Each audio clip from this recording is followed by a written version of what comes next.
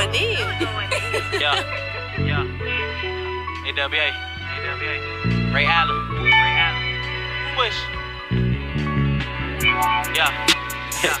Why niggas hate me like I stole something? Like I went posted in the cold thuggin'. Before the coke was on the stove bubbling. Knuckles frozen, had no coat or nothing. That was 06, probably had your auntie nose running and stuffing. Shit, I was broke, I had to profit something. My mama praying I make it out with something.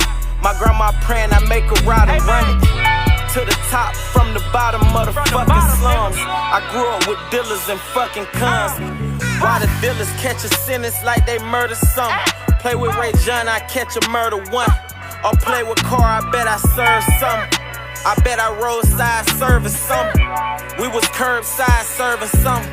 You hit my line and we was swerving up. It's hard to see me like turtle nuts. Holding weight like girdle guts. We the shit like bubble guts. I trap you niggas, hold your nuts. 5 phones and they going up. 2 hoes and they going up. 4 in the 20 when I pull it up. A hit of this, I have them throwing up. Better have them folks showing up. This that shit that let them know it's us. Spit that shit to let them know we up. When under oath, don't let them know we pump. The quickest way to wind up in the trunk. The quickest way to wind up in the slump. CSI find you in the swamp. School of hard knocks, you rookies flunk. No dildo, I get you pussies touched. Life's a bitch, I got her in the buck. For 36, you get your chicken plucked. Try running off, you get your children tucked. Cameras flash, they ain't rehearsing nothing. Hearse curtains, now ain't stiff and bloody. Keep your tool, cause you know shit get rugged. Don't be a fool, niggas getting killed for nothing. Refuse to lose and leave my family suffering. I put my faith in this AK, the law can't give me justice. Stay with me. We got pulled over for a busted tail light in the back. And the police he's covered. They killed my boyfriend. The Circuit Court of the 18th Judicial Circuit in and for Seminole County, Florida. State of Florida versus George Zimmerman. Verdict, leave the jury find George Zimmerman not guilty. Not guilty. This that a shot, Glock filthy. We stop pistols, holler tips and cop killers. Lil' nigga, vicious feeling like God feel. Mama stressing, her saying let God steal. Cause the path we chose put steel bars around grown men. Both kept it solid and made it home, my old man. Ducking indictments from shit we cooked out of stove pans. Niggas get jealous and envious of they own man. Not me or my niggas. Not my team, we got our own brand. AWA. Free the real. Man, what it do? Jalen, what it do? Betty A, Mark, Lil James, Momo.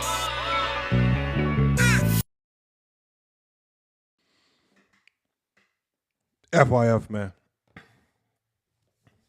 Thursday night, man. We had to give y'all live, man.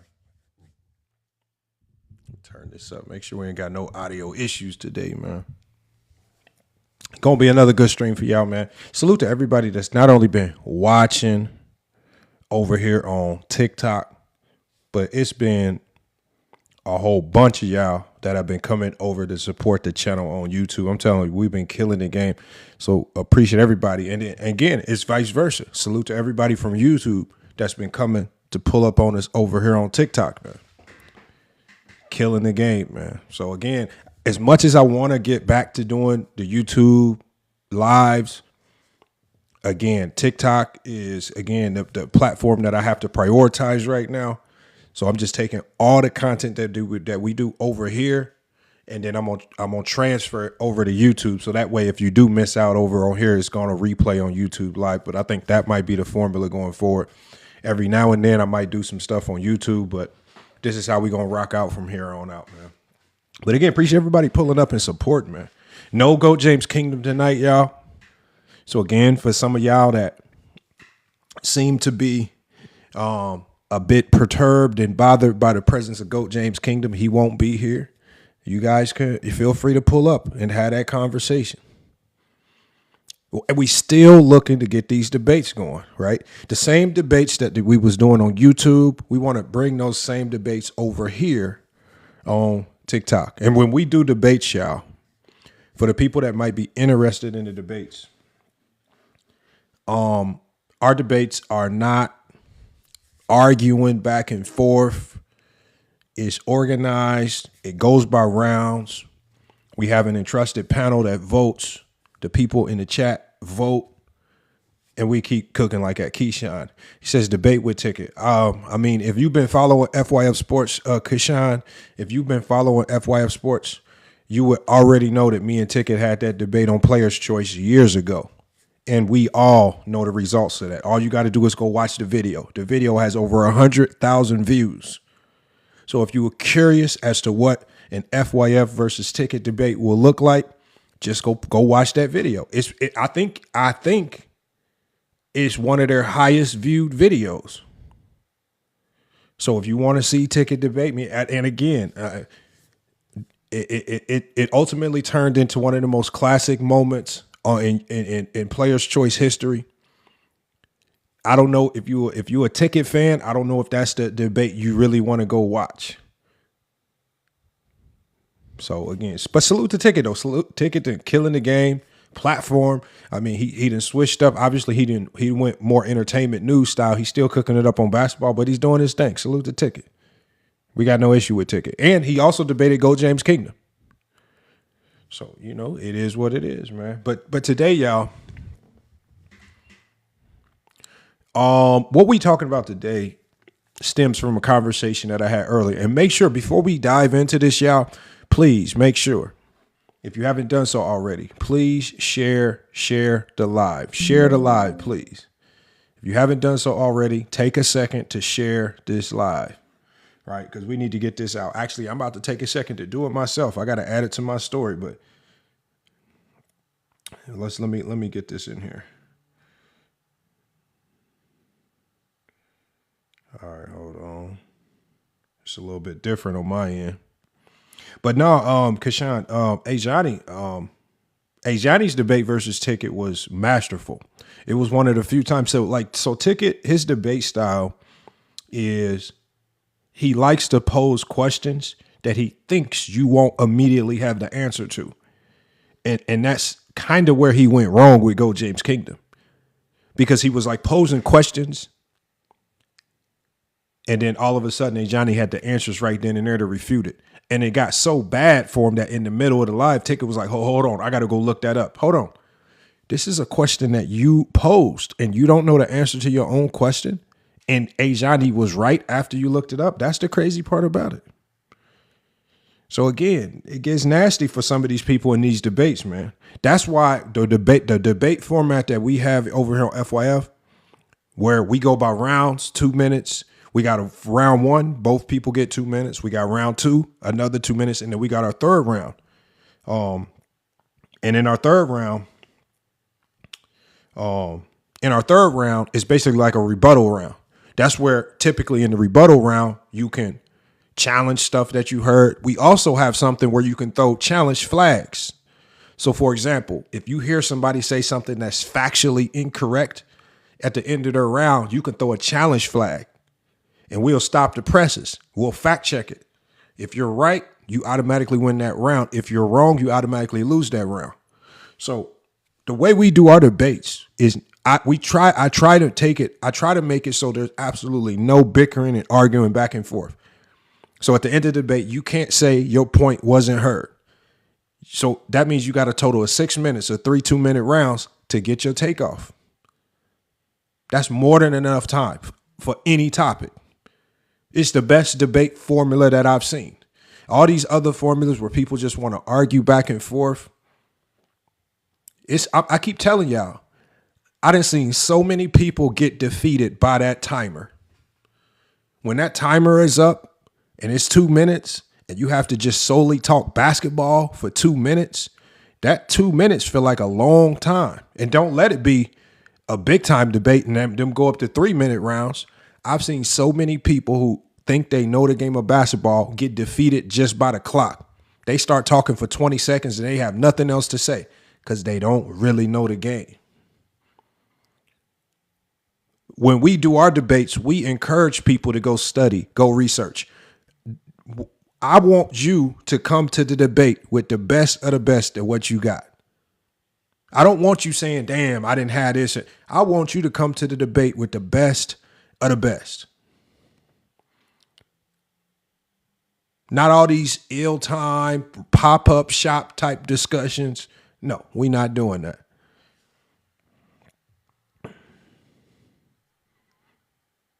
But make sure, y'all, in the chat, man, make sure you share the live. If you're a content creator, make sure you come pull up to the panel, and I will make sure that we shout your channel out. We got Juan Boy in here. Salute to Ron Boy. He's listed as a rook for the channel. Make sure you guys are signing up and subscribing to the FYF Sports platform here on TikTok.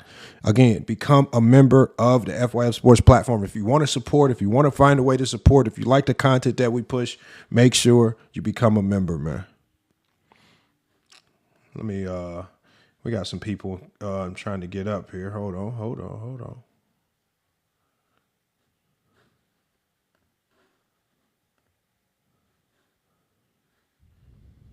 Oh, salute to Elvis for following. Appreciate that.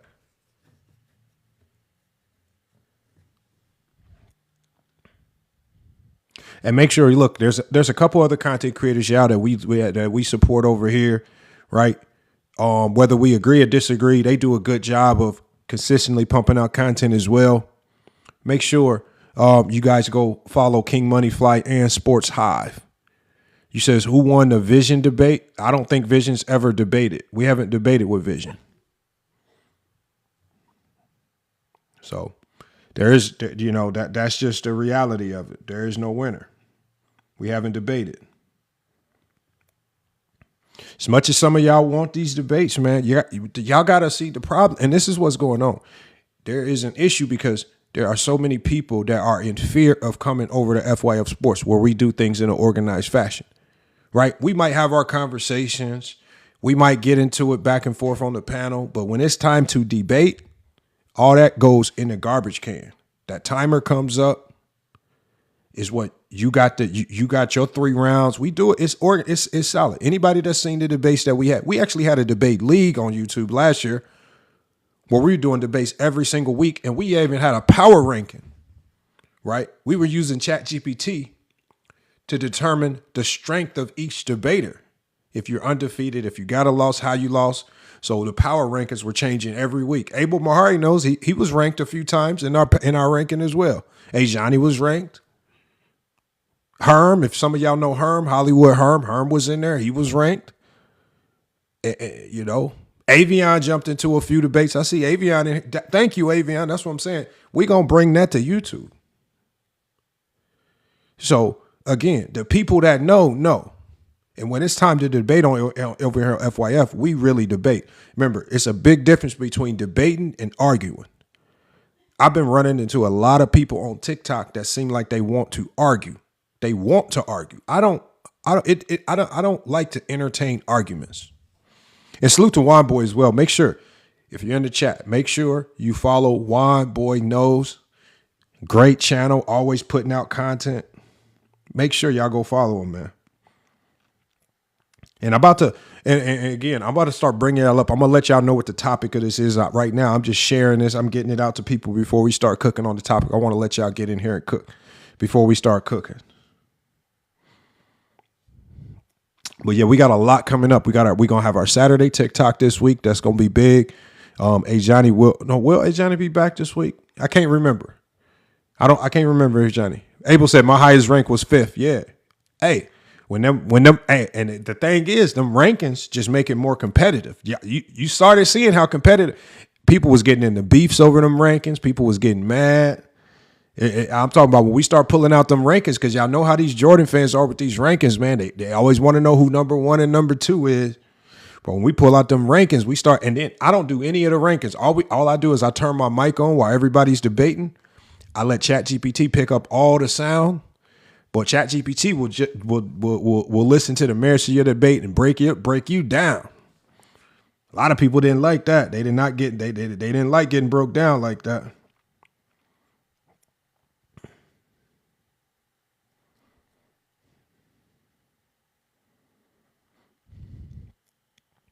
Yeah, Mac Def had a car crash during the middle of the debate. He's screaming and stuff. That was one of the most epic moments on FYF Sports. Mac Def in the middle of the debate. He getting frustrated. He forgetting his facts. He finished his round. He forgot to say something. All I heard was a scream and a crash. Ah. And he pretended like everything was okay. That man done had a whole car crash, man. That's how these debates go, man. So, again, I'm going to probably start gearing up for the debates in about 2 weeks. I just want to start planting them seeds, letting everybody know we bringing them back. He said locker room versus Big Fan Breezy. I know, but all I'm saying is, look, it's all types of fans. Like when we had those types of debates, we bringing in Jordan fans, Nets fans, Knicks fans, all these people. And the one thing we started to find out was who knows basketball and who don't. That I think that's when we actually found out Herm actually, as much trolling as he does, he actually knows the game. Because Herm might have been one of the best debaters. You said Big Fan Breezy. No, Big Fan Breezy lost every debate. That motherfucker, he knows nothing. He don't know nothing. You said you never seen Ticket and Vision lose a debate. You've never seen Ticket or Vision in an organized debate. That's what you haven't seen. What you've seen is, Keshawn, you've seen them argue. I keep telling y'all, just like I told Mez when I was over there. I said, all right, if you want to debate LeBron versus MJ, you got 5 minutes, go.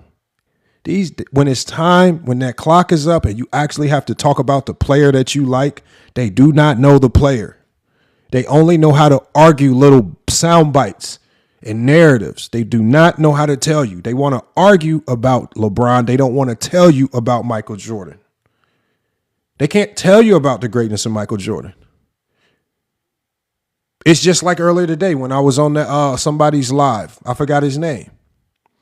I was on somebody's live, Mahari. Check this out, Mahari. I was on somebody's live today. And they are sitting up here telling me, I want y'all to think about this.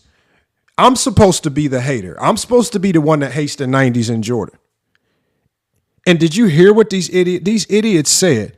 That the Chicago Bulls of the 90s did not have the best defense of the 90s. They were trying to tell me that the New York Knicks and about 4 other teams with a higher defensive rating had a better defense than the Chicago Bulls of the 90s. I want y'all to think about this.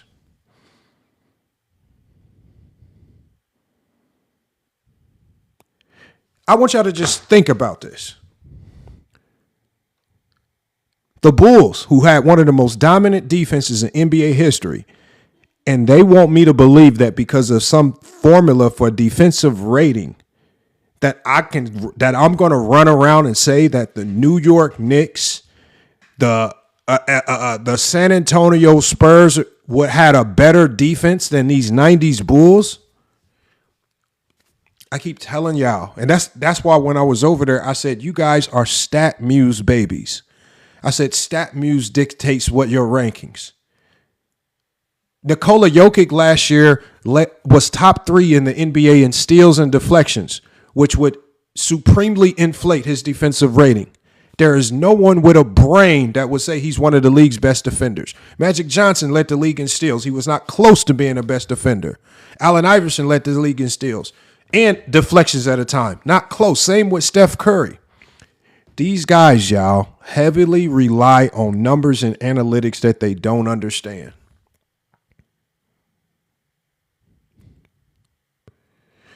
This is how we know they don't know the game. If you need defensive rating to try to determine what a better defensive team is, you should not be talking basketball. That is not even why the defensive rating metric was even created. It was not created. It was not created to rank what team is better at defense than others. It was created to draw attention to tendencies. This is why I hate how analytics were introduced to the public. Because what you're now going to have is you're going to have an influx of casuals pretending that they understand what these analytics are for, how they're used, and they're only going to use them to try to do these silly rankings. The Chicago, let me help you understand something. The Chicago Bulls of the 90s, outside of maybe 1991, had the best defense while Jordan was there. But even in 94, when Jordan was gone, they had one of the best defenses. The Chicago Bulls of the 90s were the best defensive team of the 90s. This is not up for debate. I don't need a defensive ranking. As I can just look to 1996, when you have three players on all defensive first team, when you're the only team, one of the only teams in NBA history that can run a full court press. Like, we could just stop right there. I want y'all to ask yourself, do you know how hard it is to run a full court press in the NBA at any time in NBA history? The 96 Bulls were full court pressing teams like LaMelo, LiAngelo Ball, and Lonzo Ball at Chino Hills. They were full court pressing NBA teams. I don't need to see any analytics after that. When I look at what Scottie Pippen was able to do in 1988, coming back, playing only 40-something games with a back injury, still all NBA. When I look at what Dennis Rodman was able to do defensively when he joined the Bulls. When I look at Phil Jackson as a defensive-minded coach. This is the basketball minds that we're dealing with on YouTube. They don't understand the game. These people will tell you that defensive rating makes a better defender or team.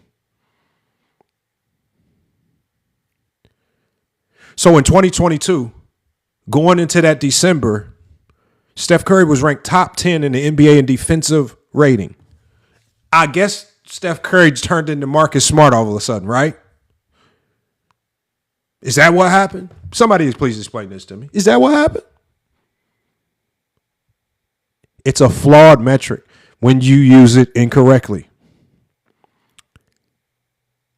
This is why a lot of people are starting to hate FYF Sports and even Goat James Kingdom on TikTok, because we are bringing y'all truths that y'all have never heard.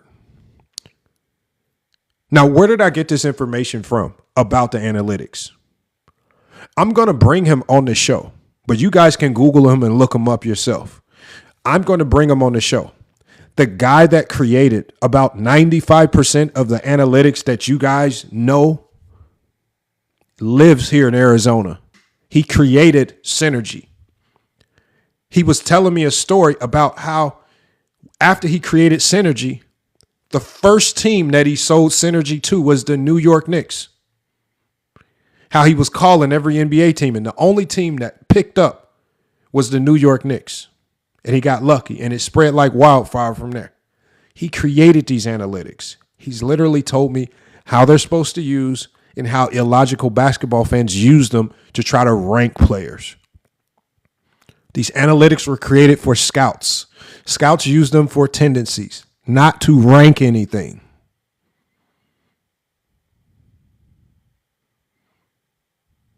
I told y'all, this is what we're dealing with. We're dealing with a lot of bird brains. And I think the biggest issue with this basketball talk, especially now that we've come over to TikTok, is that a lot of people have been believing these flawed principles for so long. They have just sold out to it, and they just do not want to be wrong. I can give example after example as to why defensive rating is a horrible way to determine what's the best defense in the NBA.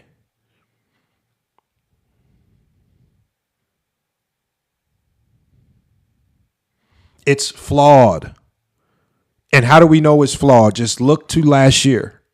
Nikola Jokic, when I pulled it up, Nikola Jokic, I did an entire video last year. Some of y'all even might remember it. I did an entire video last year showing you guys how Nikola Jokic ranked in the top 10 of almost every defensive analytic. Yet no one with a brain said he was a great defender.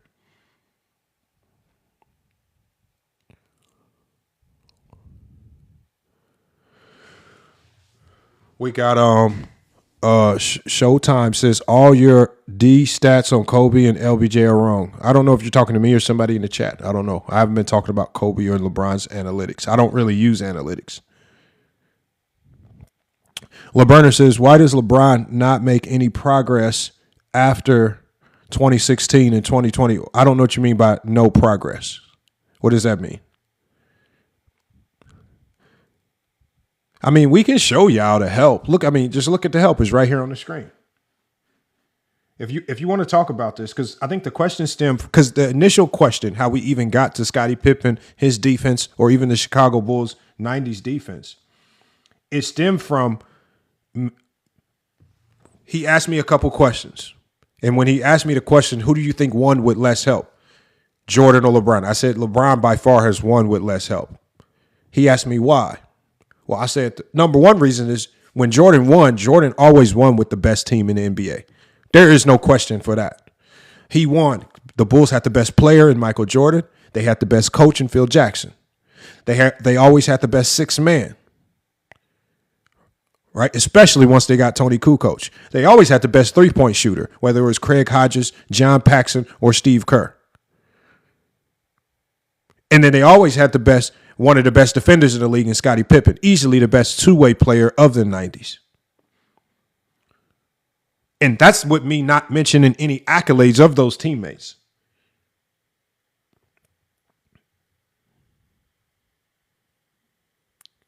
So if you ask me a question of who won more, like think of this question, who won more with less help? It's easily LeBron. Jordan never won with less help. When he was in Washington with less help, he did not come close to sniffing anything. He did not win. Before Pippen turned into Scottie Pippen, he did not win anything. He was struggling to even have 500 seasons. He was not winning. So if you ask the question, who won more with less help, it's easily LeBron. That's not even a biased question. I don't even know how that's up for debate. LBJ had AD twice as a first teamer. And Anderson Varejao, he did. And that's on the chart right here. Like I can make the chart bigger for you. Right? When we look at help. Right? I'll make it bigger for you so we can see it.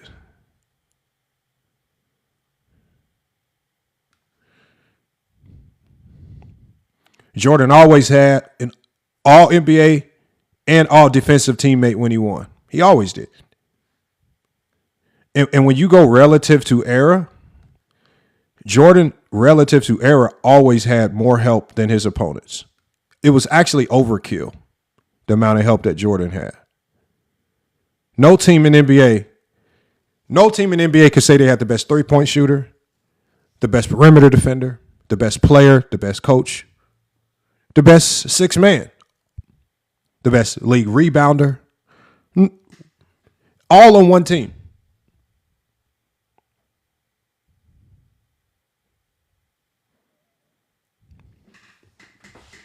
These are silly questions. And I think it's just got the basketball talk has gotten with some of these guys. They have to try to convince themselves of illogical takes just to try to be right. I want to tell Jordan fans, it's okay that LeBron is actually better than Jordan at a few things. It's okay. Jordan's just not the best at everything. And Mark Cardo, or I think it's also a dumb question in and of itself, because for one, largely players don't control who they play with. There are too many other people in the organizations that play a role in that. You got coaches, you got GMs, you got scouts, you got owners that all dictate who you play with. I mean, players can only control so much.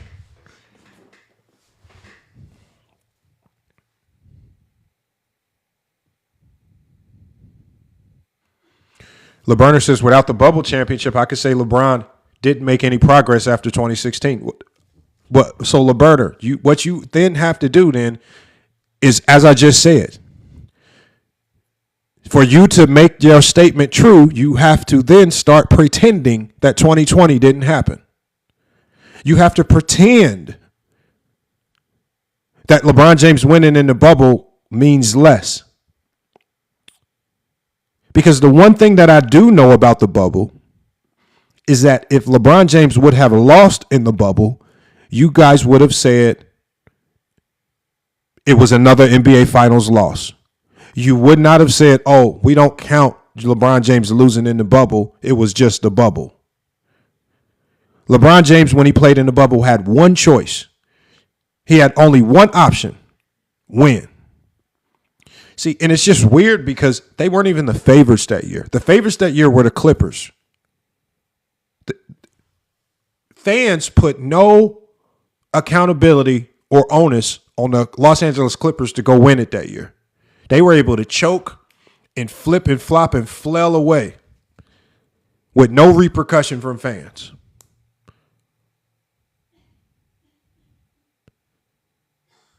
But LeBron wins it, and LeBron James is the only guy that is able to win certain things, and you guys try to punish him for winning. It's a two-edged sword for him right there. If he loses, oh, he choked again. If he wins, oh, it was just a bubble.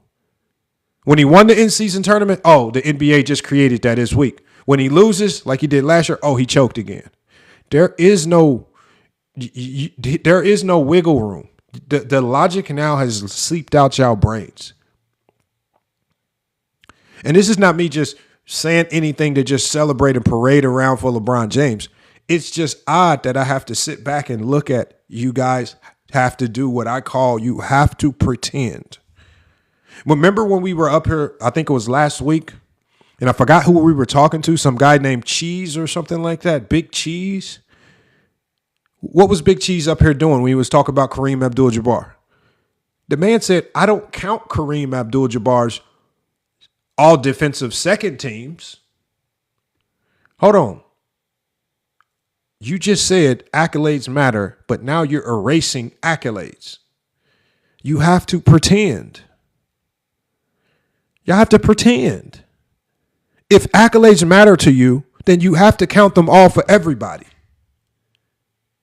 You can't run around and tell me that in a conversation between Kareem Abdul-Jabbar and Michael Jordan, that all of a sudden Kareem Abdul-Jabbar's defensive second teams don't count, but Jordan's steals titles do. And steals titles don't even correlate to being a great defender. Because we've seen Iverson win it and nobody cares. We've seen Magic win it and nobody cared. We've seen Steph Curry win it and nobody cared. We saw Nikola Jokic last year almost win it and nobody cared. Y'all pick and choose what you want to use.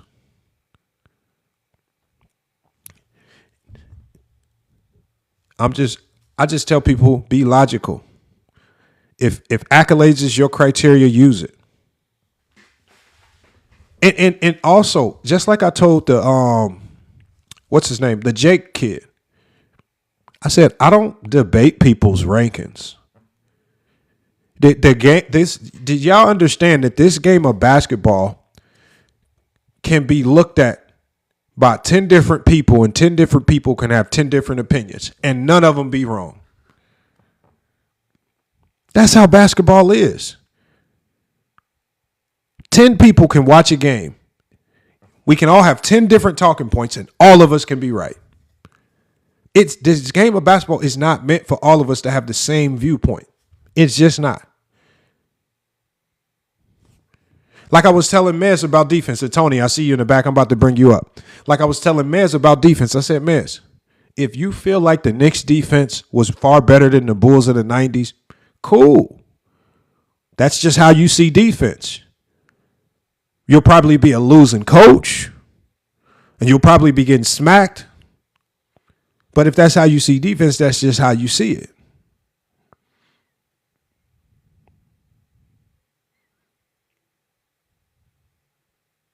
When you look at Coach K, Coach K at Duke University was a man-to-man coach. and won national championships. Jim Boeheim at Syracuse was all 2-3 zone. But look what he did with Carmelo Anthony. They won a national championship. Who's wrong? The 2-3 coach or the man-to-man coach? They see the game different.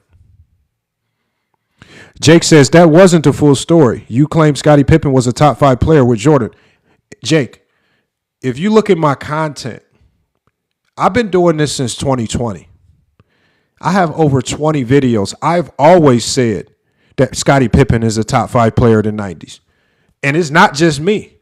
Dr. J in 1996 said the same thing on national TV because they were sitting there on national TV during the halftime of a Chicago Bulls game talking about how loaded the Chicago Bulls were. Larry Bird and Dr. J both said Scottie Pippen. Larry Bird actually one-upped him. Larry Bird in 1996 said that the Bulls have the number 1 and the number 2 player in the NBA. In 1996, Larry Bird looked at Pippen as the number 2 player in the NBA.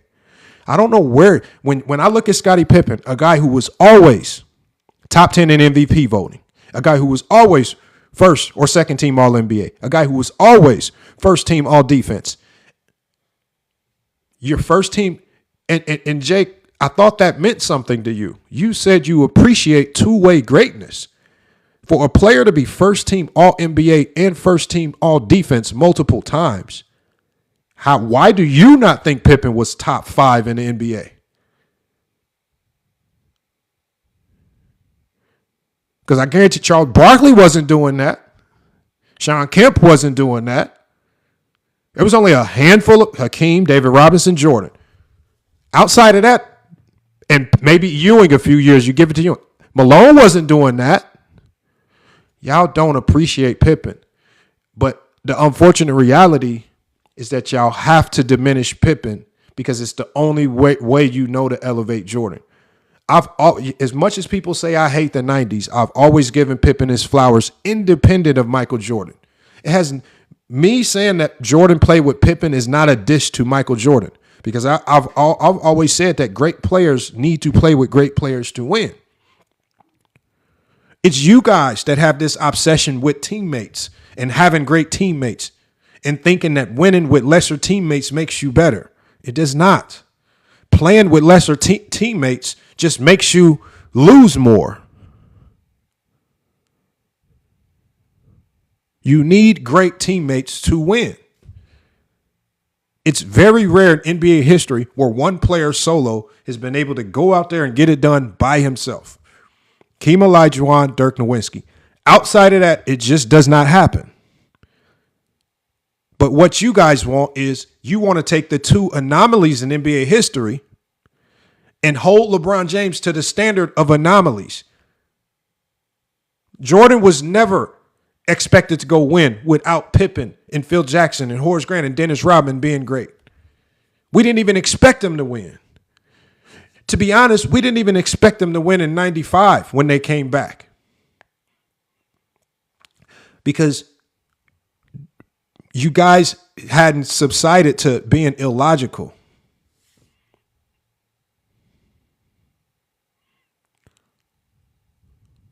But to say that when you ask me a question, who won more with less help? When Jordan, every time he won, had the best team in the NBA and it was not close. Every time he won, he never won as an underdog. Nobody was running around saying, yeah, I think I'm gonna take the Blazers this year, man. Clyde Drexler doing some hellified stuff. I think I'm gonna bet on the Blazers this year. Nobody was running around saying, man, I think John Stockton and Jeff Hornacek gonna get it this year. Nobody was saying this stuff. Did you know that Vegas looked at the Seattle Bulls series as one of the most lopsided NBA finals in history? The fact that Seattle was able to win 2 games was astronomical according to Vegas in and of itself. I don't know where y'all get y'all information about the game. Oh, but let me guess, Jake. You're probably going to run to that silly chart that shows the scoring of Jordan's teammates didn't match the scoring of LeBron's teammates. Is that the chart you're going to use? Oh, D Wade averaged this and Chris Bosh averaged this, and this means that they're better. No, it just means the pace of play is just up. Chicago Bulls were winning NBA Finals games scoring 85 points. 87 points. Rose says, I'm running a Jordan hate live. Rose, I would love for you to hit this request and explain to me how we hate Jordan. But see, I think people like Rose, I think y'all treat basketball type talk like it's Crips and Bloods. If you can't say something like if you want to say something negative about LeBron, you just have to always say something. No, you can never say nothing positive. And if you do, you're a LeBron James stan. That's basketball talk. You have to sell out to one side of the coin. That's basketball talk. You got to completely lose brain cells and pretend. Oh, it's basketball talk. If it's basketball talk, if you sell out to fake analytics that most common people don't even understand. Come on, y'all. Get a brain. I just ask y'all to think logically.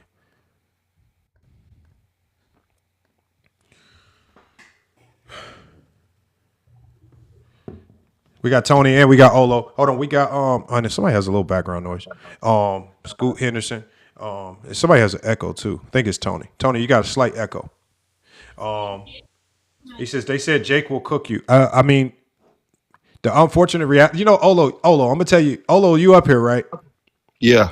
This is what's the funniest thing, right? See, this is why I love having Go James Kingdom around. Because now there's so much confusion. So check this out, right? I went over to Jake's panel, right? This is what he said. You got to tell me why you think LeBron is just better than Jordan. I was like, bro, what are you talking about, man? Yeah, I said my top three. How many times have you said that you got Jordan as the GOAT? Bro, like, this is the funny part. Think about this. What funny part? I said my top three is Jordan, LeBron, and then Kareem. I said that's my top three. I said, now I can tell you my criteria for how I came to that. I forgot what he said after that, but he said, but don't you be arguing for LeBron? And I said, I'm saying to myself, bro, LeBron is a great player. Of course, I'm gonna argue for him when I hear people say stupidity. Yes, I will argue just like I will argue for Scottie Pippen, just like I will argue for Jordan. If you say something stupid around Michael Jordan, I will then argue for that player. It was the funniest thing in the world. So it ultimately ended up, he told me what his top five was, right? I said, me and your top five is exactly the same, aside from Hakeem Olajuwon. I said, what's your gripe? Bro, Olo, I just now believe. It's that one player. Think about it. I just think now that these guys just want to argue for the clout or something. I don't know why they want to argue, but they just want to argue just for the hell of it. But look, and you know what? It's the funniest thing in the world. And then it took us down this road of them trying to wiggle it around to try to force me into a situation where I have to argue for LeBron as the GOAT. And I said, that's not my criteria. Then they get mad at my criteria. Well, you shouldn't do this with your criteria. You shouldn't do. This is my criteria. What you mean? This is how I see it's the yours. Game. Well, Lamont, I will tell you this. So the Kobe thing, why they do it and what it is the weird arguments is it's that their eye test supersedes anything else. You know what I mean? That is how well they. No. I'm telling backwards, you what Tony. No, I'm not Tony. Saying it. I was just over there, bro. Tony, I was just over there. You would think like what you just said is what I would normally think, right? Bro, these fools, because I was talking about defense. I said with defense, it's mostly eye test. Like you got to really understand defense. They said no. They said we rank defense with the defensive rating. We don't need the eye test. I said you rank defense. I said what? Hold on. So Tony, this is what they do, Tony. On the offensive side of the ball, they use their eyes. They don't use analytics or numbers. But on the defensive side, where they can't understand it, they use all analytics. That's it. And whatever the analytics say, they'll just run to the top of that list, and that's the best of the best for them. It's the weirdest combination of stupidity I've ever seen, man. I promise you it's weird. But here's the funny thing, though. How are they going to just view one side of the ball with their eyes and the other with analytics? To view the ball, to view basketball with your eyes on the offensive end, you have to have some type of common sense and basketball mind to identify good defense or bad defense. Bro, this is where they don't know. They don't know. That's why, hey, that's Lamont. That's why I want you to do the AI shit with me. I want to see if my logic holds up against AI. Like, I want to put it to the test. I put it in. But see, bro, and I'll put yours in, and I'm gonna make sure we put it in. But I've just heard like with defense, and I always tell people, look, don't talk defense because, especially with me as a defensive coach, because I'm super technical when it comes to defense, and it ultimately turns into a boring conversation. Nobody really wants to talk defense because it's one, most people don't understand it, and two, it's just boring. Offense is just the flashy side. That's the side we all want to talk about.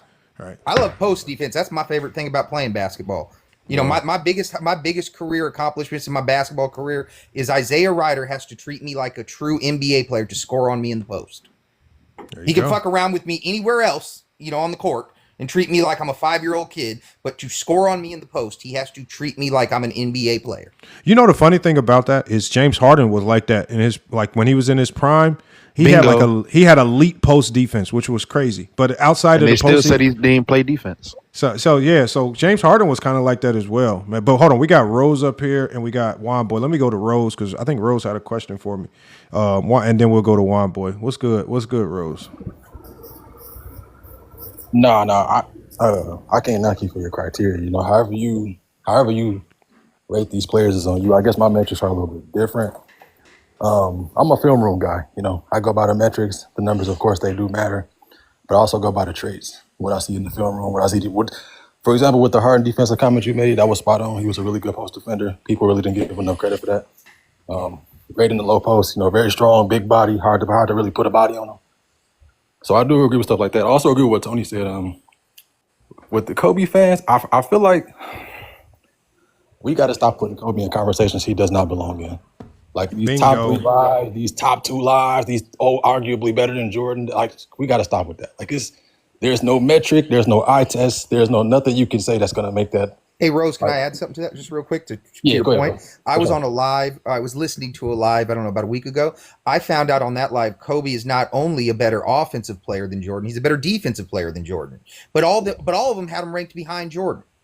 and that's the thing, like, you know what, Tony, like what you said, it's like, and look, the host had a good counter to that, because you would think like it would be just basically the eye test because he really has no other argument in any other metric, right?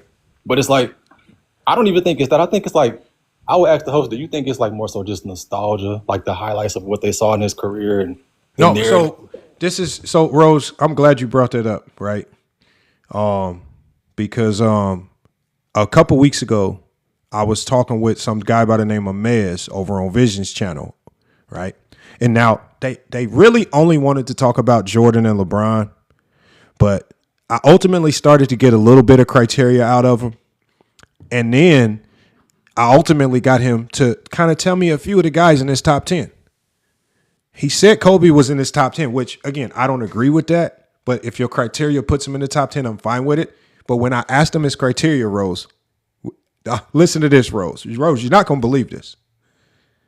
The man told me that his criteria was primarily based out of analytics. And the biggest question for me is, how is Kobe close to your top 10 if you're using any offense or defensive analytics? Because there are analytics and Kobe are like oil and water. They do not mix. Analytics hate Kobe Bryant. That's funny you say that, because I was going to say, like, if you're trying to argue for Kobe, analytics is the worst thing to use. Bro, I wrote his criteria down, Rose. He would say something and he was like, it has to be backed by the analytics. He would say something, analytic. And I said, I'm thinking to myself, I guess if you need analytics to tell you this, okay, I'll rock with it. That's your criteria. There is no way Kobe is your top 10 if you're using analytics. There is, I don't care. But so I said, how are you using analytics to put Kobe in your top 10? He says, I combine them. I said, which ones? He says, I combine them all. All of what? What are you combining to make some new miracle analytic that puts Kobe in your top 10? What is it? You cannot combine a bad analytic with another bad analytic, put them together and say it all of a sudden now is a good analytic and it puts Kobe in the top 10. It made no sense. And then they wanted to turn it back to LeBron versus MJ, because again, this is GOAT James Kingdom exposed this as well. They don't want to talk about the real GOAT of basketball because that means you have to talk about all players. They only want to talk about Jordan versus LeBron. That's not the GOAT conversation. That's Jordan versus LeBron. Well, a lot of them think that's the only ones that have it. But to your Kobe point, I did 25 advanced metrics of Kobe, the most common 25. I think it was like 15 out of the 25. He wasn't even in the top 250. He wasn't in the top 10 in a single advanced metric, too. It's funny you said Chucker. Even if you look at his scoring metric, the points per game and the playoff points per game, he's behind guys like Trae Young, Shea Gillis. He's not even like in the top 20 percentile. So it's like the metrics hurt him. Like if anything, y'all better argue like the eye test. Y'all better argue the nostalgia, the narrative, the whole thing. This is what I hear. The main two arguments I hear for Kobe are he had the most competition. He went through the hardest era in basketball, the dead ball era. That's the first one. The second one I constantly hear is he's the only player that's won championships with no top 75 player. I'm just like, those are the two things that I hear consistently. But hey, Rose, the funny part about it, Rose, is the things that you would have to use to put Kobe like really high are all things that just make Kobe over Jordan. And that's the fear. Like, that's the fear. Because if you go off skill, to me, if you go off skill-wise, Kobe is superior to Jordan on almost every metric. From three-point shooting, even on the defensive side. I think the only thing that Jordan had over Kobe was just sheer athleticism. Outside of sheer athleticism, I think Kobe was superior at the game of basketball. He outclassed Michael Jordan in every element of the game. And he did it against more significant competition and against defenders that could actually zone up as well. So he did everything that Jordan did to a higher degree versus more difficult competition. The problem is if you argue that, it puts Kobe over Jordan. Jordan fans are slick. They try to find a way to put Kobe over LeBron, but to also keep Kobe under Jordan.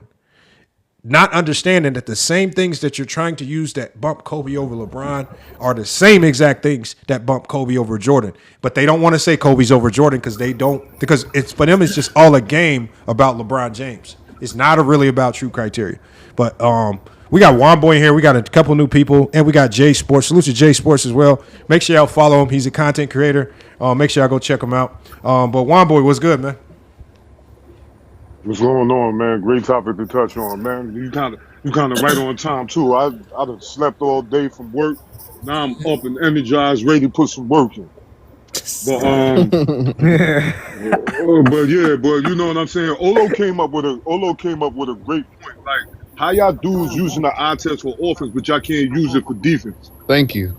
You know what I'm saying? Like the defense. Let me start off on Jordan. The defense shows Jordan's fundamentals defensively was horrible. Yes. If y'all watch the game where Lex Chapman lit his ass up, he keeps going under screens. Rule number one, when you're playing defense, is to fight over the screen on shooters. When you go under the screen, you give them too much room to shoot. Jordan was horrible at that. When them guys that could dribble the ball well, Jordan didn't like to get up in them and force them to their weak hand. No, he gave them space to operate, to cross his ass over, to blow by his ass. And you don't see no film other than Jordan guarding Nick Anderson in the post, who was elite. Y'all try to use Nick Anderson as a measurement stick for Jordan's defense. Are you serious? And then, to top it off, you don't have no stories of Jordan's great defense in any of these playoff series or NBA finals that he is played in. They talking about, he guarded Vlade Divac in game 2 of the 1991. I'm like, Vlade Divac ain't Tim Duncan. He's not Pau Gasol. He's not no Shaq. Y'all using horrible examples. That's the shit got be coming up for Jordan every week, every day. That shit just make his case weaker and weaker and weaker. Especially when you don't have no film to support it. Everything that we be anybody on this panel right now, we go to film because we got the eye test for both ends, for all players. We don't have no biased lens to any of these players we talking about. So if we want to keep propping Jordan up here without the film to support the case, you're going to keep losing to us. That's why y'all don't like how we talk basketball. I'll pass the mic. Man, FYF, man, where Goat James Kingdom at, man? Man, hey, man, look, man. Why do y'all look, man? Look. If you like, this is what we doing right now. If you want to debate Ajani, right, we can set up the head-to-head debate. Now, we saw some of y'all might have missed it. The only person most recently to take the challenge, and we got to give him credit, is Willie Sermons. He tried. He got absolutely. He got absolute. I'm talking about Willie got absolutely blasted because obviously we did a real debate. It was with rounds. It was impromptu, but Willie wanted it, and Willie got barbecued. Now, if you want Ajani, do you want to do the head-to-head debate with him?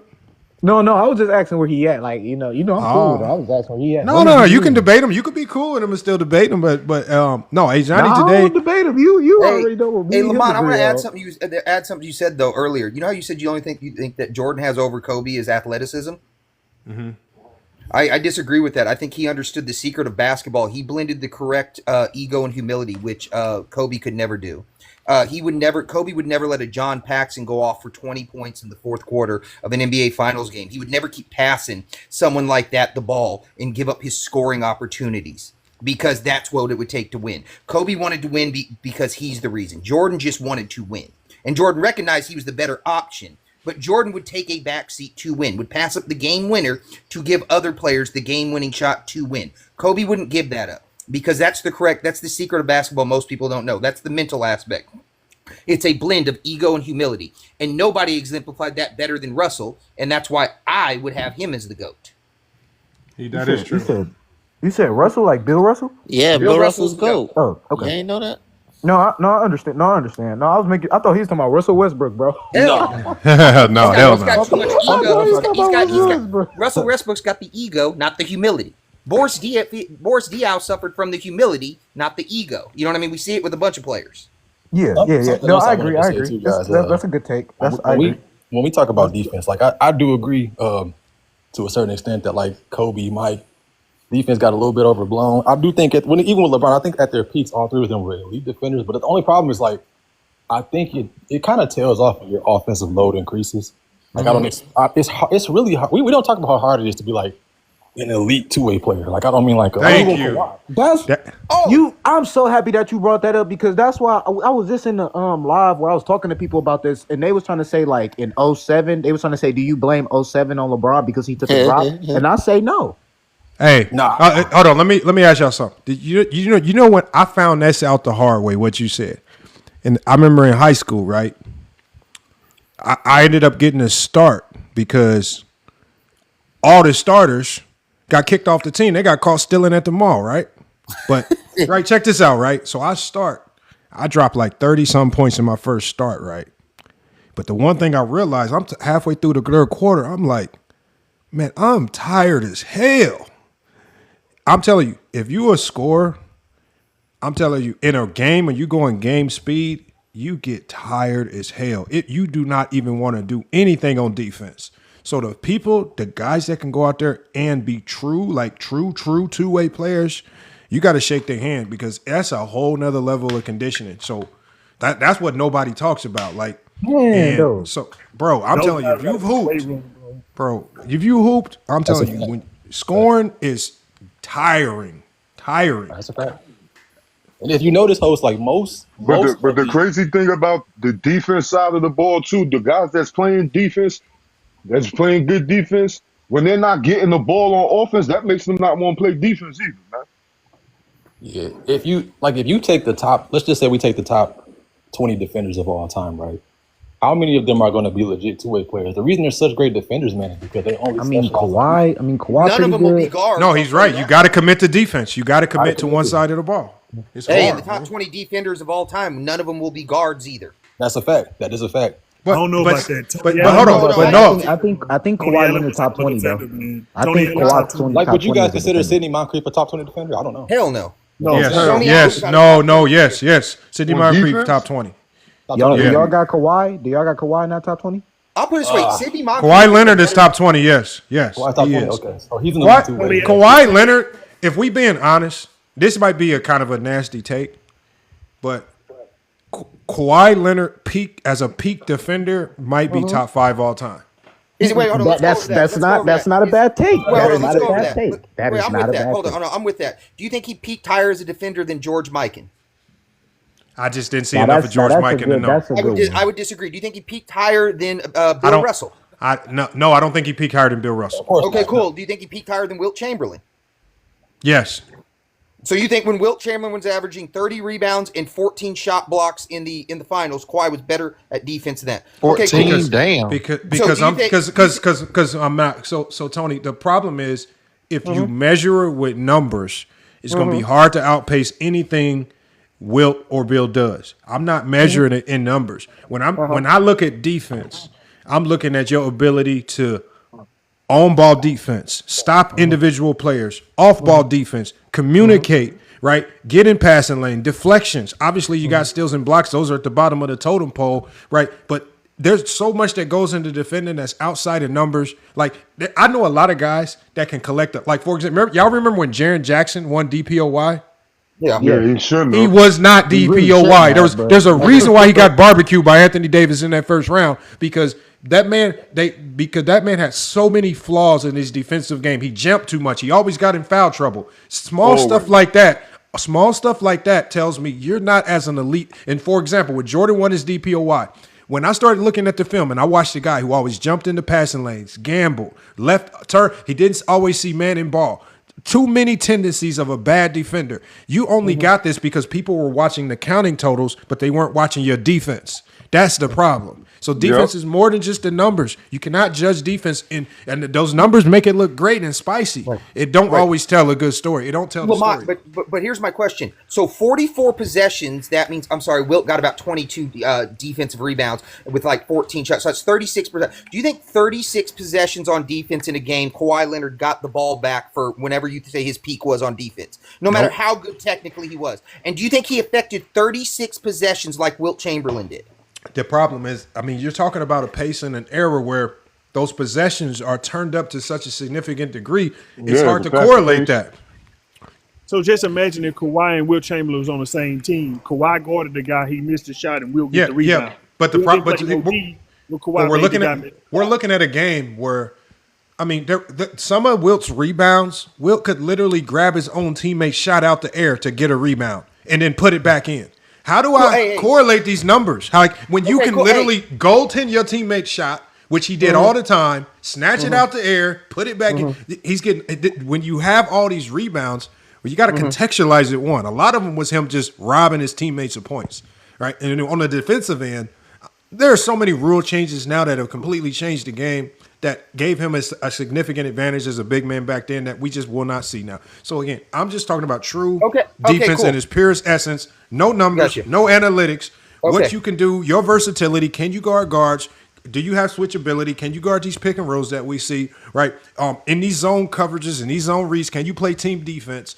Yes, Wilt as an individual force is elite, but from the way the game is advanced to what I was able to see Kawhi Leonard do when the game advanced, it's hard for me to say that is not at his peak one of the best defenders I've ever seen with my two eyes. So cool. Well, so we got Russell over him. Don't think Russell. What about Kareem at his peak? Who's better, Kawhi or Kareem?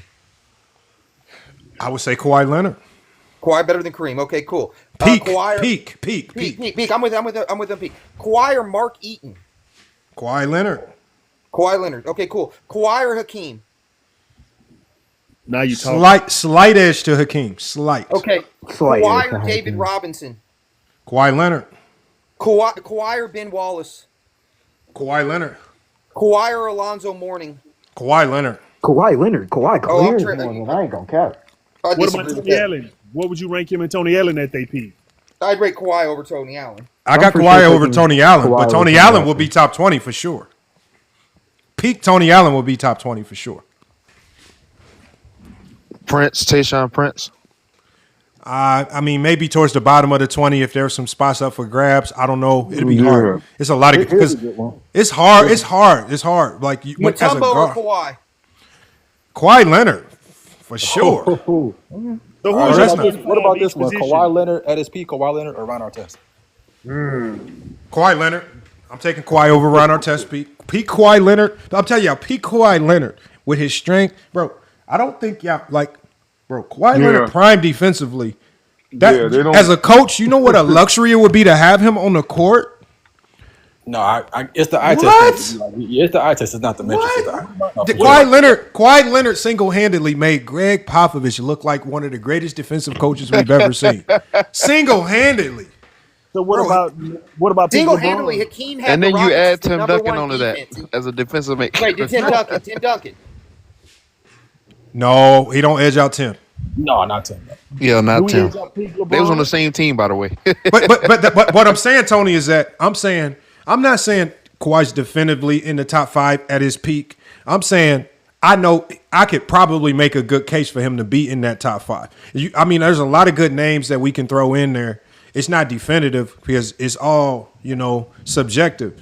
But I think prime Kawhi Leonard as a defender is supremely underrated. I agree. And I think undervalued. he's one of the totally best agree, bro. perimeter ones. I just can't get with it because at the end of the day, rebounds and rim protection will always be the most important aspect of defense. Not Because true.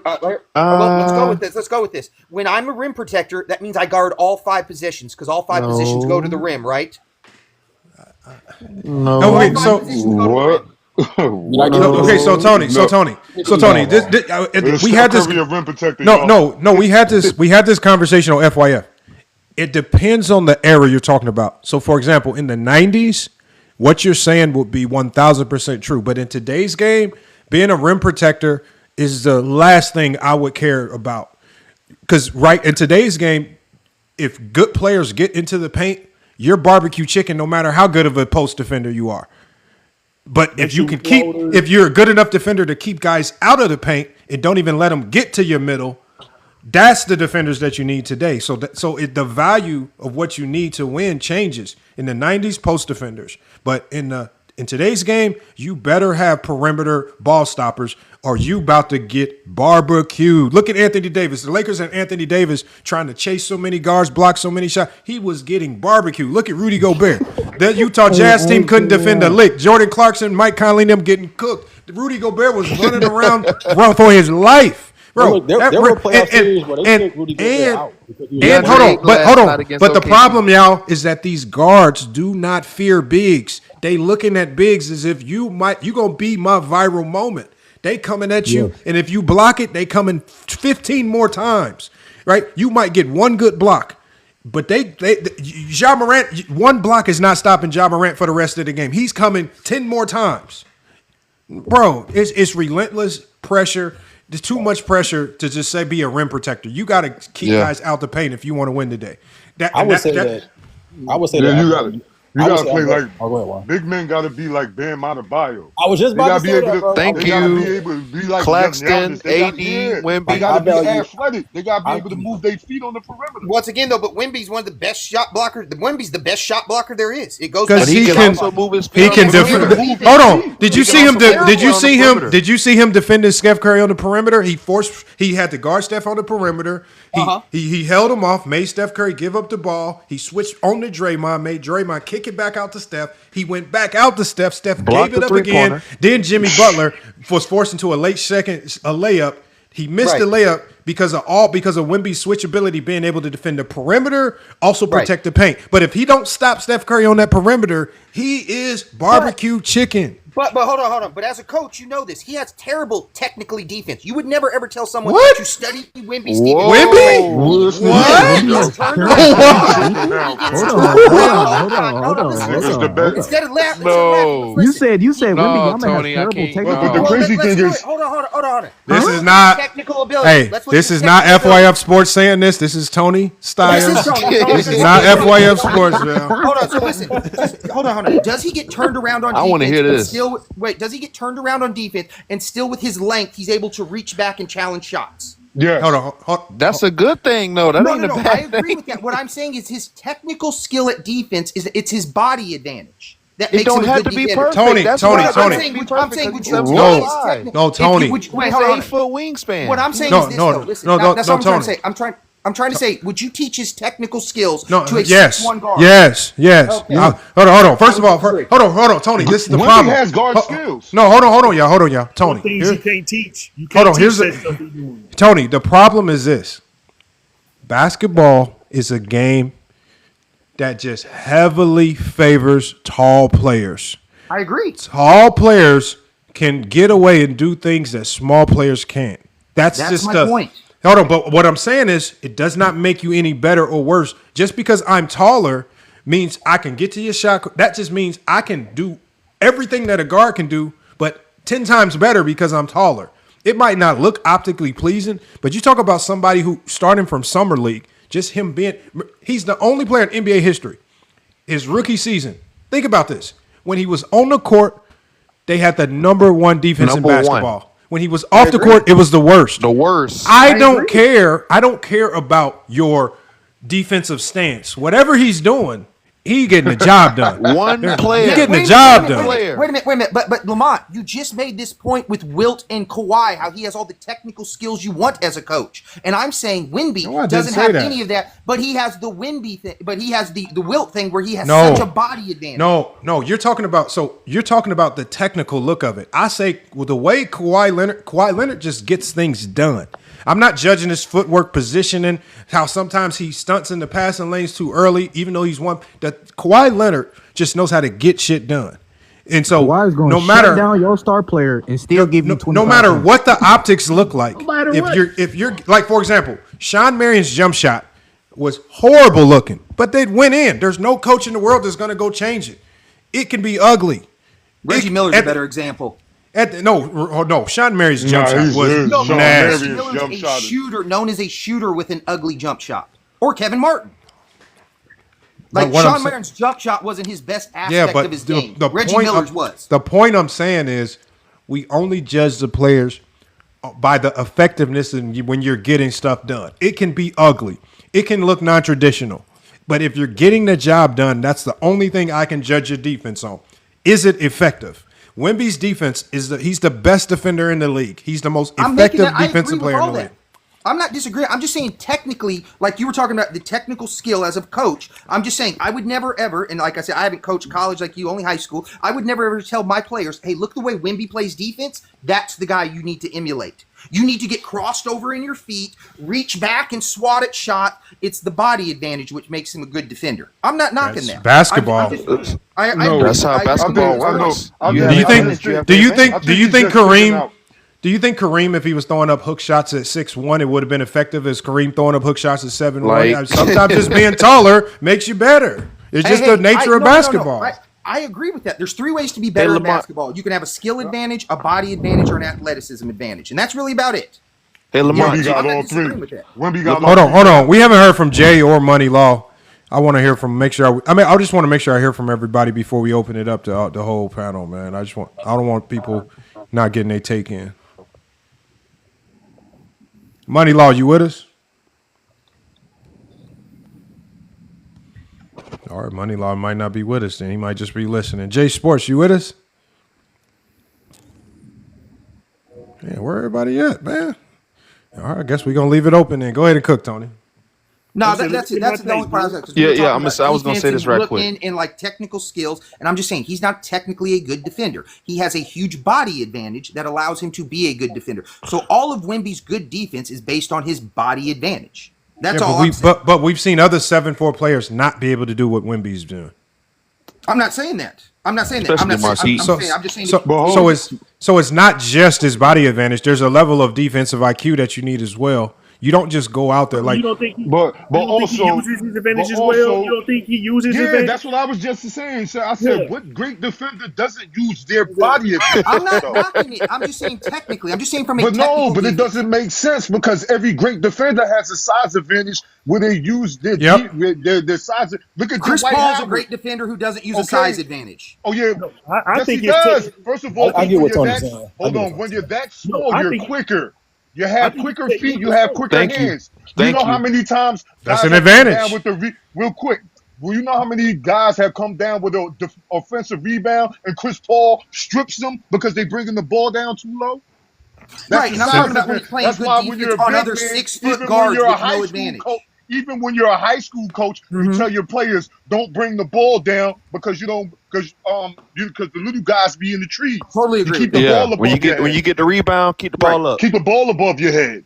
I think he got technique too because he uses both. He blocks with his left and his right. He chooses when to do that. He has technique too. Yeah, he got. That's why I'm saying I don't know what like. First of all, I'm 7'4", but I can move my feet on the perimeter.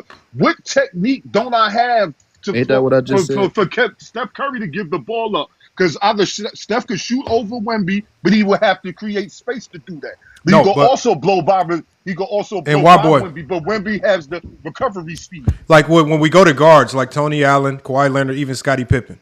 These guys are unnaturally long wingspans. Like if you notice, a lot of the best defenders, like Tayshaun Prince and them, they wingspan. They God-given gift just makes them better. I cannot take away from you just because you just got a crazy wingspan and your hands hang down to your kneecaps.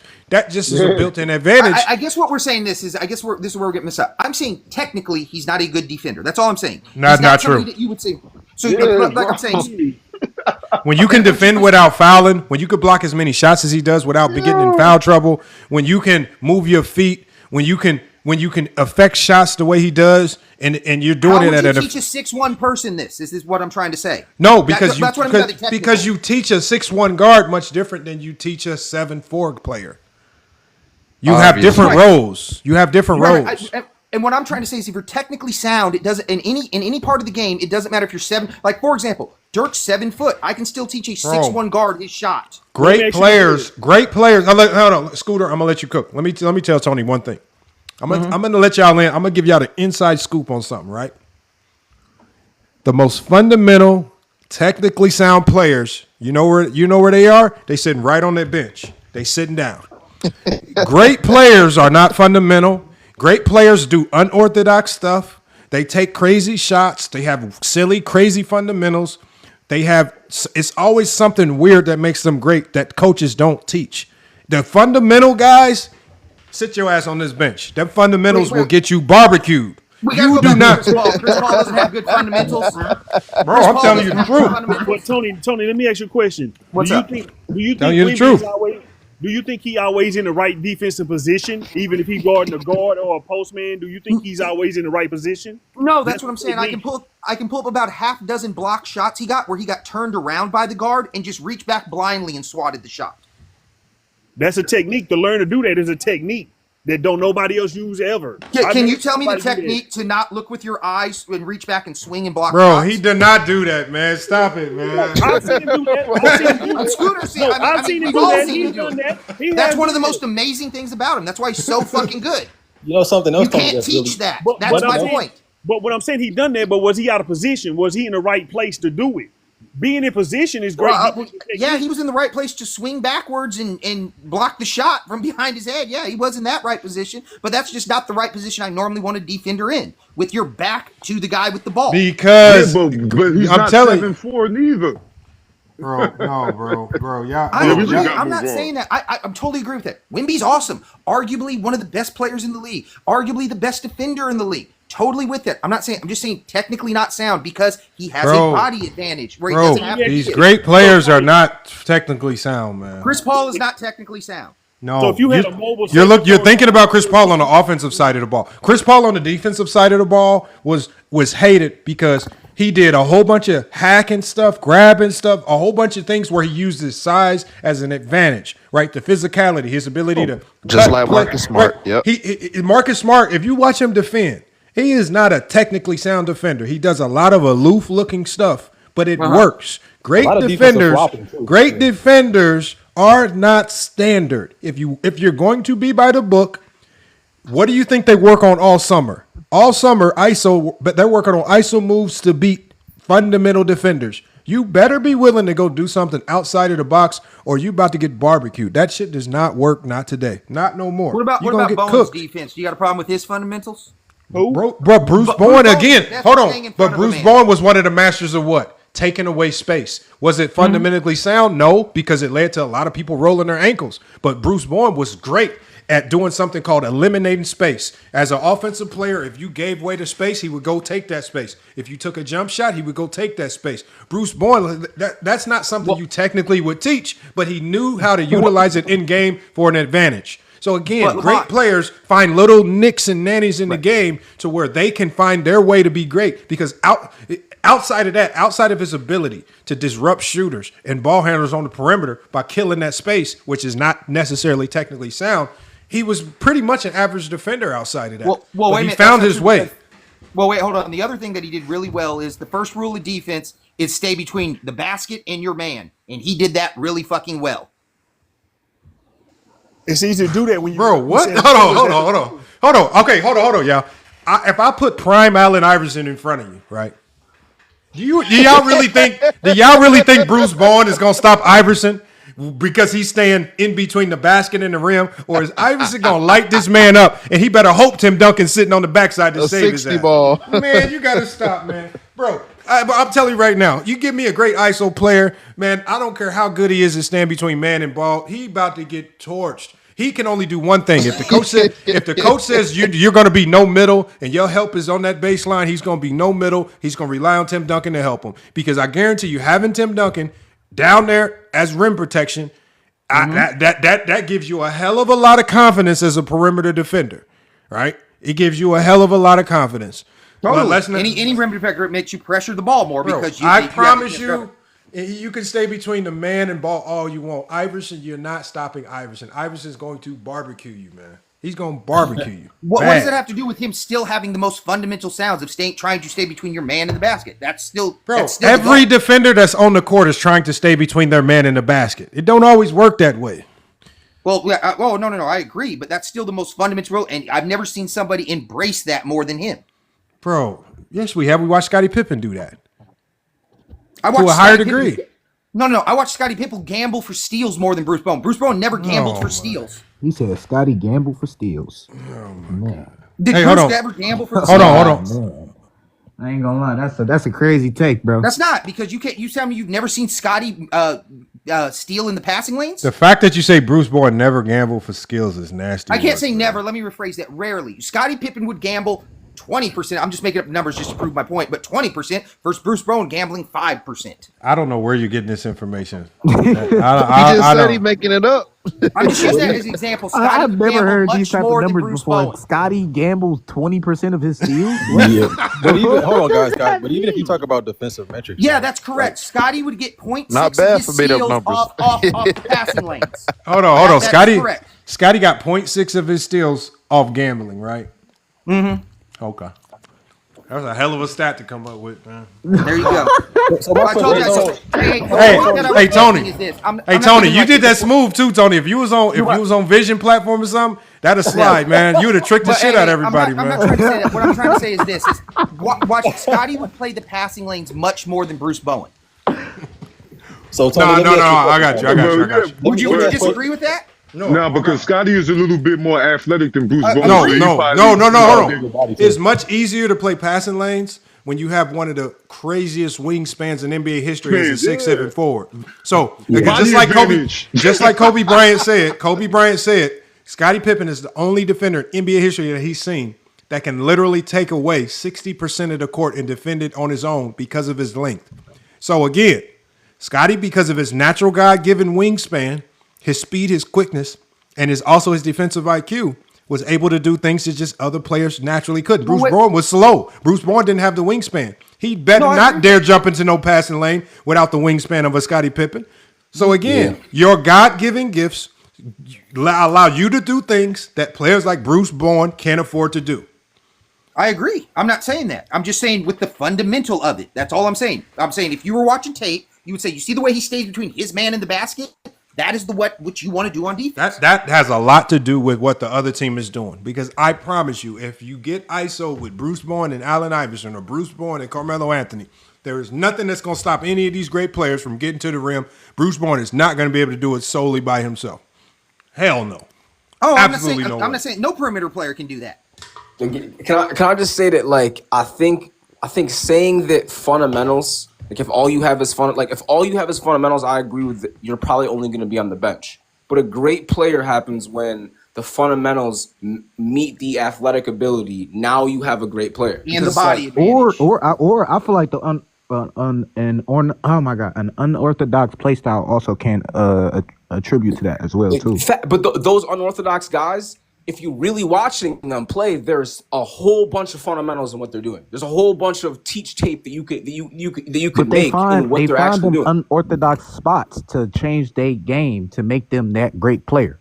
Being able to put the rock on the ground 2 dribbles and get to your spot every single time requires a whole bunch of fundamentals. It's not only your athletic ability. Hold on, Dream. Hold on, say that again. What are you saying?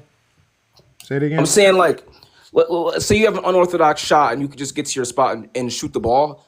There's fundamentals that go into doing that. Over a period of time, for you to be a great player, sure, maybe you can get onto the court without having great fundamentals. But for you to be a great player over a 10-year span, 12-year span, when your athleticism starts to decline, you're going to be leaning on those fundamentals and your skills to become a Hall of Famer.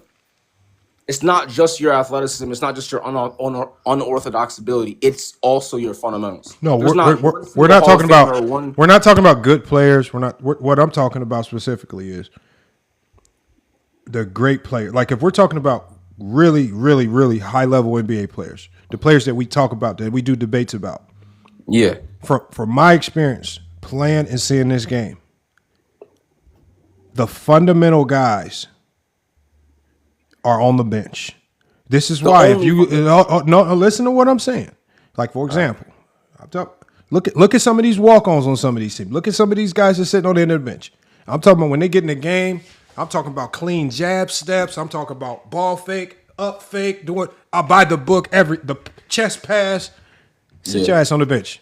I need somebody that can be unorthodox, that can go outside the offense, that can go create, that can throw the no-look pass, right? That can attack middle, right? Not just finish in traffic with an unorthodox finish. The great players, this is not women's basketball. Women's basketball, you're going to see super fundamental stuff. Men's basketball, you better be dynamic. I'm not even trying to be biased. I'm just saying from what I've seen. This is why I've even said it would be too hard for me to coach women's basketball because women's basketball, they are so technical and so fundamentally sound. I'm talking about when they run their offense in their plays, they run plays so perfect. You think their life is on the line. I'm talking about the crisp, boom, boom, boom. I'm like, damn, their execution is crazy. But in a men's game, that shot clock start ticking down. Your best player be like, man, bump that, bop, bop, bop, cross here, spin move here. It's unorthodox. The great players in the men's game of basketball, you have to be unorthodox. You cannot be super fundamentally sound. Yes, there are going to be some things that you do naturally that are fundamental. But when you talk about the best of the best, bro, the best of the best are not wasting their time. They're not wasting their time up fake, chest pass. Bro, sit your ass on the bench if you're trying to do all that, man. We need players that go make plays. Why I agree with you, but I think what you're trying to say is like the best players, it's flair. But there's fundamentals there, though. No, it's I'm not flair, talking though. about flair. No, I'm not talking about flair. Unorthodox is Kobe Bryant taking a shot on 3 people when he sees somebody wide open. That's not fundamental. That's just poor. No. That's not poor. Yeah. That's not poor because Kobe Bryant, by design, that offense was designed, as Phil Jackson said, for him to take bad shots. Kobe was doing that due to strategy. Jordan taking a mid-range fadeaway. Fundamentally speaking, it's the worst shot in basketball. He took it with confidence. It's unorthodox, right? So great players. Do you really think Kareem's hook shot is truly fundamental? He was in the gym. He started throwing some bullshit up and said, "Oh shit, this motherfucker going in. Let me start trying." The shot's not fundamental, but all the things he did to get to that shot every single time, that was fundamental for sure. Like Hakeem Olajuwon, the footwork was fundamental. Yes, even Jordan's post fade, that in itself is fundamental.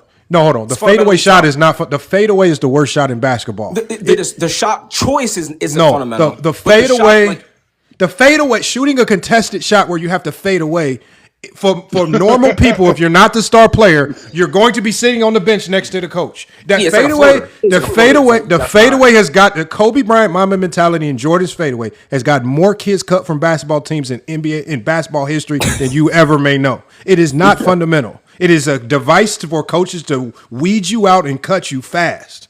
If you're shooting fadeaways in tryouts, if you're shooting tough shots over two people in tryouts, take your ass home, go play football, go run cross country. You're not playing on this basketball team. So again, you are right. These shots to great players, they become good shots because they make them. That's the only reason why we're today saying these are good shots, because he made them. For all the people that missed them, you know where they at? The Kwame Brown, they at home. Yeah, no, they got cut. I get where you're coming from. These are not like the great players. Great players are crazy. I'm telling you. This is why when you talk to really good players on teams, they are delusional than a motherfucker. They are crazy, man. That's why Kaleem Olajuwon slapping players, beating them up, give me the ball every time. The best players on the team are usually the craziest. They not normal. Jordan was not normal. Kobe, not normal. Look how crazy he was. Oh no, no, I agree with that. Bro, I keep telling y'all, I'm telling y'all, the fundamental, if you want your kid to be a bench player, go teach him fundamentals. If you want him to be a star player, take him in a gym full of elite NBA players and just let him watch and soak up what elite players do. Do not teach him fundamentals. That's how you teach him to be a bum. But so that's almost like the difference between LaMelo Ball versus like LeAngelo. No, look at his brothers. or Lonzo. Actually, yeah, Lonzo. No. LeAngelo. No, Lonzo Ball is not traditional. That motherfucker's unorthodox as hell. Lonzo. In the league, his jumper was all fucked up. Hold on. I'm not talking about if your jump shot. His game is unorthodox. He throws bad passes. Literally, he's a playmaking. He's a playmaker. He's like literally normal fundamental pass. Hold on. Think about it like this. If you look at all the brothers, right, the most fundamental, LeAngelo, is sitting at home rapping. The most unorthodox is the best one of them all. The one one with the craziest trick bag game of them all, the silliest game, throwing between the leg oops. He the best one of them all. The more unorthodox you are, the better you can be in this game. I promise you. No, I think Melo is like the perfect. Hey, go watch Michael Jordan's sons in college. Go look at how fundamental they are. Complete bums. Complete bums. Hey, bro, that's something else. They like something else. Am I lying? Y'all watch Michael Jordan's son in Illinois? He out there. Sit your ass on the bench, man. I thought you was Mike, man. I thought you was Mike.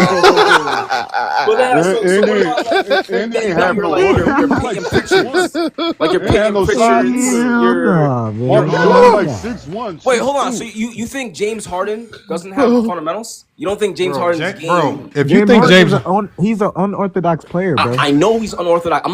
Hold on, this man James Harden created the sidestep, jump twice, 3-point shot, and you're talking to me about fundamentals, man.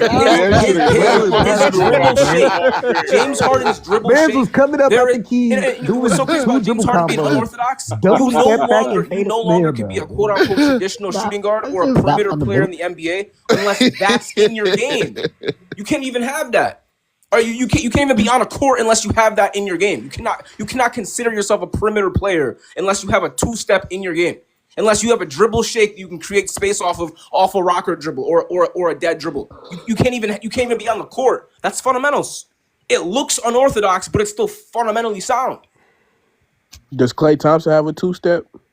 Klay Thompson came in before that was necessary. But I'm saying right now, like, since James Harden reached the pinnacle of his career, the new shooting guards that hold on. Watch this. Let me ask you a question. Who's more fundamental? Okay, I want you to tell me who's more fundamental. Pat Spencer of the Warriors or Jonathan Kuminga? Pat Spencer, but yeah. Okay, what going on there? What's going on there? At the end of the bench. Hold on, what's going on there, man? That's different though, because Kuminga has the thing. Kuminga has the thing you can't coach. Kuminga's 6'8" with a 6'10" wingspan. You can't coach that. Okay, that's different though. Pat nice though, but that That man on the nice. bench. But ain't nobody about to play him over Jonathan Kuminga. Jonathan Kuminga, yeah. So it Playing ain't got that- nothing to do with Kuminga's. I'm gonna take Jonathan Kuminga bad attitude, bad shot selection. I'm gonna take all of that over Pat the Spencer's strength, give me all of fundamentals. that. So why does Podziemski gets why does he get minutes? What is he? Because he stopped being fundamental. Yo, he's literally in the NBA off his fundamental ability. When he was at Santa Clara, you must not have watched him in college. When he was at Santa Clara, yes, I did. He was a dog. He would not. He was a dog. Bro, these He guys in wasn't college, fundamental, though. bro, these guys. Him in college, he was throwing up crazy shit. It's like right now, and with the Warriors, when he finally cracked that Warriors rotation, is because he basically started having the fuck it mentality. Fuck it, I'm just gonna play my game. I'm gonna take this shot. I'm gonna go try to create this play. I'm gonna go back to doing what made me great in college, right? Going out there forcing the issue, right? Fundamental players by the book. If you do things by the book, you're not gonna force the issue. You're just gonna make the right pass. You're just gonna play everything by the book, and you're gonna be like Pat Spencer, who does it by the book, but you're gonna be sitting on the end of that goddamn bench. He would have threw them.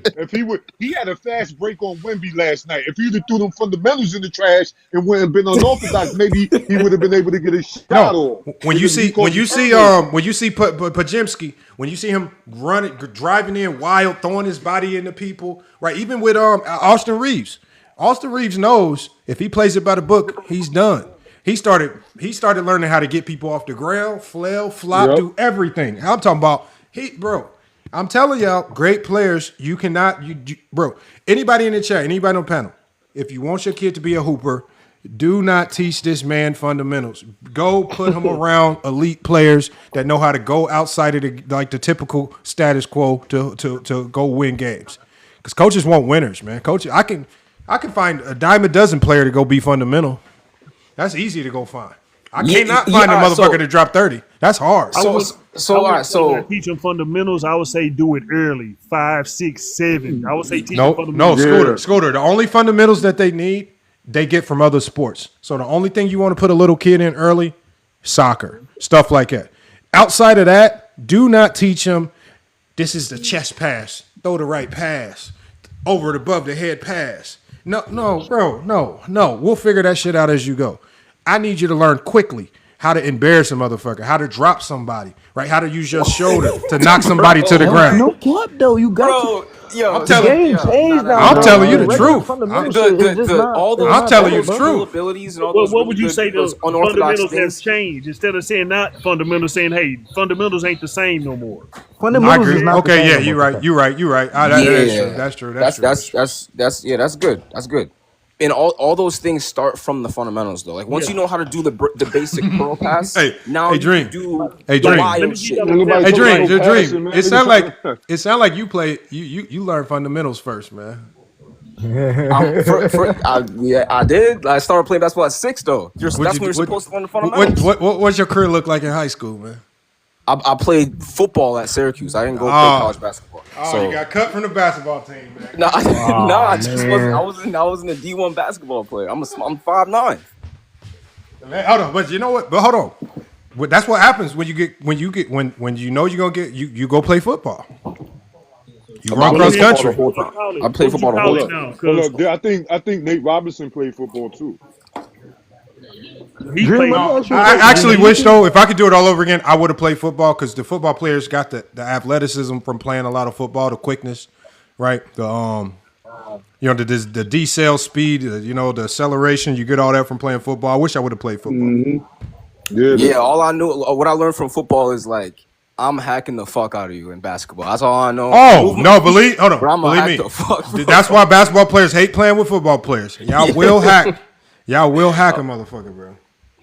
I don't know if y'all know. Y'all remember the guy? Man, he played for the Seattle Seahawks. His name was Cliff Averill. Some of y'all know him. Yep. Yeah, he played. Check this out, bro. Detroit too. I hooped with this man one time, bro. This is how you know, like football players are so strong, bro. This man, we playing against him in a league, and I'm mad because we losing, right? So I try to hard foul him. Bro, that man didn't even know I was there, bro. It felt like I was just pushing a steel wall, bro. That man went up for a layup. I tried to give him an extra shove, bro. It didn't do nothing, bro. And football players are strongest, like especially in the NFL level, they are strong as hell. They are strong as hell, bro. And please don't piss one off because there's probably absolutely nothing you could do to stop them from beating your ass. No. Some of y'all can pretend. But they low key more athletic than you think too. Oh my God, hell yeah. High key. Hell yeah. You see Miles I see Miles Garrett Miles play Garrett. ball. No, but that he's nigga Miles Garrett was balling in the All-Star game last year. That nigga's boy. big as fuck though. That nigga's 6'5". DK Metcalf. That nigga was balling. I ain't gonna lie. When he definitely Cooper DeJean was nice as shit in high school basketball. And he got like a 40-something inch vertical. And he run a 4.3 though too. So crazy. The best basketball player from my school is Breanna Stewart. I be telling niggas that like the best basketball player ever from my school is Breanna Stewart. Like we went to UConn, won 4 championships, national player of the year every year. She was Gatorade player of the year her senior year. I was like a freshman. Hold on, we got Bo Wop says fundamentals are needed, man. Hey, look, y'all. Good. Keep telling y'all. I think they need it. I just change. The fundamentals change. Like kids, like you got to have a Euro step in your game now. You have to have a turnaround jumper, not a fadeaway jumper. You have to be able to dribble with right and left. I think I wouldn't say not teach a kid fundamentals. Teach them the evolved fundamentals. I liked what you said. You need a turnaround jumper, not a fadeaway jumper. See, that's how you know he know the game. It's a big difference there because one is playing off 2 feet, and playing off 2 feet in today's game. If you cannot play off 2 feet, you about to have a hell of a time, bro. Your shit's about to be. You about to have a lot of long days. Yeah. The defense I was talking, I think a defender has to have the will. When I play ball, coaches always say, "Hey man, you got to have the want to." Defense ain't all about athletic ability and long arms. It's about, do you want to play defense? Do you want to stop the man? Yeah. Sometimes it's your heart. Coaches always tell me, hey, man, defense is all heart. If you ain't got the heart to play defense, I don't care how athletic you is, you ain't finna stop nobody. You got to want to stop them. It's a mentality with defense. Actual. Yeah, that's same rebounding. And like as a guard right now, as a kid, you gotta like the floater has to be in your game. Like that can't be like a choice or some shit. You gotta have a floater in your game now. I don't know. Like back in the day, I remember my coach always telling me that was a bad shot when he played. Like that was a bad shot. That shit is that's like a must have now. A floater. Yeah. That's why I was saying that I think the fundamentals have evolved. I wouldn't like you were saying with the chest pass, all that. No. But kids, like you say, they gotta have a floater. But that's the craziest thing. Like kids will make it to high school and not know how to give an entry pass. And it's like, wait, how you don't know how to give an entry pass? Like, what do you mean? What do you mean an entry pass? What do you mean by like? That? Say I have the ball on the wing and the post is on the block and he's being defended. I have to be able to get him a pass without the defense. Like, no. The reason for that is because nobody dumps the ball into the post no more. It's become way too easy. Bingo. To defend. Post basketball is the easiest thing in basketball to defend now. If that's what you're gonna do. You're gonna get barbecued. Don't need that. You need now the pocket passes, skip passes, things like that. You gotta add that to your bag. But post entry, that sit on the bench if all you can do is post entry, man. Come sit on the bench. You should be able to still do it bare minimum or operate out of a triple threat. There's kids who like if you crush them in a triple threat, they're bro. I have a 7-footer on my team. I have a 7-footer on my team, y'all, bro. I be getting so mad when he runs to the block, calling for the ball. They post entry to him. I'm like, only because it's so easy to defend it now. Like it's like a worthless pass. It's like literally a waste of a pass now, and it's just wasted, bro. Teams they own to it, man.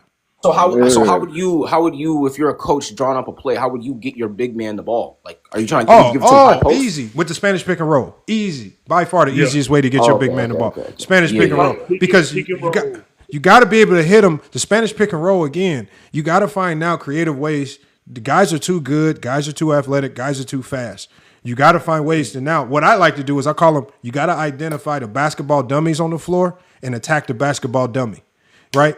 So attack the dummy over and over and over. Like Scooter said, Who's the guy that don't have the will to defend, don't want to defend, too He don't lazy got to the heart, defend? bro. Yes, I'm going to go attack this bum. Like we call them Facts. basketball Yes. dummies. That's why we Yep, run. yes. We run a lot of stuff out of 1-4 high. We'll do it intentionally. Yes. We'll reverse the ball back and forth because I'm spying. I'm like, okay, who really want to defend? And once we identify the bum that don't want to defend, we start calling a play called food, right? Where we're gonna get you in a ton of pick and rolls. We're gonna get you a ton of Spanish pick and rolls. We're gonna get you in a ton of empty set pick and rolls. I want to see how hard you can play. And a lot of guys, they start bending to our will, falling, folding, getting tired, getting mad. Yeah, that's all it is. But the easiest thing to defend is if you post up and you trying to be like Patrick Ewing. This is easy. Yeah, that's why Joker plays the high post. First of all, the lower you are, the Him and lower you Sengun, are, yep. the lower you are closer to the basket, nigga, you can't see the basket. No, that's what I'm saying. If you playing the no, bro, you got to just stop and just listen. Sometimes you always want to cut people off when they talk. So yeah, he plays high post. He's 7 foot. I'm a 7-footer. I can see the court better. Yeah, like no, Now if you're playing with your back to the basket, you can't see the whole court. Boeheim was coached like his it's like 1-4 high. Nobody, hold on. You was at Syracuse with Boeheim, wasn't you? You was there. Yeah, I didn't play it for Syracuse basketball, but like, but you saw him play. Yeah, that's my area. Yeah. I know, Buddy. I know. Yeah. Name the last post present Syracuse have. You gonna talk about? But Fab no, Melo? I was saying like. He gonna say Fab he Melo. Would coach out of 1-4 high. He gonna say Fab Melo. No, rest in peace to Fab Melo. Rest in peace to Fab Melo. The way that he would coach is he would want you to give your entry passes to the post in the high post, and then it's like high post turn, shooters hit the corners, or you switch. No, that's not how Boeheim played his offense, man. But that's how he coached at his camp, though. That's not how he played. He didn't even have. I said Fab Melo. He didn't have no major post players. You were talking about. You don't remember. You don't remember. You were talking about these all athletic. Hold on. You don't remember boy from JD? You don't remember boy from JD was number 2 player in the class with fucking Nerlens Noel. Yo, I don't know why I can't think of his name right now. He was the number 2 recruit in the class, number 2 big man in the country. He went to Syracuse. His knee was busted up the whole time. He played with Brandon Trish. I played with him at the Zebra Classic. Swear to God. Dewan Coleman. Paul Harris. Play the lob spot all the time. Yo. Any of them niggas make the NBA? Hakeem Warwick, nigga. Hakeem Warwick, baby. That's in the 2000s. Hakeem Warwick, man, was a bust, man. He wasn't no post player. He was all athleticism. Yeah, but Boeheim, it's all athleticism and all length in the 2-3 zone. He wanted his big man to be able to run. Yeah, he wasn't playing in the post. But he would. I'm talking about free throw line, high post to beat 2-3 zones. Like he was about like where Jokic gets the ball.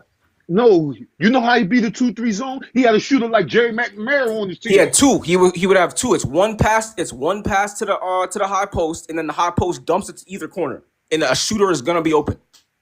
Unless it was a 2-3 zone, a trapping zone out of a 2-3. Which Louisville did before. I don't think Syracuse ain't have a great post player since John Wallace. That was like 1996. Yo, bro, I wasn't alive for that, but I know. Hey, hold on. Let me ask you. Hold on. You was there, so you might be able to tell me this. Because you was there. Yeah. Wasn't Buddy Boeheim fundamental? Both Boeheims are fundamental, yeah. Yeah. But that doesn't count though. They didn't have athleticism. That man benched. Hey, y'all look. He benched his own son because that motherfucker was too fundamental, man. Sit your ass on the bench. Yeah, man. Yeah, the niggas at Syracuse. Yeah, niggas like Johnny Flynn, athletic. Hey, did y'all see? Hold on. Did y'all see Mark Few of Gonzaga? Go look at how much playing time his son get. Yeah, you see what DJ Ashcombe Lamont, what was did Tom to his son? Izzo's son's name? You see what DJ Ashcombe did to his son? Izzo? Tom Izzo's son. His last name is Izzo, but he on the end of that bench. He on the end of the bench. They put him in the game against Baylor. Hey, University of Arizona. DJ Ashcombe, his son used to play here at GCU. He went to Arizona, fundamental. But you ain't never seen him, never again, day in life, man. He sat on the end of that bench, man. But like I told you. Nembhard, niggas like Nembhard out of Gonzaga, he's in the NBA off of his Bro, fundamentals. Nembhard is not fundamental, bro. Did you see Nembhard He play? was He moved his feet so well. You see that well movie? off the game. He had Hey, SGA with the hold on. wham last year. You talking about Aaron Nembhard, Yeah, right? he talking about the one that hit SGA with the wham. No, he is not. Yo, Nembhard is fundamentally Tyus No, he You is talking not. about Aaron Nembhard, right? Did I just Tyus say and Aaron Trey Nembhard Jones is a is fundamental fundamentally player? sound. No, guys like that are not fundamental. Listen, I always thought SGA Nembhard with like was a in and out swing, step back. And hold on, and one boy, that was technically because if you listen to the announcers when the shot went off, it was really a bad shot. Yeah, but again, he switched that shit though. But you got to remember that difference between being great and being a bum in this league is being able to have the guts to get outside of what is traditional and take that shot, or running the offense like it's supposed to be run and just hoping the play works. Bro, the fundamentals, I told you, the fundamentals will have you on the bench, man, looking crazy. Yeah, he hit that shot a couple times last year. In big Man, bro, games, that too. boy So. Nembhard was balling, boy. Yeah, I'm a big Nembhard fan, but like I'm a fan of him because I feel like don't he got a certain brother in the NBA? style of basketball that I respect, certain type of basketball I respect. Like he played a game how it's supposed to be played, bro. Like, oh no, Tyus He's just Jones a great too. player. I know. I mean, all that great doesn't players necessarily mean are fundamental. all great players change their play style to be unorthodox. That's what makes them great. I mean, That makes them great. that's what makes them great. It's just what it is. What is LeBron unorthodox? Yes, LeBron is unorthodox. The crab dribble. Have you seen the crab dribble? That's Have you seen the unorthodox. fundamentals on LeBron? That might be Hold one on, of the bro. most fundamentally Hold sound on. That might be one of the most No. unorthodox players we have ever seen, bro. Bron's crab dribble and some of the moves that they're so clunky and unorthodox, but it works. Yep, that spin move ain't. I mean, That fadeaway, his signature fadeaway three, bro. That shit is not. No, bro, that he shit comes is up, unorthodox. That's Look at you dribbling the ball. Bill, fuck you three. That's Snap the lead, fuck you three. That shit not. That shit not traditional. There's nothing fundamental about Yeah, that. right, yeah, no, that's That not shit funny. not fundamental, bro. Yeah, that's what I'm saying. You talking about Steph Curry? You shoot from the parking lot. Ain't nothing fundamental about that. That You see shit not fundamental. like the shit that like the one I think it was back in 2015 when Steph dribbled through like 3-4 Clippers. Oh yeah, the Clippers. Clippers. Did you see Clippers Steve Kerr on talking the about? Yeah, that shit. Steve Kerr was like, with oh, him. nah. He's like, yo, what is he doing? But it goes in. He's like, No, yo, but I hey, can't say nothing. see, that's the good thing about having players like that. Because when them shots go in, it make you look like a good coach. So it make it look like you know what you're They doing. make you look like a crazy coach, Steve. This Kerr is at the why. end of that game. But hold on, Damn. why do you think when it's time to go recruit players, Coach Calipari go after all 5 stars? He not chasing them fundamental 3 stars. He going after all 5 stars that could just get the job done.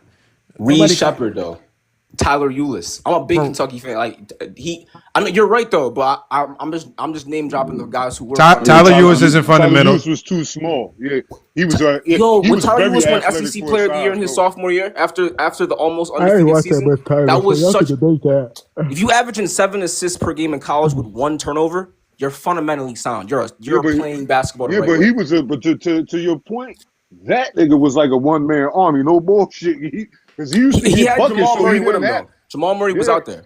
That was freshman Jamal Murray too. Tyler Ulis. Yeah, so sophomore that year. was like what? That was like his junior year, wasn't it? Because he came into Kentucky with Cat in them, didn't he? Yeah, he stayed. It was his 2014. sophomore year. That was sophomore year of him where he was Then doing Murray all that. get drafted. Murray stayed for 1 year. I think his only year was the 2016. No, you know the 17 best year. example. I'm gonna give you the best example of the college that produces the most elite fundamental players that don't do shit after the fact. It's Purdue University. I was just about to say Purdue. I was Look, just about to say Purdue. They will. I'm telling you right now. Outside of Zach Edey, they've had elite big man. Isaac Haas. I'm talking about fundamental big man dominant. Swanigan.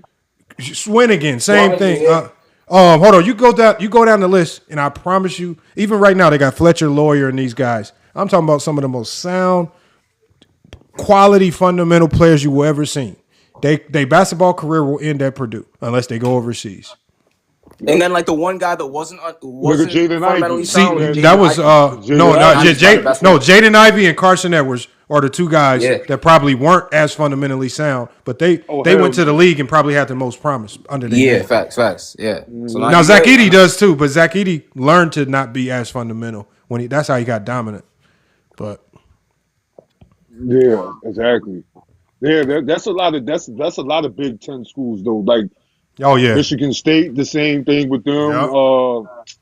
Michigan, you know what I'm saying? Yeah, you gotta have them on orthodox play. Look at Jawan Howard's son ain't gonna get nowhere with that shit that he was doing in Michigan because he's not an athlete. You know what I mean? Like, you gotta be a little bit an athlete, or you gotta be able to play defense. You gotta be able to shoot, or you gotta be an athlete. That fundamental shit ain't gonna get you nowhere. I mean, you also, as a Michigan fan, you got Hutchinson too, fundamental player. Yeah, bro, that dude is the biggest, softest bum I've ever seen in my life. Bro, he came in with so much hype. I'm talking about he was supposed to be the savior. Yeah, he was cooking in Michigan though. Who? Hutchinson. Oh yeah. Oh man, he let me They kind of do. I don't know what he doing in Kansas, but 6 year in college. Is he still? He's not. There's no way he's still in college. No. Last year was his last year. I'm about to say, bro, this shit is bro. That was like his basketball 6th is year in ruined, college, bro. I think, though. Yeah, especially There's a few niggas in there though. But he won't get past the G League though. I mean, he's big. That's gonna keep him in at least as a pro for his career. And he got good size. What conferences bring him younger? BYU. I think they're in the Big 12 now. Yeah, Big 12. Yeah, they in the Big 12 now. BYU looking. BYU. I don't know what they doing to get players to that university because you know that university. That's what I'm saying. It's strict. Like, nah, you didn't know the owner of the Jazz. They paying them. Yeah, they're like the top for the NIL. But what I'm saying is like, think about it like this: BYU has a school policy where think about it. Remember a couple years ago, one of the basketball players got caught. Brandon Davies, I remember that. Yeah. During the tournament. Yeah, he got suspended in a tournament game, cost him. And so I'm saying they must be whatever they doing down there to get some the athletes that they get in, boy, they must be going crazy. They must be because there ain't no way. They doing something crazy down there. Ain't no way. They got Rob Wright too. He was a 5-star coming out. He was at Baylor last year. They got so many 5-stars this year. They got loaded. AJ at the top too. Yo, who does he remind y'all of? Because to me, I see 2012 Wiggins mixed with 2003 LeBron James. Niggas tell me I'm crazy, but I see it. I see it. I don't see no LeBron in this game. I don't see. I see more Wiggins than LeBron in this game. He definitely. I don't know. The Bansa don't. It's hard for me to compare him to anybody because I think his greatest strength is something that a lot of people don't even know about. Bro, he's probably one of the best locker room guys I've ever seen. Like he is probably single-handedly might be one of the biggest reasons why BYU culture has changed. Yeah. But it's hard to credit that because a lot of people don't see it behind the scenes. But I was about to say, I honestly don't even. I didn't know that. Like, I didn't know. Bro, his ability to like get a locker room locked in together. It's crazy. He does seem like an uber competitor though. Like he seems like he wants to be the best. A lot of guys don't have that no more. That might be the only thing you can really kind of compare to LeBron, like his ability to like get everybody connected, playing like selfless basketball. The galvanization, that type of shit. The Wiggins part of it to me is his twitchiness as like at that size. Like he's like really twitchy, like Kansas Wiggins. I'm not talking about NBA Wiggins. I'm talking about Andrew Wiggins when you saw him when he was a freshman at Kansas out of high school. Like that Wiggins is what AJ DeBonsa kind of reminds me of because it's like anywhere 6 to 8 feet from the hoop he could finish that with a dunk. He could out rebound your biggest big man not because he's a great rebounder but because he's a great leaper. But like, he might have a Cooper Flag syndrome too. I think he's a little better than Cooper Flag. Yeah. But Cooper Flag's problem is when he can't dunk on you. I don't know what really he got much to offer after that. Like that's Cooper Flag's problem. Because the reason why I was down on him coming out of Duke, when I watched him play at Duke, I said he has no separation ability. He is purely relying on his size to get his shot off He's taking a whole bunch of tough mid ranges. He couldn't get separation. He only looked good in transition. And I said, oh no, that's why I was high on VJ Edgecombe, and I was trying to tell people like he's gonna be a good player. But this savior of the league that they talking about ain't no way, bro. No way. You said Ace was the best prospect in the draft. I remember you saying that. Well, I think Ace has a terrible approach to the game. Ace is like Ace was gonna be a bomb. Yeah, I was down on Ace. Hell yeah. Maybe it was somebody else. You can be down on him too. Look how he playing now. Bro, remember what I said? Remember what I said? One boy, remember what I said about Ace? I said when you a 5-star on a team like that, I said when you got that many 5 stars. No, VJ, not Ace. VJ. He said VJ. No, I said VJ Edcombe was my rookie of the year pick, but my Ace Bailey was a loser at Rutgers. When I see 2 5 stars loaded up on one team in a down Big Ten, and you can't even win, you couldn't even win games. You struggling against HBCUs, bro. Yeah. Something going on, man. You a loser.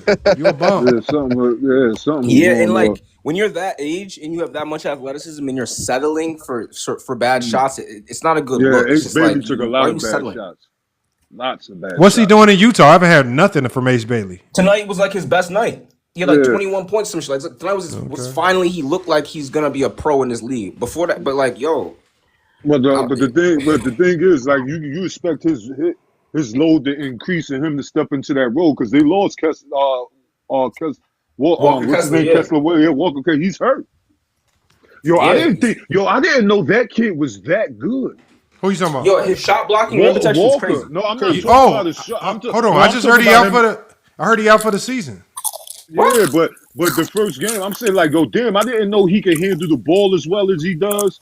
I didn't know he was a good post-entry passer or a live passer. God. And then he you want to see he was really good. You want to see he was tough. But I don't think Marketing the best mentor for him. No, he's not. He too perimeter. He teaching that boy perimeter. That boy Ace Bailey got an inside game too. I don't think he in the right situation either. Utah is not the place for him. But look, that's the thing. If he was like who people thought he was, you get a team like Utah, you should look at that as a rookie. You're like, oh, word, 15, 20 shots a night. I'm gonna show out. But he's not actually that guy. He's not like that. Who are you talking about? Ace Bailey. He's not really him. But Ace, think about it. Juan Boy knows this. I said before the draft, I said one of the best indicators to know who you getting is can he win in college? Because college basketball is the only level of play where it only takes one player to turn your team into an absolute winner. And I don't mean win at all. But if you look at what Steph Curry did at Davidson, or Damian Lillard did at Weber State, or CJ McCollum at Lehigh, right? Even Norris Cole. All I'm saying is that if you are a true NBA player, you alone can single-handedly lead your team at least to the Sweet 16 before shit gets too tough. And the fact that Ace Bailey and who was the other guy they had? They had 2 of them. Harper? Yeah, Harper. Yeah, Harper. You had two lottery picks, and y'all struggling in a down Big Ten. Y'all struggling against HBCUs. Bro, both y'all some losers, man. Some absolute bums. Don't sleep on HBCUs, man. Don't do that. I'm a Scooter, no offense. But unfortunately, when you see an HBC on your schedule, that's how you know they just there for the check, man. They just there for the check, man. They about to get 30 ball. Now, sometimes I think the schools I think there's one HBCU that over the next 5 years, I believe will be able to be top 10 in NCAA basketball, and that's Howard. Oh, okay. Howard right now has been building up the largest NIL fund in college basketball. And once they unleash it, they about to just buy everybody. I promise you. Nobody knows it. They right now have one of the largest NIL collective budgets in NC. They have not utilized it yet. Once they utilize it, it's over with. They're going to buy everybody. What about the one in my area that almost beat Auburn? Who's that? Is that Morehouse? I forgot who. Bethune. Oh no, Bethune-Cookman done. They did. That was all luck. They're good at baseball though. They're as good at baseball. Man, when I played HBCU, we beat a lot of low level D1s, man. We beat like 4 or 5 of them. Hey man, look, man. HBCU, salute to them, man. But you know what though? I blame the university because they be leaving them players with screwed up facilities. Yeah. They don't really. They like that Deion at Jackson State. Some of the things he was saying, I get it because the people they put in place don't know what the hell they're doing sometimes. Do you remember what happened with Ed Reed when he was about to coach at Bethune? Yeah, what happened with it? He didn't end up coaching there, right? No, see, I was in the area. My school was right next to theirs at the time. They was he was trying to get the school cleaned up because it was mildew and mold everywhere. Everything was just rats and stuff, and they fired him. Because you can't recruit like that. See, a good coach, like if you look at the IU coach, right?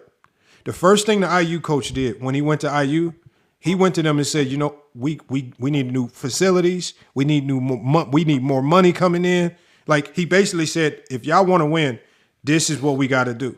But if you're not willing to invest in your football program, you're just not going to be a winner, man, because you're never going to be able to recruit. Kids be wanting to see nice facilities, nice gear, the perks, everything got it. Like this. Yeah, because they live in the gym now. They live in the gym, so you got to have a nice. If your facilities is garbage, bro, they not going there, bro. Nobody wants to go to the slums. Yeah, you got to win the kids at the visit. If they come visit and don't see nothing, then you go lose them. How you think? Yeah. How y'all think USC and UCLA get? If you ever been in USC and UCLA facilities, bro, it look like you in a 5-star luxury hotel. That's that, bro. They always UCLA and these schools. They always gonna get elite athletes just because they facilities. Bro, I'm from Texas. I've seen high school basketball, college looking facilities, bro. If your facility bad, Texas different. Texas different, bro. Texas, I'm telling you right now, bro. Like IMG Academy, or bro. I seen a Texas JUCO. I saw a Texas JUCO basketball stadium, bro. It looked like an NBA, a little mini NBA stadium. I don't know what they doing in Texas. But Texas, they different with all sports. They different with all they sports. They will build many. I'm NFL stadiums, bro. At the high school level, bro. Yeah, their high schools have like high school shit's look crazy, bro. That's how you get good. And I guarantee you, Texas is probably kicking out some of the best football programs we've ever seen. Yeah, especially in high school. Yeah, if you just look at something like just a random NFL game, one of them niggas played high school football in Texas. It's like that. Like Texas be pumping out a lot of players. So, but that's what it takes. So again, that's just how sports is. Kids gonna be kids. They're not gonna go to the slums, man. They're not gonna go to the slums. Yeah, someone ain't finna go to the hood and then go to the slums in school. You might well stay home in the hood. Hell no. Yeah, that's what I'm saying. Hell no. Bro, they trying to get out. And like most kids that are good at their sport, if they in the hood, they want to get out. They want to get somewhere different than where they at. So we got King Shy Solomon. King Shy, man, what's good, man? What up? What up, Lamont, man? Hey, I heard some foolish ass things from this clown Ro, man. Ro? What I do to Ro? What I do to Ro? No, I was cooking Ro, man. He said you was getting cooked by Jake, but we know these NCAA don't know we're getting cooked. Bro, these dudes, they was saying, think about this. Because Ro is always gonna tell his version of the story. He's never gonna tell what actually happened, right? Exactly. So the Jake, they led Jake astray, right? Because they said, as soon as they saw my name pop up in the TikTok, they said, there go FYF, man, go cook him, Jake, cook him. And Jake says, there's another one of them guys who got LeBron as the GOAT. As soon as I heard that, I just started laughing. Yeah. So, because everybody knows I got Jordan as the GOAT.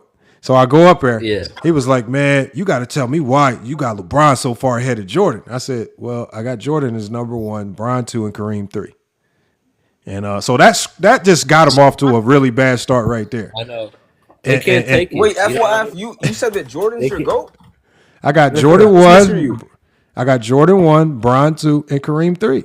So how you cooking me when I come up here and I'm saying Jordan's the GOAT? You cooking me? What? No. Hold on. Think about it like this. I don't. And King Shy, anybody on here that's known me for a while, I say this all the time.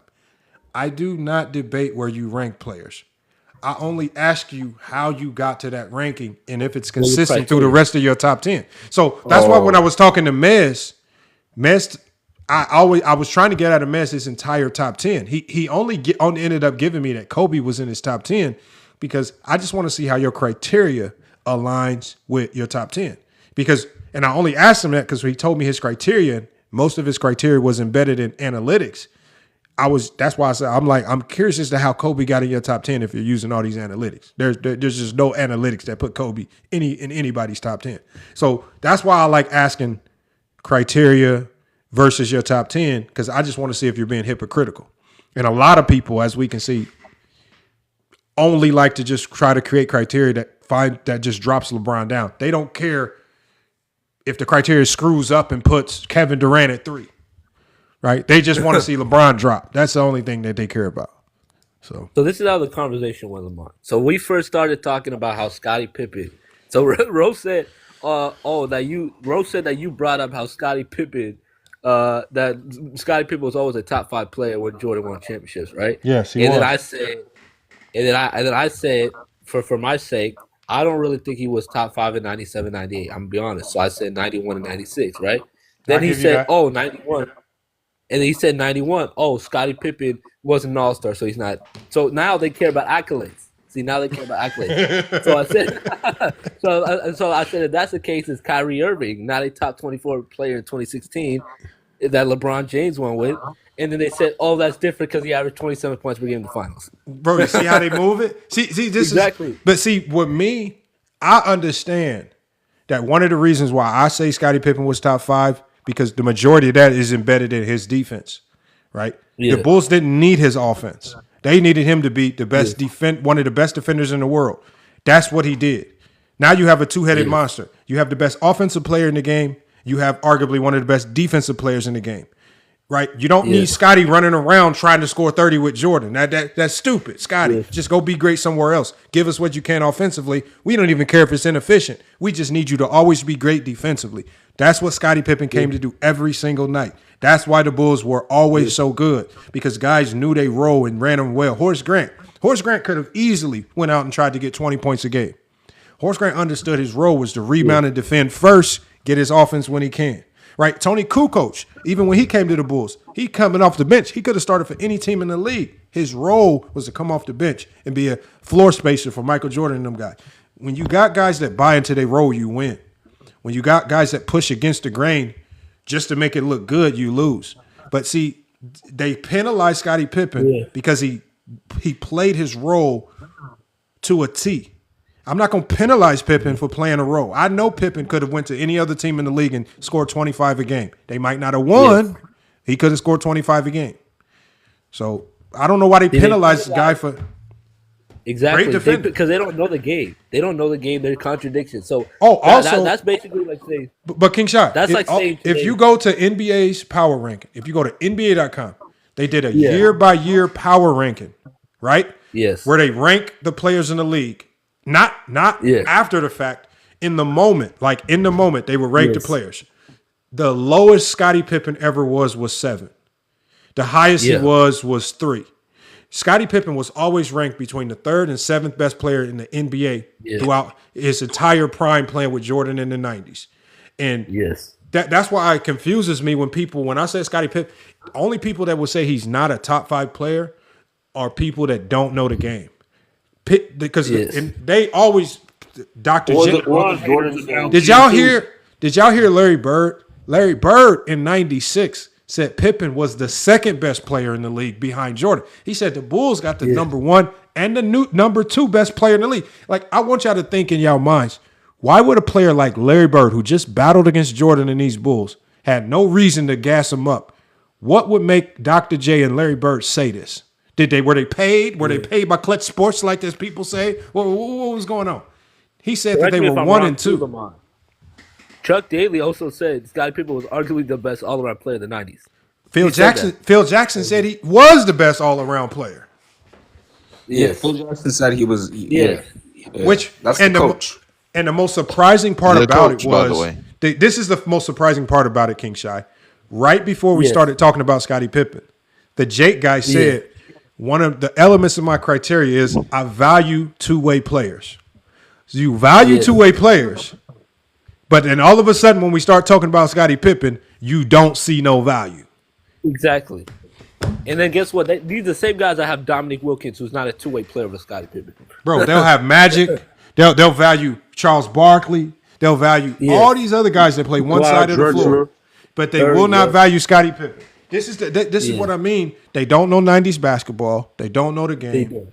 They talking narratives. And the saddest part about it was this: when Mez came up there, because I made the argument that the Bulls had the best defense of the 90s.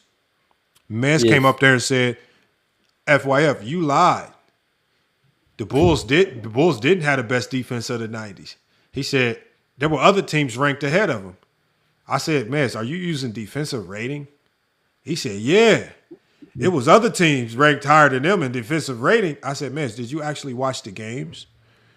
Are you going to rely on defensive rating to tell you that the Knicks was a better defense than the Chicago Bulls of the 90s? Or the San Antonio Spurs was? I said, bro, watch the game. I said, defensive rating is not accurate. I said, if you watch defensive rating, then you should have no problem saying that Nikola Jokic is the top defensive player in the league. You won't do that. Like, they use that's why I say they picking, like, if you're gonna use defensive rating, use it for everything. They won't. Like, it's not credible. Pick and choose. Yeah, they don't. They only care about watching the game when it comes to Scottie Pippen. They say Scottie Pippen is not a scorer, so he can't be considered an all-time great player. You watch the game, right? Just dumb. He says 641 says Scottie is Bron of the 90s. No, Scottie is not Bron of the 90s. Scottie Pippen is Scottie Pippen. He is not like Bron. He's not like Jordan. You think about it like this. 641. We have not seen a player like Scottie Pippen since he retired. He's one of one. There has been no player like Scottie. Period. Y'all want to do these comparisons? Y'all want to make everybody, like, for example, we will not see another Bron. We haven't seen that mix of playmaking and scoring. We probably won't ever see it again. There's not going to be another Bron. As much as y'all, like, we have seen another idiom of Jordan, which was Kobe. And Kobe was just a 2.0 better version of Jordan. We're seeing another one right now in SGA. I think SGA is 101. I don't think he's like Kobe or Jordan. I think he's 101. Yeah. Yes. Yeah. I agree. Yeah, But here's the thing. SGA's more skilled than Kobe and Jordan. He doesn't have a half. He definitely is. And he's doing it from the point guard spot too. He's doing it from the top of the key, right in your face at the point guard spot. I agree. I just feel like it's a difference. They're both 6'6". Ooh, them Zesty Beans ain't gonna like that. Yeah, that's true. They're all 6'6". They're all athletic. They all play in the mid range. They all finish at the basketball. They both play on both sides. So I just see a lot of similarities. You know. Yeah. I get why you see similarities. Shea might be a better defender than both of them too. Especially Kobe. Oh boy. Yeah. But back to that Scottie Pippen, they just use that Scottie Pippen to discredit him so it can make Jordan look better in the narrative against LeBron. Exactly. That's the only reason they say that about Scottie Pippen. If you watch that basketball, man, and you seen Scottie Pippen, what he done on that floor, man, with the eye test, if you say eye test is criteria, then you should have no slander against Scottie Pippen. They were trying to tell me, bro. They were literally trying to tell me. They were saying stuff like Scottie Pippen's not even a top 5 defender of the 90s. Like, they were saying some of the most crazy. Like, first of all, it was hard for me to even hear the rest of. Once you say that the Chicago Bulls weren't the best defense of the 90s, it's just hard for me to consider anything you say that follows after that as credible. Right? Yeah. I don't care what numbers you found. I don't care. The Chicago Bulls of the 90s was the best defense of the 90s. I don't care. Like, you can come up. They could have been last in defensive rating. Come on, man. What are you talking about? And then guess what, Lamont? You tell them that Karl Malone's the best scorer of the 90s because he scored the most points. Now they don't like that. They don't like that stat. They picked the analytics that they were using. That's why I had to get on Mez. I said, Mez. Yeah. Are you really trying to use defensive rating to tell me why one team is better than the other? I said, really? I was like, if you're going to profess to be a great basketball mind and run around saying you cook people, that is the last thing that needs to be coming out your mouth, right? And it's sad to me that people just for the sake of being able to group up and say, "Oh, he cooked you, FYF," because that's what they want to do. None of them will even be like Mez. Hey, Mez, FYF is right, bro. That defensive rating take is that shit's dumb, bro. Bro, the Bulls were the best team in the 90s. Let's be real. King Rowe was up there. King Rowe's a Knicks fan. King Rowe tried to double down on it. He said, man, yeah, you right, man. He said, man, the Knicks, they had the best field goal percentage against opponents. I said that shit didn't work against the Bulls defense. I said that shit every time I looked up, Ewing running around choking somewhere, man. And I said that shit didn't work against Olajuwon in the final. Motherfucker, Olajuwon was one of the most efficient players I ever saw in the NBA final. So at the end of the day, what he trying to use his fandom for the Knicks to gas it up, and I'm like, bro, we are talking about the Chicago Bulls of the 90s, bro. They ran through the 90s like no other. They were a defensive team. But these motherfuckers held the Utah Jazz in NBA Finals game to 50-something points. What? Yeah. Come on, man. What are we talking about?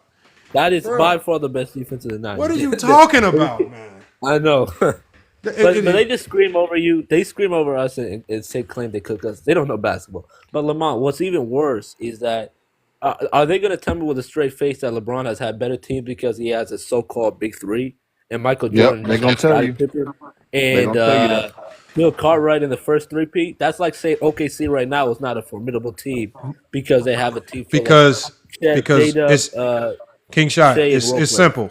Because they think better teammates. This is what they think better teammates is. They think better teammates is, Kyrie scored 20-some points per game, and this guy averaged 17 points a game. That just makes them better. No, that's not how basketball works. Right? Like basketball, like when you think of the Bulls, and there's Mez in the chat, Mez, there's plenty of spots open. When the way basketball works is it's a team game. The Chicago Bulls of the 90s were the absolute best team in the league every time they won a championship, and it was not close. Yeah. The only time it was close was in 91. And that's the only time it was close. And that finals would have been a bit more competitive had James Worthy and Byron Scott not been riddled with injuries. But that's what made it lopsided in the finals. Those two guys getting hurt. Outside of that, it was not competitive. We all knew that they were going to beat the Blazers. We all knew that they was going to beat the Suns. We all knew they was going to beat the Sonics. And we all knew they was going to beat the Jazz. These years was not a question, right? He's never been an underdog, right? He's never faced another team with far more talent and better coaching at the same time. His back has never been against the wall to that degree. So when you ask me a direct question, of who won more with less help, it is by far easily LeBron James. Because LeBron James, for as much talent as he's played with, those same teams were still facing astronomical odds going against teams that were just better. Yes. Right? So, again, it doesn't matter how much talent you have. If the other team is just stacked and way better, that means absolutely nothing. You're still the underdog. Exactly. So, the thing about it, though, like, sometimes it makes me want to have less respect for certain players that they be trying to big up, like, not even like Mo Williams. But I think, like, Kyrie Irving is so overrated. Yes, because we've always seen Kyrie never get it done as the number one guy. No. Hold on. No, one boy. See, that's the problem. He's not overrated. You just have to look at him in the lens that he's great in. Kyrie Irving is just a great number two option. He is just not built to be a number one. So if we look at him in the role that he was most elite at and just judge him off that standard, because I don't hold Kyrie to the standard of having to do it as the number one. Anytime he's had success, it's Kyrie as a number two with Luka, with Bron. LeBron, he needs to be the number two. He obviously he failed as a number one multiple times, right? Didn't work in Brooklyn due to injury and other issues. Didn't work in Boston. But what we're saying, Kyrie Irving is great as a he's the best number two option, especially in today's game that you have. I'll judge him in that lens. I'm not going to thrust him and say he has to do it as a one to be great. I don't think you have to do it as a one to be great. But that's the problem with today's basketball talk. These guys want you to be a number one and do it just like Michael Jordan to be great. That's the problem. But also, they only talk about the thing that makes me lose respect for their talking points when it comes to Kyrie, because Kyrie only affects one side of the ball. Dudes will talk about, Kyrie is better than Pippen. How? Pippen affects the game on both sides of the court. Kyrie doesn't. And Kyrie only really is effective when he's scoring. He's not a playmaker. He's not going to look to get other guys involved. And 9 times out of 10, going to take a lot. Let me address this. Hold on. We got Speed Carter says Wade was the number one option, which is true. AD was a number one option, which is true. He said Pippen was never a number one option. So, Speed Carter, you must not have watched basketball in 93, 94 because Pippen was a number one option. He almost won the league MVP. He won the NBA All-Star game. He was easily a top 3 player in the league. Some argue he should have won DPOY that year, and a lot of people argue he should have got the league MVP, but Hakeem Olajuwon just had a ballistic year. He just went ballistic. We saw Scottie Pippen on a Chicago Bull team, Speed Carter. Think about this. They lost their best player and replaced their best player with Randy Brown, and he led that team to 55 wins. Think about that. You remove 30 points per game. You put in Randy Brown, of all players, as a replacement. And Pete Myers. You got Pete Myers and Randy Brown as the replacement for Michael Jordan, and you still win 55 games with Scottie Pippen as your number one option. So, again, the only thing that Scottie Pippen didn't have was the opportunity for more years of running the Bulls as a number one option. Because had the Bulls been able to replace Jordan with a viable replacement like a Mitch Richmond, like somebody who can come in and actually give capable production and not just yank 30 points and not replace it with anything. Think about that. They lost 30 points per game and all of Michael Jordan's defense, did not replace it with anything, and Pippen, as the number one option, had that team afloat. And Speed Carter says, what happened in 94, 95? Speed Carter, do you know that before Jordan came back, the Bulls were still going to easily make the playoffs? It would have took the Bulls losing 16 games in a row for them to not make the playoffs that year. So again, because see Carter, think about what I'm saying. They lost Jordan with no replacement. How many teams in this NBA just lose the best player and get absolutely nothing for it?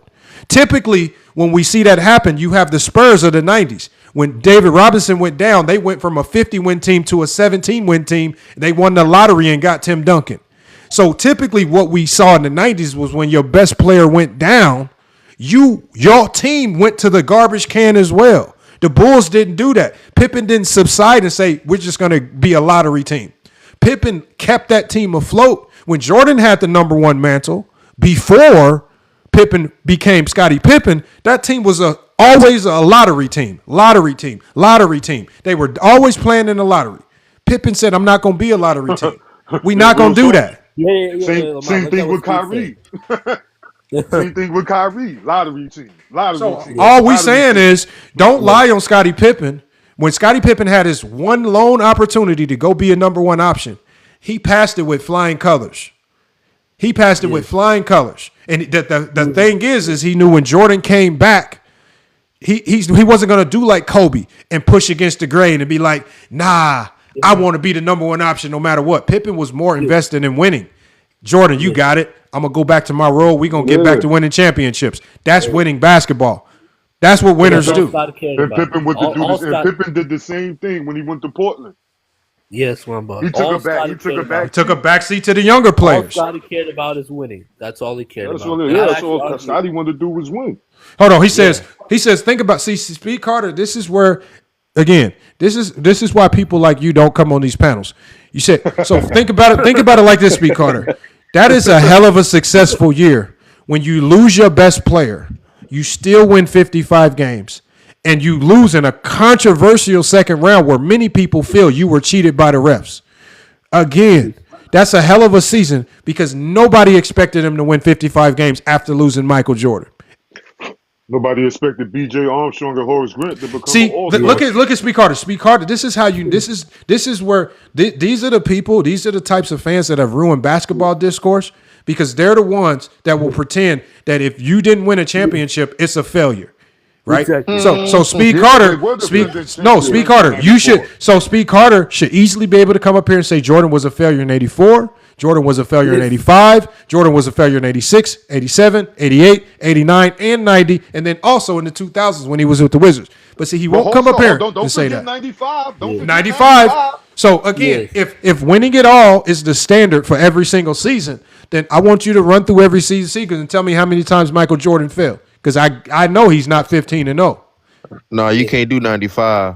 They don't hold the same standard. They're gonna say you can't bring up 95 because he only played like 20 games. Hey, but you know what? 31. But but Scott Williams exposed it. See, Scott Williams exposed. Now we have to count 95 because what is Scott Williams and Tony Kukoc exposed? Remember, Scott Williams came on the podcast and Scott Williams told the world. Scott Williams exposed it to the world. Jordan was practicing with us all year. We knew he was coming back. We just weren't allowed to tell anybody. Jordan was practicing. Jordan was conditioning. We knew it. And he basically said the only reason Jordan didn't come back sooner because Jordan was essentially just using it as vacation time. He was wanting to gamble and party it up. But Jordan was practicing. His locker was already filled with all his stuff. Everybody in that locker room knew he was coming back. We've already verified that. Hey, look what he said. He said Let me throw a point on top of that.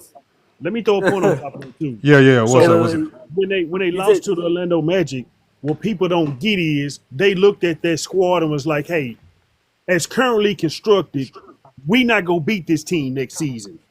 That's when Jerry Krause and Phil Jackson retooled the whole squad and brung Ron Harper and Dennis Rodman because they knew if we came back with this same team, we not gonna beat this Orlando Magic. Was it Ron Harper there in 94, 95? Hold on. Hey, Scooter. It wasn't just Jerry Krause and them that knew it. Michael Jordan knew it because what did Jordan do the summer started? He flew out to Jason Williams, the big man from New Jersey. He flew out to please sign with the Chicago Bulls, man. We'll get you a championship, man. Jordan knew they needed more. He went and tried to recruit Jason Williams, the big man from New Jersey. That didn't work. And so the front office said, well, you know what? We got an even better option for you. These idiots in San Antonio who want to play games, who want to try to force Rodman out the league because he's running around wearing dresses. Well, we gonna take a chance on him, right? We gonna rock with the LGBT community. They went and rock with it. And what did they say to Will Perdue? Take your fundamental ass to San Antonio. We need this crazy motherfucker. We need this crazy motherfucker. Hey, they sent the fundamental motherfucker out of there quick, man. Get your ass up out of here. We gonna bring in this wild motherfucker that flails his legs and shit when he get rebounds, man. But see, the LeBron haters don't. They'll come with the LeBron, he team hop, he recruit players, but they negate the fact that hey, the Bulls retooled their whole team to go on that second three-peat. And Jordan recruited Rodman, man. They don't want to talk about that. No, Jordan didn't recruit Rodman. Jordan did recruit Jason Williams. Yeah. Jason Williams even told that story. Jason Williams said because when Jordan flew out there, he didn't even know where Jason Williams was. He was calling around. He finally ran in. He finally had to track him down at a bar. I'm talking about Jordan was out there stalking this man, trying to find him just to recruit him. I'm talking about it crazy. So, look, man, Jordan recruited too. Jordan, did y'all see the newspaper article when Jordan recruited Larry Bird? Yeah. He said, I'll take a pay cut because I'm making money elsewhere. Bro, Jordan was trying to recruit Larry Bird. Kobe also tried to recruit KG too. Yeah. But look, I don't knock players for this. Great players want to play with great players. Bro, what great players want to run around playing with bums? Kobe Bryant did not want to play with no Kwame Brown. That's frustrating. Yeah. I'm not trying to. I'm not. Come on, go ahead. Lamont, did you see my comment earlier? I said that these niggas that's crying about picking teams are the same niggas that will not pick the bums at the park when it's time to play. And I only just they'll try to get the best players at the park. I would say this. I'm consistent with this. I don't knock players for choking or recruiting. I don't knock Jordan for his early failures. All players have that. But I'm saying by their logic, they should do the same. They're not consistent. So I'm consistent. Every player has bad moments, right? You can't just define a player. A player is not defined by their bad moments. Jesse Jeffries believe that because they don't have a brain. They don't understand basketball. So they believe that. But it's not defined by your negative moments, right? So I just don't understand why they do that. And the recruiting thing is dumb too. You need to have great players to win. It's a team game. Team players win team basketball games. Hold on, Willie. Hold on. Let me explain something to Willie. Willie, the Bulls were 34-31 when Jordan returned. This is something that I was trying to explain to you. It's still a winning record. And the boneheaded people over there on Vision's channel. The East and the West that year were so bad that the Bulls would have been able to make the playoffs had they lost almost all of their remaining games. Because if you go look at the 1998 year, right? Or if you go to any one of those years, like if you look at 1998, there's so many 60-loss teams. There was a 70-loss teams. There was half the league was below 500. So Willie, yes, in 95, we've already done the math on it. Bulls could have finished the season with a horrendous record, right? And they still would have been fine. Y'all act like that's a diss on Scottie Pippen to keep the Bulls afloat, losing their best player with no viable replacement, but you put the onus and responsibility to carry the Bulls to the same level of winning. Y'all didn't even hold Jordan to that standard when Pippen wasn't there. When Pippen wasn't there, y'all wasn't expecting Jordan to beat nobody. Y'all was all you would do, Willie, is you would copping deuces and please trying to cry up here talking about, Jordan Woolridge wasn't enough help and Quentin Daly not enough helping. George Gervin was too old. And all these, bro, so they cop deuces. But as soon as Pippen has to play with a shorthanded Bulls team, you now hold Pippen to the standard of winning the championship with no replacement for Michael Jordan. Bro, but then in that same breath, in other conversations, have the nerve to tell me Pippen wasn't a top 10 player. Even though Pippen by himself, without any extra additions, was able to keep the Bulls afloat at 55 wins. Jordan without Pippen, below 500, barely 500, losing. First round sweep. Come on, man. Lamont. Let's respond to this clown-ass dude, Willie, again. So Scottie Pippen was in year 7, right? Michael Jordan was in year 6 in 1990. He couldn't win with a better team than Scottie Pippen had in 95. Give me a break, man. Give me a break. He had a better team. Hold on. Speed Carter. He says, Brian fans talk more about help than other players. Speed Carter. The only reason why I'm even talking about this topic is because when I went on a Jordan panel, the first question they asked me was, who won more without help?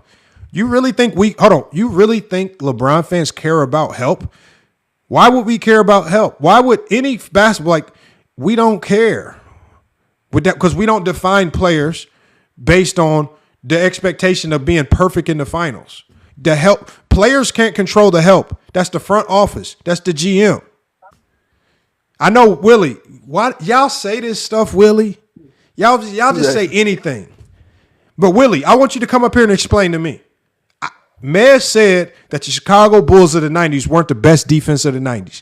I want you to come up here and explain to me why defensive rating makes the Spurs, the Jazz, and some of those teams that were ahead of the Bulls a better defensive team than the 1990 Chicago Bulls. Please come up here and explain that to me. Tell me why that defensive, because that's what Mez was talking. Mez was running to analytics to say that there were other teams, that the Bulls only had 1 year in the 90s where they were the best defense. 1 year. Think about this, y'all. The funny thing about it is when you talk about defensive teams in the 90s, you know Reggie Miller and Rich Smith was the best players on the Pacers. Their names don't come up in no defensive conversations. None. Yes, Rich Smith never averaged 20 points a game, never averaged 10 rebounds a game, and was never known as a rim protector or a great defender. And he started for the Pacers. They talk about the Davis boys, though. Yeah. Just because all they was just strong and could rebound. That's it. Antonio was better than Dale, to be honest. I agree with that. Yeah, I agree. But what else you gonna get from them? Darren McCree was probably their best perimeter defender, but he wasn't. They said Mark Jackson was a good defender too. Okay, hold on. I got it right here. So I got it. Hold on. Check this out. Look, I'm going to ask y'all on the panel because I know Mez and some of the idiots on the panel won't come up here, right? So first of all, Mez lied, one. Because Mez said that there was only 1 year in the 90s where the Bulls had the number 1 defensive rating. That's a lie in and of itself. So let's just go to let me just go to a year. So let me go to 1993. I won't since defensive rating tells us that who the better defensive team is. I want y'all to tell me why Carl Herrera and Hakeem Olajuwon was a better defense than the Chicago Bulls in 1993. Right? I want you to tell me that. Right? I want y'all to come up here and explain some of this stuff. See, this is where he lied. Even if you use defensive rating, right, throughout the 90s, from what I'm saying, the Bulls had the number 1 defensive rating in 90, 91, 91, 92. They had the best defensive rating in 95, 96, 97, 96, 97. So those are 4 years right there. So Mez already lied right there. That's 4 years out of the 10 they had the number one defensive rating. But that's neither here nor there. In the years where they didn't have the number one defensive rating, like 96, like 97, 98. I want you to come up here and explain to me how the Miami Heat, led by Tim Hardaway, had a better defense than Chicago Bulls. Please. I want y'all to come up here and explain this stuff. Like, I want y'all to explain it without using defensive rating. Tell me what you remember about these defenses. Y'all don't remember nothing. It don't support their narrative, man. They know they don't support their narrative, so that's why they not going.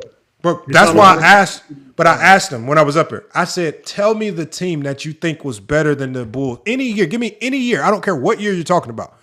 Tell me what team you think was better defensively than the Bulls and why." He said, "I don't have to tell you a team. They ranked higher." Oh, so you're going off this silly defensive rating thing, bro. Yep. Defensive rating, y'all. Bro, though, you will never hear me run to no defensive rating to say anything about no guy. Like, this is how team is better. Especially not team defense. Hell no. Because, we got bad defenders on teams with good defenders. You know what I mean? Willie says, Mez called FYF out. Willie, I'm not debating a guy that thinks defensive ratings make you a better defensive team. That's enough said right there. That tells me all I need to know. Because Willie, that literally means Nikola Jokic is a top 5 defender. If we're going off defensive analytics, that means I have to now subside and be stupid and say that Nikola Jokic is the top 5 defender in the league because he's literally atop almost every defensive metric that we can find. And I pulled him up. I already did a live stream on this. Willie, y'all pretend to be stupid just to run with a dumb talking point. Defensive analytics are the most flawed analytics you can find. Them niggas ain't pretending to be stupid. They No, what I'm saying is when it comes to hold on, I'll give Willie credit. Willie knows the game of basketball. What Willie gets in bed with a lot of stupid takes because he doesn't like LeBron. So he'll co-sign very dumb takes for that because his hate for LeBron usurps logic.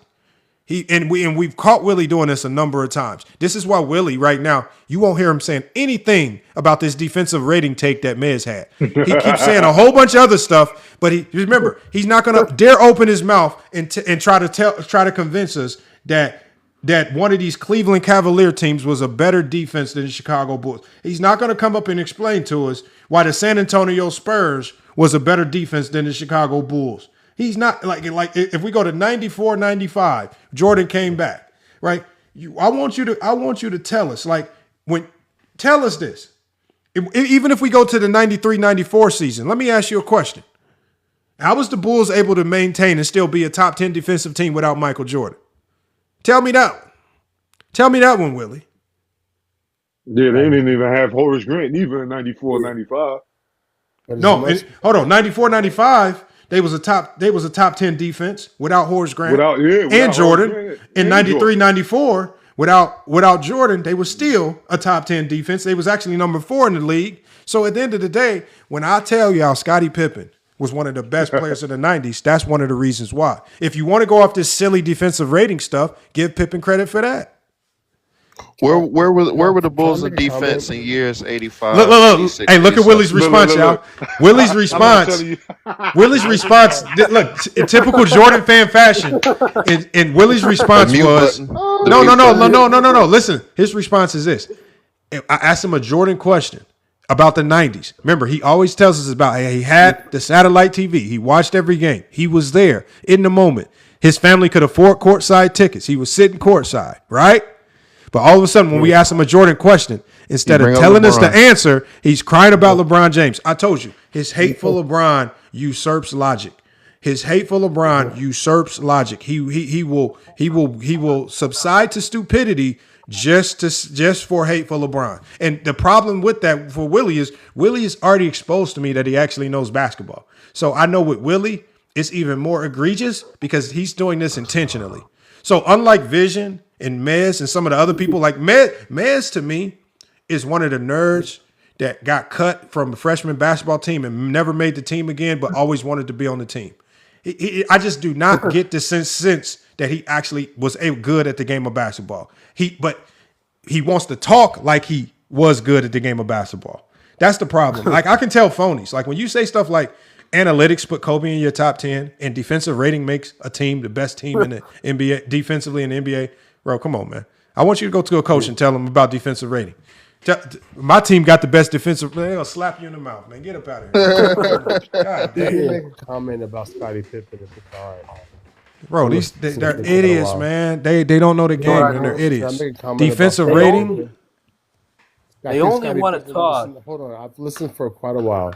Scottie Pippen was one of the best players in the 1990s in his role. And his role was to be the second best player on a championship team. And we all give him credit for that. But let's not overdo it here. Because, like, Kobe Bryant is way better than Scottie Pippen in that same fucking role. To the point that why are we even talking about Scottie Pippen? That's a lie. Kobe was never asked to guard the best perimeter to play on the team. We're not going to let you come up here. One boy. This is an easy one. This is a very easy one, one boy. Go ahead and finish. Let him know. Kobe Bryant's role with the Los Angeles Lakers as the second best player on the team, and Scottie Pippen's role as the second best player on the Chicago Bulls team, and they're both playing with top 75 greatest players at their position. Kobe Bryant, as the second best player with the Lakers, was far better than Scottie Pippen. I don't even think it's close. Scottie Pippen never individually closed one fucking game for the Chicago Bulls in the finals of any worth. We all know that. Hey, Yellow Mouth, can I ask you a question? No, can I finish? No. I'm gonna let you finish because I don't want you to span across too many topics, and then we have to wiggle back to what you initially said. So I'm gonna give you a quote. This is a quote from 1996. All right, from Larry Bird. Michael Jordan played the mind game better than almost anyone. He really knew how to get inside people's heads. Plus, I believe he had the second best player in the world right next to him in Scottie Pippen. You take Michael off that team, and Scottie can still carry that team. All right. Let me ask you a question. Why would Larry Bird in 1996 call Scottie Pippen the second best player in the world? I would never dispute anything Larry Bird says. No, I'm just asking you. Why would a great basketball mind, a guy that battled Michael Jordan, right? We know he's not glazing. We know he's not paid by Clutch Sports. Why would he say that Scottie Pippen was the second best player in the world in 1996? Because he was. Because okay, so hold on. Scottie Pippen playing next to Michael Jordan, the combination of those two are one of the greatest dynamic duos in NBA history. Nobody's ever disputing that. Why would no? Bird, no. Hold on. Let's stay factually correct. He did not say best duo. He said Scottie Pippen is the second best player in the league. Why would he say Scottie Pippen is the second best player in the league? He was like that. I'm not disputing any respect that you give to Scottie Pippen. I'm not going to dispute that. But at no point was him playing the second guy on a championship level team that three-peated. Let's never compare what he did to what Kobe Bryant did. Hold on. Even close. Well, Yellow. Let me hold on. Yellow. When did we ever compare what Scottie did to Kobe? Well, what I'm saying is we're giving Scottie a lot of credit, but in the same archetype, Kobe Bryant took that. He must have got a phone call, y'all. He got a phone call. Something's going. He's right here still, but he on coffee break. Somebody. That's it. No, there he is. Sorry about that. I'm sorry. You good? Go ahead. I'm saying Kobe Bryant maximized that position, being the second best player in that situation, to the point that why are we even talking about Scottie Pippen? The way that Kobe Bryant played next to Shaq compared to the way that Scottie Pippen played to Michael Jordan, it's not even close. Okay, but we're not talking about Scottie versus Kobe. We're talking about who Scottie was in the 90s. Scottie in the 90s. Because you keep saying what he was like is less than. Here's the problem. Here's the problem. Defense in the 90s was far more valuable than offense, right? Because one, the pace was slower. Getting stops was more significant, right?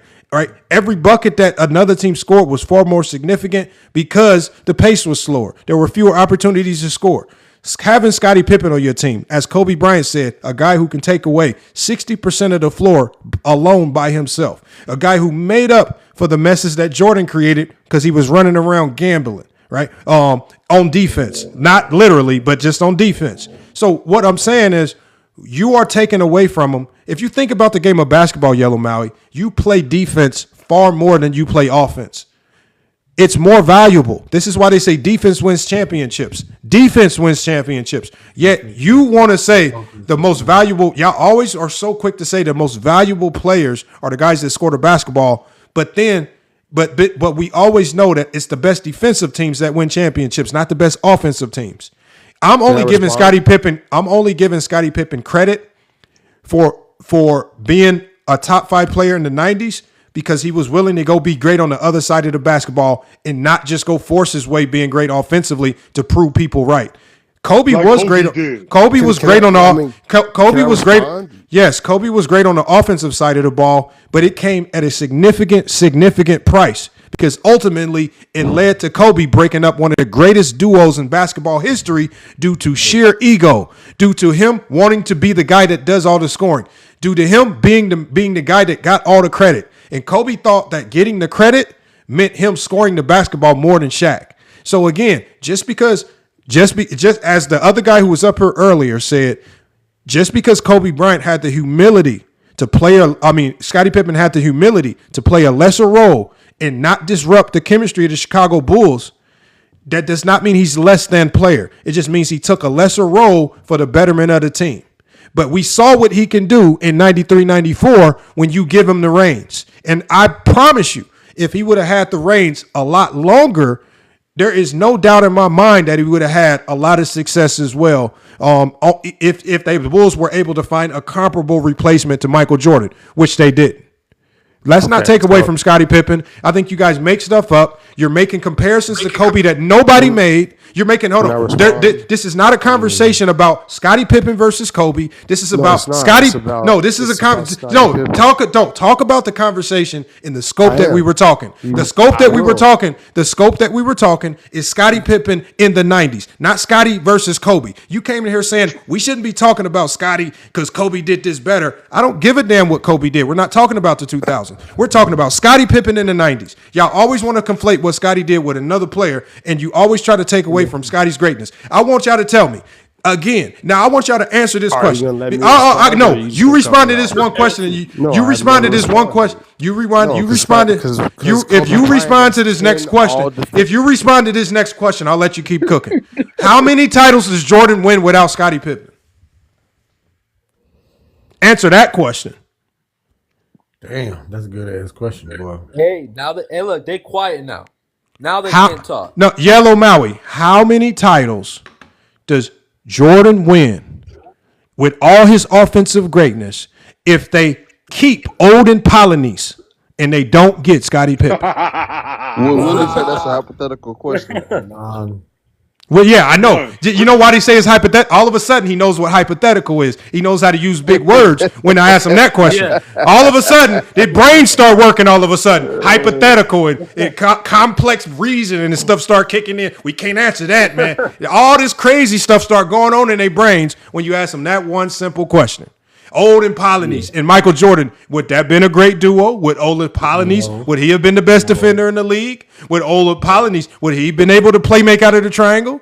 Again, I'm so curious just to see what this would have looked like with Olden Polynice. And if the Seattle Supersonics would have been the ones with the super team of Sean Kemp, Scottie Pippen, and Gary Payton, I'm just so curious of what that would have looked like, headed by George Karl and them. I don't know if Jordan walk out the 90s looking so clean and prestigious. It would have been the same team that lost in the first round of the Denver Nuggets. Again, we talking about Pippen in the 90s, not versus Kobe. You mentioned the Seattle Supersonics. What does LeBron have to Scottie Pippen? Scottie Pippen would have been the team that lost in the first round to the Nuggets in Matabo, laying on the floor. No, you're not going to cat. You're not going to cat. Scottie Pippen is twice the player Kendall Gill was. Who cares? They still would have That's what lost he was because on the George team. Karl's a terrible fucking coach, and Scottie Pippen has never proven to do something to the level of greatness. What if Jordan? You Jordan. got all this rap. He just asked you about Jordan without Pippen, but you Yeah, got well, all what's this rap Pippen for without Pippen Jordan? He's not without winning the Jordan. championship. Jordan wasn't shit without Pippen. I understand that. On the but Pippen's not 500 winning every the championship season, without one Jordan. playoff win and 3 playoff appearances. Listen, bro, two sweeps in a row. I'm not arguing even just that, that one, but that a Michael third of Jordan Come would on, never man. win a Losing championship season. without Scottie A Pippen. third I know of one his career thing. He was came Nobody's closer to winning arguing the that, but I'm championship saying without Pippen Jordan would than Jordan never did win a without Scottie. championship Yeah. without Michael Jordan. And I live Scotty in got Portland to a and conference Washington. finals without Yeah, Jordan. I yeah, lived in On a Portland whole and Washington. different team. yeah. Yeah. On a whole different team. Scottie Pippen won 55 games without Michael Jordan. What did he do in Portland? And he was with the a one better- checking What Kobe did too. he do in Portland with a better team before Michael Jordan got back? Okay, and Nothing. old Scottie Pippen. No, old no. Scottie What did he Pippen do was in still one of the Portland? best players in the world. What did he Hold do in on, Portland? y'all. Somebody has background noise. Hold on. Yeah, I that think it's- background crazy. Is it JFC? JFC, you got background noise, JFC? Hold on, y'all. Hold on. Look, I only want to stop the conversation because I feel like we now going down a path. No, because I hold on. Yellow Maui, hold on. I'm Scottie just trying to Pippen level did set the shit while he was here conversation. in Portland. Yellow Maui, hold on. I'm just trying to clean this up because I don't like dumb basketball talk. What we now are starting to do is we're going down a path of like dumb Mez and Vision level basketball talk. It's all dumb. It sounds dumb. Again, when we talk about the greatness of Scottie Pippen, remember, Scottie Pippen's career is over. We've seen it all. We've seen how great it is. We don't have to fake and finesse it. We don't have to compare it to Kobe. Scottie Pippen's career is his career in the 90s. Right? Him as a second option, we don't have to compare what that looks like to Kobe as a second option. 2 different eras, 2 different types of play, 2 different requirements to win, much different NBA. Not comparing the two. Scottie Pippen in the 90s, this all stemmed from me saying Scottie Pippen was a top 5 player in the 90s. Right? Now, I get that there are going to be a lot of people that want to put other players over him because they scored more. I just try to remind people of how valuable defense is and how sometimes scoring 26, 25 points per game is not nearly as valuable as Scottie Pippen's 20 a game and his more consistent all NBA level defense that really is uncomparable in the 90s. You can't think of another perimeter defender in the 90s of Scottie Pippen's ilk on the perimeter. It's a whole bunch of post defenders. There ain't no perimeter defenders like Scottie. He's a one of one in the 90s, and he still gave you 20 a game. Why do we diminish him for being great? Why do we diminish him? We don't diminish Kobe for being a number 2 option. Why do we try to diminish Pippen for being a number 2 option? I don't get it. Scottie Pippen is not a top 5 player in the 90s. There's no way. What? Why? Shaq, David Robinson, Shaq was not Michael better than Jordan, Hakeem Olajuwon. I mean, do I need to keep going? Charles Barkley? No, hold on. Do I need to keep Hold on, going? Shy. Hold on, y'all. Hold on. Yellow Maui. I will say every place. is those Yellow players- Maui. Let me ask you a question. Why, on every NBA year-by-year power ranking, was Scottie Pippen always ranked from 4th to 7th? Every single year from 91 to 98. He wasn't even better than Clyde Drexler. No, hold on. I'm asking you. Hold on, y'all. Clyde was the second best player in the league then. It wasn't Okay, so Scottie. this is your emotions talking. Remember, when they did NBA power rankings on a year-by-year basis, let me ask you, why in 1992, why did they have Scottie Pippen Clyde ranked? Drexler was second MVP voting. In 1992, why did they have Scottie Pippen ranked as the 6th best player in the NBA? And what was Clyde Drexler? The second Okay, best player. hold on. Let me ask you a question. In 1992, why did NBA have Pippen going into that season ranked as the 6th best player in the NBA? And why did they have Clyde Drexler at the end of the season, the second best player? 1993. I'd have kicked them off already. 1993. Why did they have Scottie Pippen ranked as the 5th best player in the NBA in 1990 going into the season? 1992-93, when Michael Jordan beat the Blazers in the finals. Clyde Drexler was second Why the in the fuck MVP do you keep talking about voting. Clyde Drexler? Why the fuck? Because he can't answer the question. Exactly. Scottie Pippen is good, man, but he's not all that. To say he's the top Neither 5 is player Kobe in the then. 90s is losing. This is all fueled by Hold on, y'all. Hold on. Yellow, Maui. See, this is the problem. Hold on. Okay, Willie says show the Top rankings. 5 winners. Hold on, Willie. Willie. Hold on. I'll show the rankings, Willie, right now. Willie, I'll show the rankings right now. What I need you to do, Willie, is I need you to go to my community post on YouTube, and I need you to make a donation to the GCU Men's Club basketball team, right? And for me, completely changing my screen just to show you this information, since you think everything is a lie, right? I'll show you, but you got to go donate to my basketball team. You don't have to donate to me because this money is not going to me. I want you to go to that GCU website. I want you to donate to the team for wasting my time, for doing something that you can do in 10 seconds, pulling it up on your own. Man, listen, you wasting your time. Willie ain't donating to no basketball causes, but the Jordan brand. Yeah, because that's his daddy, you know. So that's it. Why can't we give Pippen his flowers? Pippen deserves his flowers, bro. That's crazy. Yeah, you know the crazy thing, he says Kobe wasn't Pippen wasn't doing what Kobe was doing. When was Kobe, and every time in Kobe's professional NBA career was he tasked to guard the other team's best perimeter players? Okay, hold on. I got it pulled up right here, since Willie is going to be too stupid to pull it up. Right, so I'm going to share my screen. I'm going to completely disrupt my whole layout just to show Willie it's not cap, since Willie wants to be dumb. All right, so hold on. Let me share my screen. Hold on. I gotta add another screen in. Hold on. Let me do this. Let me add it. Hold on. Got a screen. Okay, let me add a source. I can't believe I always have to do this every stream because we got some bozo. Oh, come on, hurry up, screen. He wants you to show rankings, but Willie can't show us Jordan's defense in Oh, no, I'm about to show it. Y'all know I have no problem with showing this stuff. Willie and them, they remember, because they never have an answer. They always think somebody got to lie to them. So I'm going to show. Look, Yellow ran. He ran. Hold on, let me share. Hold on. But let me ask you a question here. Didn't Pippen start on the Dream Team? Like when they had the Dream Team, was Pippen out there on the starting five? He was. That's how good he was. Every game. I think the starting five was Magic. Jordan. The starting five was Magic, Jordan, Pippen, Barkley, and Ewing.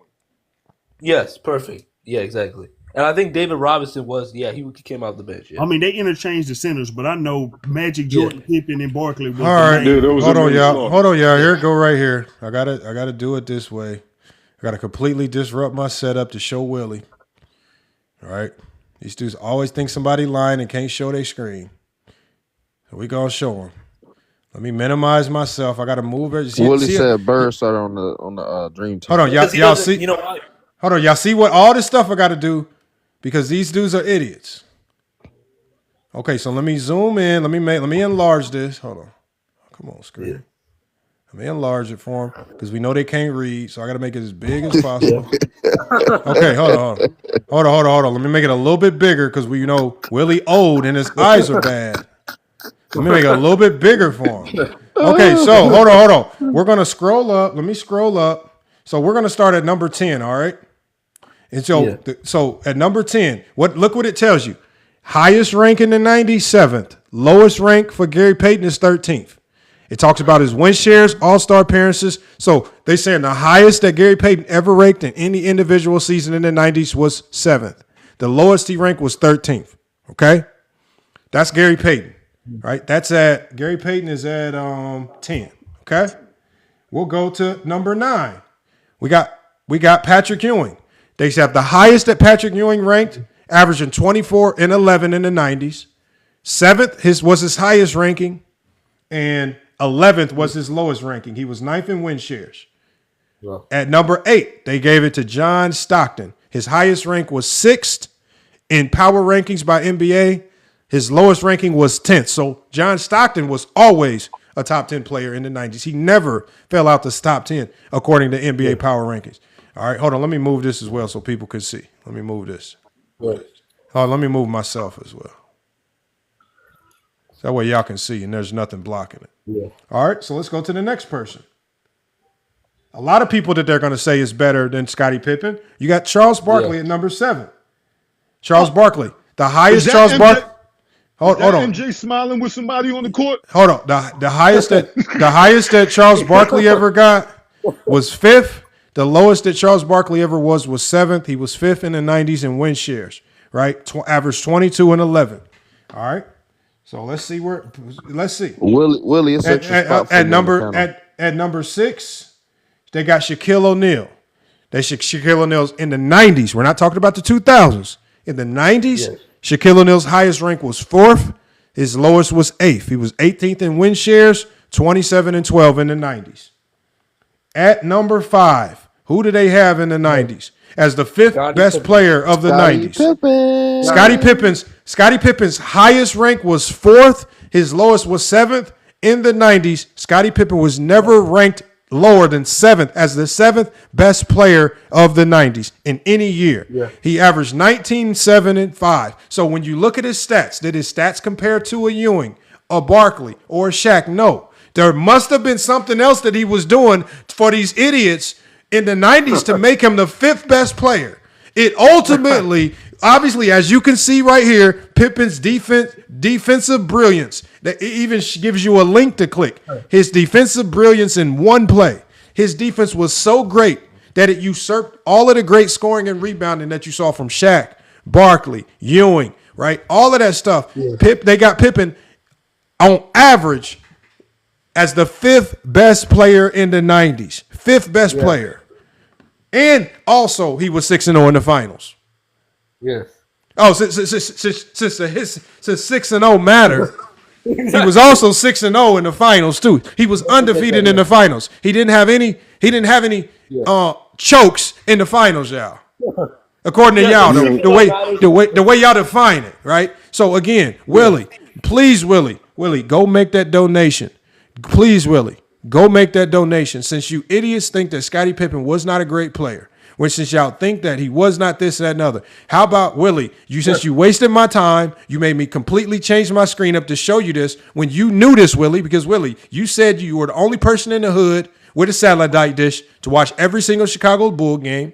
Your family had money. Big Assassin. Willie said it too. Willie said it too. Willie co-signed it because Willie said he lived next door to Big Assassin. Right? Come on, look. Willie,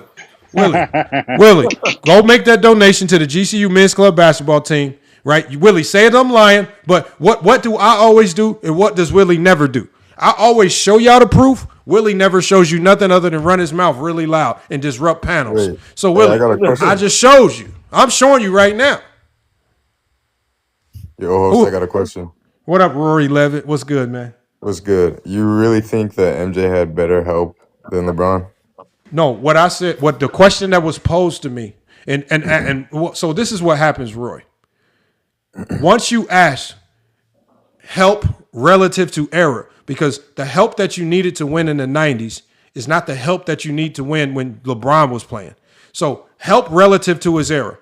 I want you to ask yourself, Roy, what team in the 90s had anything close to the amount of talent and coaching that Chicago Bulls had? Tell me one team.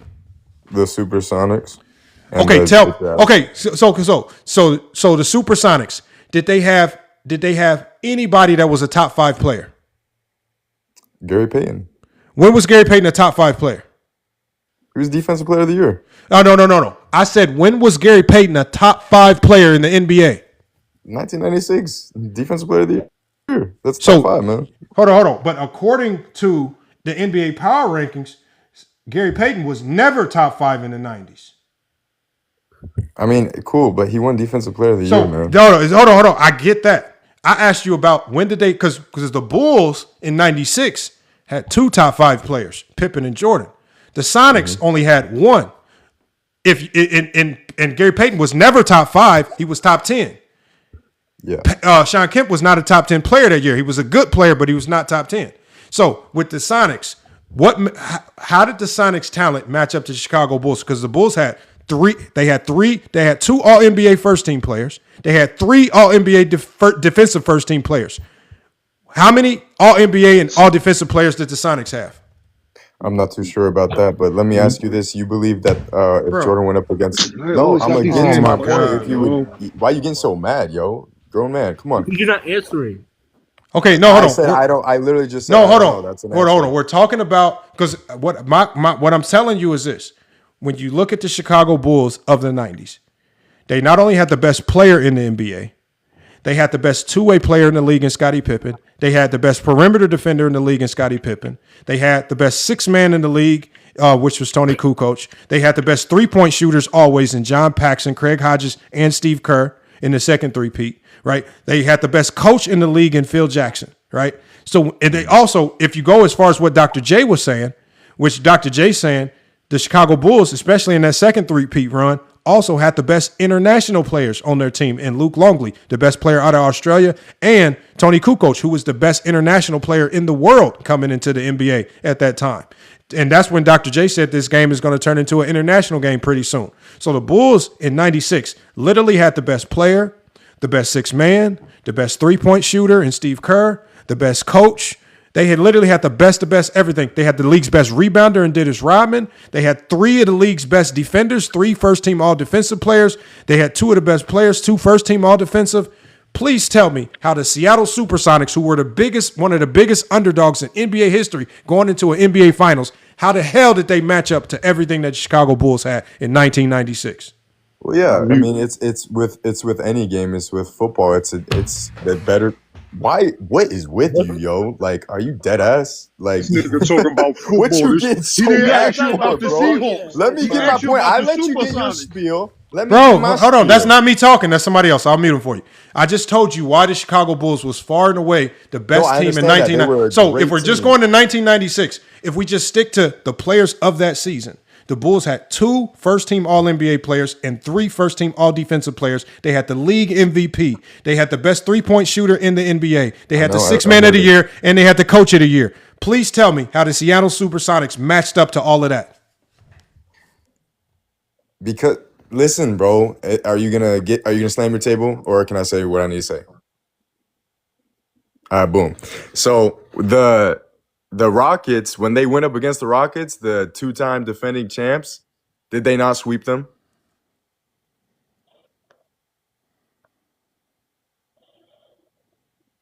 Simple. That's your answer? That's your response? That is my answer, because it's at the end of the day, you can have all these awards, you can have all this, all top 10, all NBA, all this or that. At the end of the day, the best team makes it to the end, and they beat the best team at that time. So by that logic, the Bulls won 6 times, so they were the best team. Not only did they make it to the end, Of course they were the best team. What are you talking about? But I'm saying that's the whole point of the conversation. That's the whole Nigga point. thought he was The coming best up here team. with some intricate shit. And what have you done? You sound dumb as fuck. What have you said? Best team. Oh my god. No, Roy. All I ask is, Roy, you don't have to cuss people out, man. I know we got on you a little bit, but hold on, Roy, we're not trying to rock on you, because I'm not trying to be like some of these other panels where they trying to get you in gotcha moments. Roy, the question was winning more with better help. The Bulls, Jordan never had to win more with better help because he always had the best help in the NBA. There was no other team in the NBA that had the quality of team or coaching that he had. Whenever he won, he had the best of everything. As we saw in 95 when they lost, well, you just lost a significant piece that compromised the integrity of everything that you were doing, right? When you lose Horace Grant, you don't replace it. So we see when even when there's any hole in the way this structure is built, everything can fall apart, as we saw it fall apart in 94, 95. But what did they immediately do going into 95, 96? They said, we need to fill this hole. Get Dennis Rodman. Now we are back to optimal. We're functioning at an optimal level. And they were almost unbeatable in 96. That's team. That's understand the dynamics of your team. That's knowing that you have weaknesses. Like, for example, there's a lot of players in NBA history. We watched them stay on teams, and the organization makes the best players stay pat with what they have. They don't go out there and fight to get the best players. They don't figure out what they need. They're just kind of stuck. And sometimes fans put this expectation of just winning on these players, even though the organizations do nothing to make these teams better. The Bulls, you got to give them credit, because as soon as there was a weakness or a flaw, they went and filled it with an elite player. Yeah. And I give them credit. And I don't knock Jordan for having the best team. I don't knock him. I want you to go win with the best team. That's just basketball. So the unfortunate reality is that if you look at some of the teams that LeBron James won with, relative to his era, like when he beat the 73-9 Warriors, he just won with less help because relative to era, he was not supposed to beat that Warrior team. Yeah. But 3-1 comeback, probably the greatest finals performance comeback that we've ever seen in NBA history. I don't know what y'all want me to do with. You want me to fake like it just wasn't a hell of a comeback and like he wasn't facing significant odds? It was. I mean, I don't know what y'all want me to do. What you have the stats on the first three-peat? Like, is it the same with the first three-peat as it is the second? What do you mean stats? Stats from who? Like, not stats, but like as far as help with MJ, you know? Like, okay, so when you so let me ask you a question.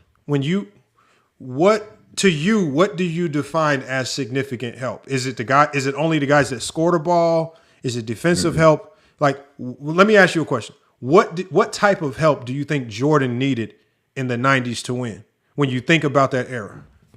The point forward and Scottie Pippen. No. I'm saying like we saw Jordan in the 80s. I remember when the Bulls added a 20-point per game score. Like George Gervin was coming off an all-star year. He was averaging 20 points per game, and then they added him to the Bulls. But yes, Jordan was hurt that year, but they never meshed when they played together. Quentin Daly was another 20-point per game scorer. Superior athlete. They even had a nickname for the duo of Jordan and Orlando Woolridge, but they never gelled because it seemed like Woolridge was too offensively minded. What I'm saying is, are you trying to say that the quality of Jordan's help wasn't as good because the help that the Bulls brought in wasn't always elite scorers? No, it has nothing to do with. It has nothing to do with the scoring aspect because you know. How you judging it then? I judge it based off of defensive help and facilitating and you know being the what's the word, like the first to really push the point forward in Scottie Pippen, you know. Do you think in 92, do you think Jordan had a lot of help? I think he had pretty damn good help in Horace Grant and Pippen. No, I'm even outside of those guys. Like, for example, in Game 6 of the NBA Finals, when the Chicago Bulls benched Michael Jordan, and the Bulls were down 15 points.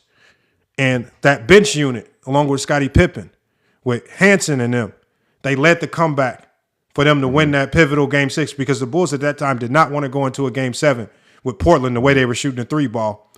That bench, you know how good your bench has to be for the coach to bench Jordan so that the bench can lead the comeback in an NBA Finals game? Or do we discredit them because we don't know the Chris Hansons, because we don't know the Stacey King, some of these guys with less popular names, right? You don't know them, but you discredit them because the names weren't as flashy. But when we watch them play, this bench unit is the same bench unit that led the comeback in the 92 Finals Game 6 when the team had to bench Michael Jordan when he was playing like ass cheeks.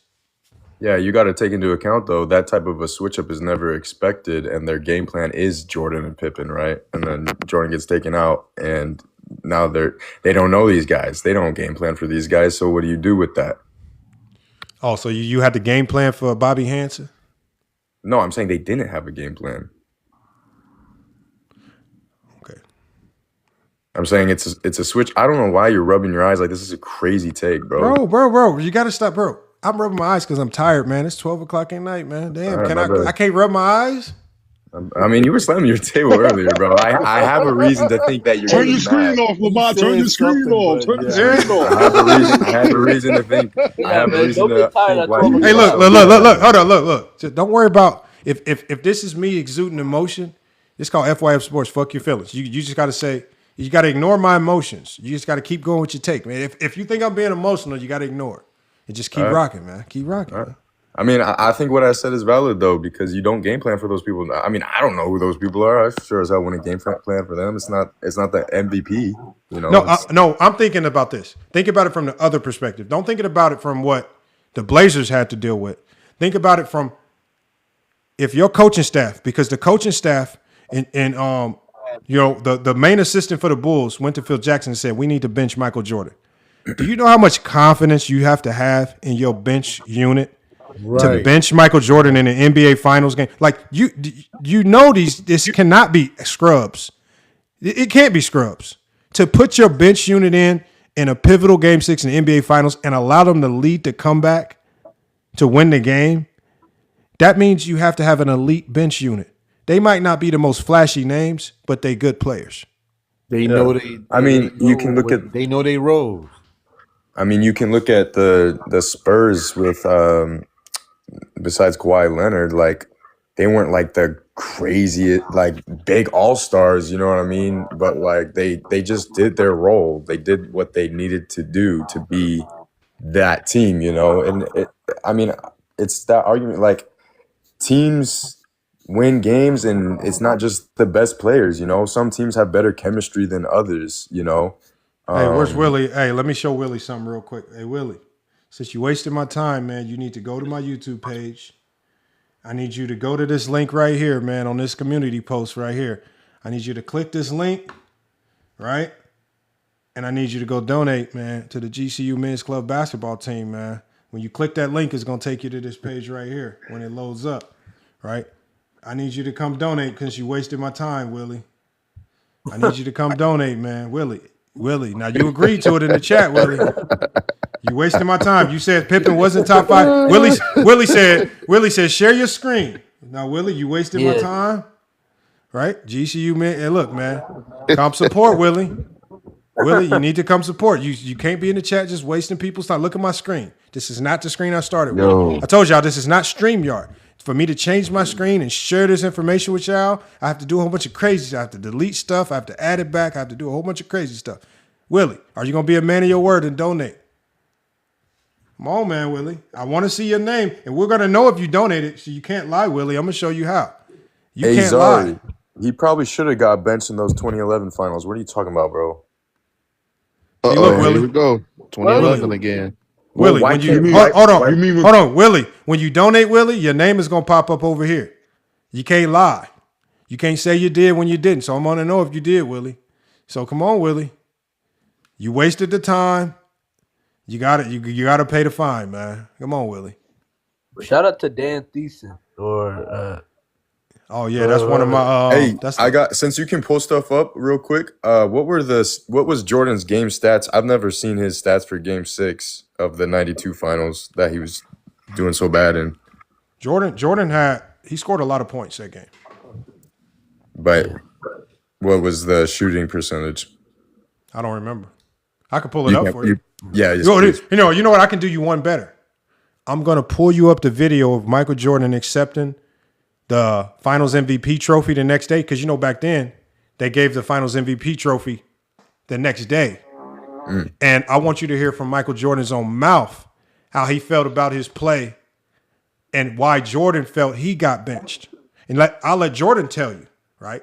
Because remember, we know stats. Hold on. No. We know stats and numbers can lie. I want to hear from the man himself. We're not going to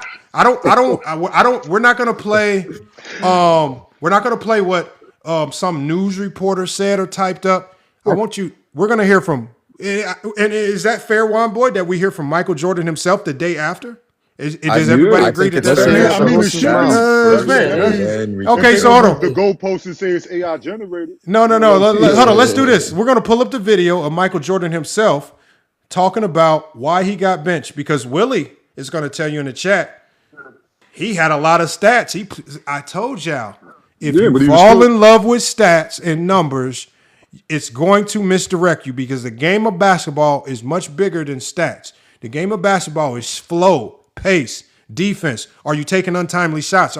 Remember, Winters, the assistant coach, said that Michael Jordan was disrupting the offense. He was taking too many bad shots. They were down 15. Something was going wrong. And they ended up benching Michael Jordan. And when they benched Michael Jordan, they came back. So again, we're going to let Jordan tell you what went wrong. We're going to let Jordan tell you if he was playing like trash, right? And not FYF, because y'all don't believe it when I tell you. And you know what, Willie? Now you got to double up on that donation if I play this video, because you're making me waste more time. Because Willie watched, and Willie don't want to be honest. Now, the crazy thing is Willie got to explain, like you talk about Jordan defense, why they down double digits. Why they down double digits? I just Not want to only see that this one, the but they came stats back. too. You know, Not only Why? that one, but they I've came never, back. Yeah, with they I've why they never 211. seen come the back? stats for it, so I Why just he want had to to see go to that. the bench? He Yeah, scored like yeah, I Roy think, Leaf. Why does LeBron have to be benched in 2011 when they wasn't getting blown out? What'd you say? Exactly. Didn't you hold say that on. LeBron should have been benched in the 2011 finals Yeah, they because the wasn't way he getting played? blown out. Yeah. Yeah. What was his stats? No. We talking about no. We got it. We got it here, yeah. We gonna play it, man. We got it, man. Oh man, let me get this prepped up, man. Because I don't think Willie's seen this yet, y'all. Because when I played it on FYF Sports, because Jordan said a lot of stuff here. Jordan even talked about how long he would ultimately end up playing the game and how Man, just play the video. he wanted to fulfill his entire contract. He wasn't gonna bail on his contract. He said a lot of stuff in this one right here, man. We gonna play. You I know, Willie. I know. I'm trying to Man, get him to do it, Willie. man, you ain't got no rights over here, man. You No, a hold on, guest. hold on, That's hold why on, you Willie. get Hold talked on. to the way I got you the do. right to state my opinion. Hold on, No, Willie. man, Willie. yeah, Hold but on, you hold on. in One there, boy. One boy. Hold on, one boy. you got- One boy. Hold on. I got it. smoking a One boy. Only reason I muted you, one boy, is because from the history has shown us that if we get too hostile with them before we're about to provide pivotal evidence, they will leave and pretend that they didn't see it. Remember, this is about keeping them up here long enough to see the evidence. Right? Willie's going to be in the chat. We know Willie's going to watch. Can we play the video? Bro, hold on. Okay, bro, I told you it takes time for me to pull it up because I have to change screens. Give me 1 second. I'm about to play it. I don't know why y'all think I'm not going to play it. Well, you just been talking for a while, bro. So, no, I'm trying to pull it up. Y'all keep stopping me, man. And then I want to see the stats afterwards. But anyways, why he's waiting for that to pull up? Why do you think that LeBron should have been benched in the 2011 finals? Why do I think he should have been benched? Yes, because he was doing terrible. That's the biggest. But mark. was they in the game? Were they in the game when you looked at the score? Were they in the game or were they losing by a large margin?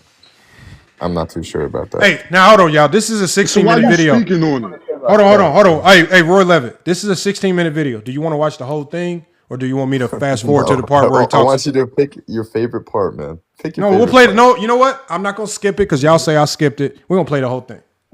Oh my! I want to see the stats, bro. The stat. This is why I want you to pull the stats. You can go. Roy, you can look that up. You go look up the stats while you play look it up. video.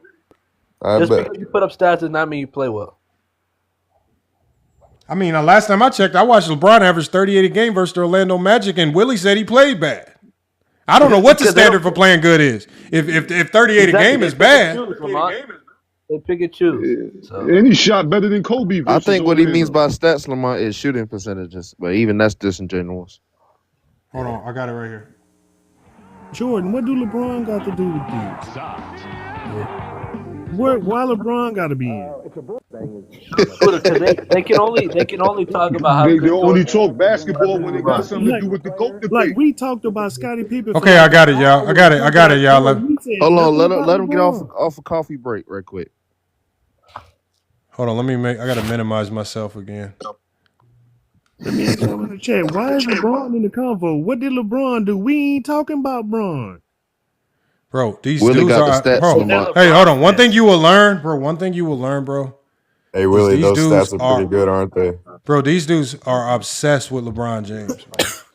You guys are the majority. It's the same thing, man. Yeah, it's the same thing. But hold on, Roy. Here, you know, Roy. We've done, Roy. You know, Roy. And as I share this, let me add this in. We've done like literally we've done test subjects on y'all. We will do videos on other players, other topics. Bro, y'all motherfuckers will get ghosts real quick when we start talking about anything other than Jordan and LeBron.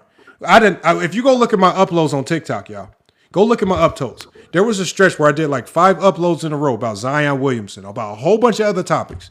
All the views is low. Soon as I go back to Jordan, Jordan topic, what did I tell you in them 50,000 views. It's because that's what the problem. The thing is with that. I told you about that same post. I told you.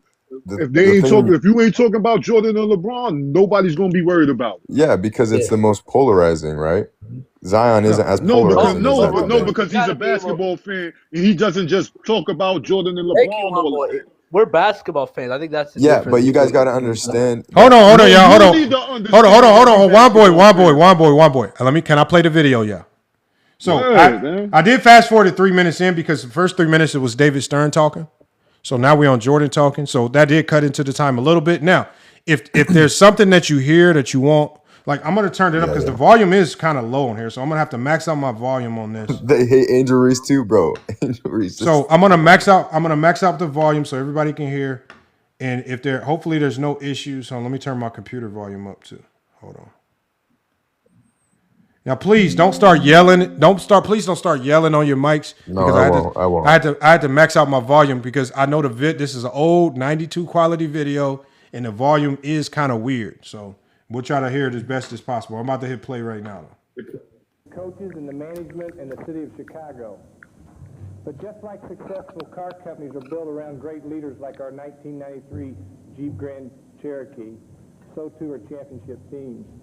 And it's my pleasure on behalf of Chrysler Corporation and Jeep Eagle dealers across the country to honor the most valuable player this year, a truly great leader and probably the best leader all time in NBA history, Michael Jordan. And we think it's a perfect match. We have the king of the hill. Hold on. Somebody said they can't hear. Olo said he can't hear. Hold up. I heard him talking about he was the GOAT in 1992. Hold on. Can y'all hear? No, we can't hear. Yeah. Okay, hold on. Let me turn. I think I got another way. Okay, I can turn the volume up here too. Hold on. Now the volume perfect. No, it's not. Hold on. I'm turning again. Hold on, yeah. I'm about to turn the media volume up, so this should help. I'm turning the media volume up all the way to 100%. Hold on, let me see. That's sound effects. Hold on. Somebody say something. Hey, Zari, the MVP is okay. I got you. Okay, that's loud. Hold on. I'm gonna turn this up. So my primary speaker, I got to turn it up. I'm gonna turn this. Hold on, Roy. I'm turning it up to 325%. Please, just let the video play. Because if y'all talk, no, I got you. I wasn't talking. It's gonna sound loud as hell in my ear, man. Hold on 1 second. All right, I'm gonna mute y'all, and then I turn the volume up some. Y'all should be able to hear it a little bit better. And the king of the court. So, with that, Michael.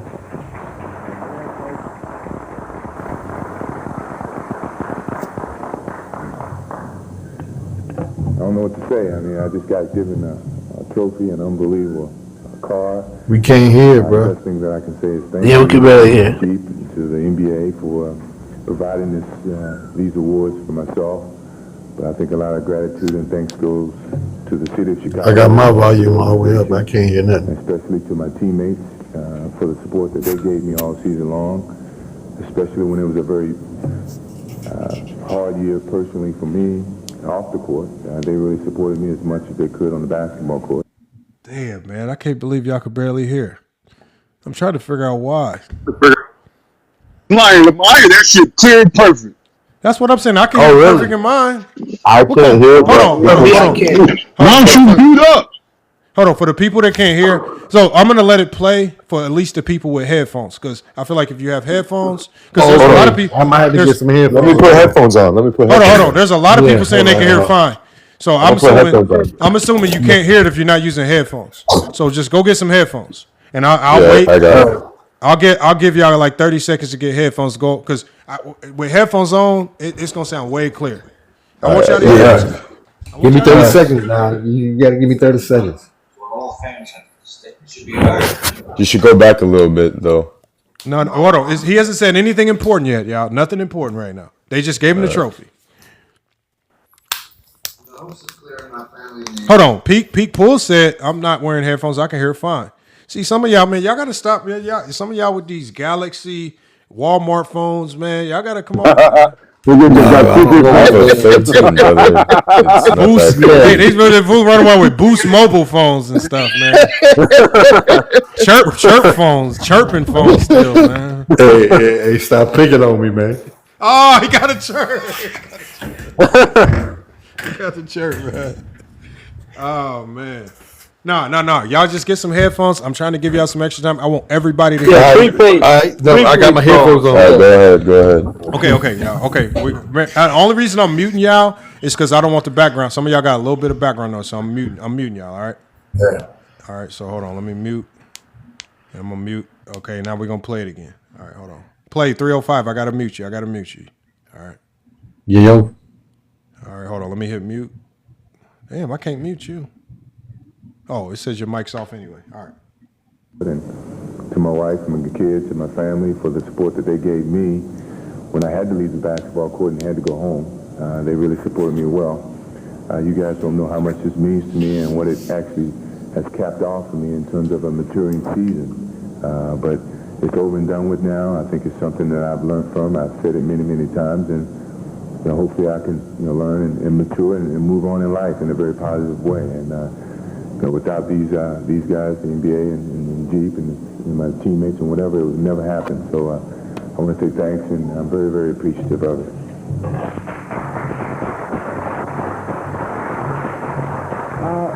If you have any questions you might want to ask Michael from the audience, feel free to do that at this time.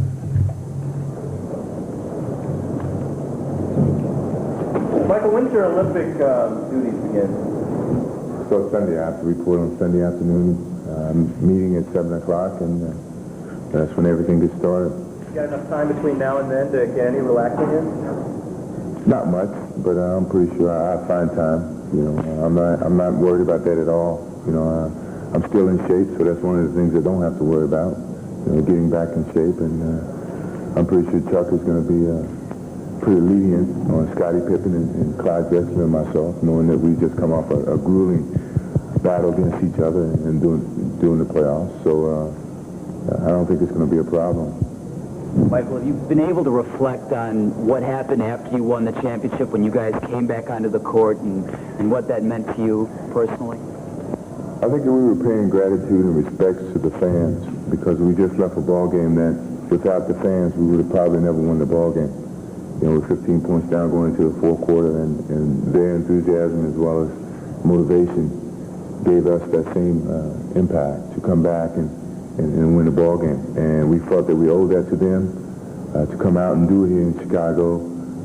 I know everybody's been waiting when we're going to win a championship here in Chicago so we can celebrate here in Chicago. The celebration got out of hand a little bit. I don't know if we want to do it again, but for the most part, we had the opportunity to do it at least once here in Chicago from a basketball standpoint, and I thought we owed the fans that respect to come out and let them know how much we appreciated them. With all these awards, do you feel comfortable? I know earlier this year you said you didn't feel comfortable taking over the ambassador or the king, the number one of the NBA around the world, but now there's no way of getting around it. You are. It's a way of getting around it, believe me. I just think the NBA has expanded so well that so much parity is set in, so many great players are in this league, that it's hard to take one player and put that responsibility on him. It's too much of a drain mentally. I feel that you got a group of players who consistently are making contributions to the NBA from a public standpoint as well as basketball-wise. I feel that you have a group, a core of players that carry the label of the NBA. I think that's better, so that one person doesn't have that responsibility. So I will never, ever accept the ambassadorship alone. I would have to do it as a group and select the players in the league if I'm going to do that. But I think it's better for the league to have a group of players to accept that ambassadorship. Michael, 20 years from now, when you look back, how do you want to be remembered? As a guy who enjoyed the game, who played the game 110% every time he stepped on the court, a very caring person of people, really did whatever he could to turn a franchise around to where it went from the bottom to the top in a matter of 8 years or 7 years, and hopefully can maintain and start a whole program that attitude of continuing to win here in Chicago. In terms of the NBA is always going to be there after Michael Jordan because the talent is just going to continue to get better and better. So, I think Magic Johnson, Larry Bird, and all these guys have did a great job in setting guidelines for Michael Jordan to follow. And we have to do the same for other kids to follow. So, I'm just glad to be a part of it. Michael, have you got any special plans for this car? I said I was going to drive the last one, but I couldn't pass it up. So I can't even, I'm not even sit up and try to lie this time. Michael, you are MVP in the championship series, but in Game 6, in the middle of the game, you're on the bench in the third quarter. Who was the MVP then? Who stepped up for the team? Scottie Pippen and our bench. I would think you have to give that whole credit to those 5 guys. Scottie Pippen was only started in the game at the beginning of the fourth quarter along with 4 other guys from the bench. Those guys would be the MVP of that situation. Because without them going out there, laying it all on the court, laying it all with determination and hard work to get us back in a chance where I can get back out there and kind of redeem myself for falling asleep in the first half. Was an effort that you just can't overlook. And those guys deserve some recognition, and they did an excellent job. I think the fans... He said, so I can get back out there and redeem myself for falling asleep in the first half. He said, so I can get back out there and redeem myself for falling asleep in the first half. Why would he say they helped us get back in the game so I can get back out there and redeem myself for falling asleep in the first half if he was playing a great game, Willie? Willie, why would Michael Jordan say that? Oh, no. It's not even about if he admitted it or not. It's if his fans can admit it. It's the idiot fans like Willie. No. I mean, I didn't see the game. No, Roy. I'm not talking to you, Roy, because this is the first time you've ever seen this.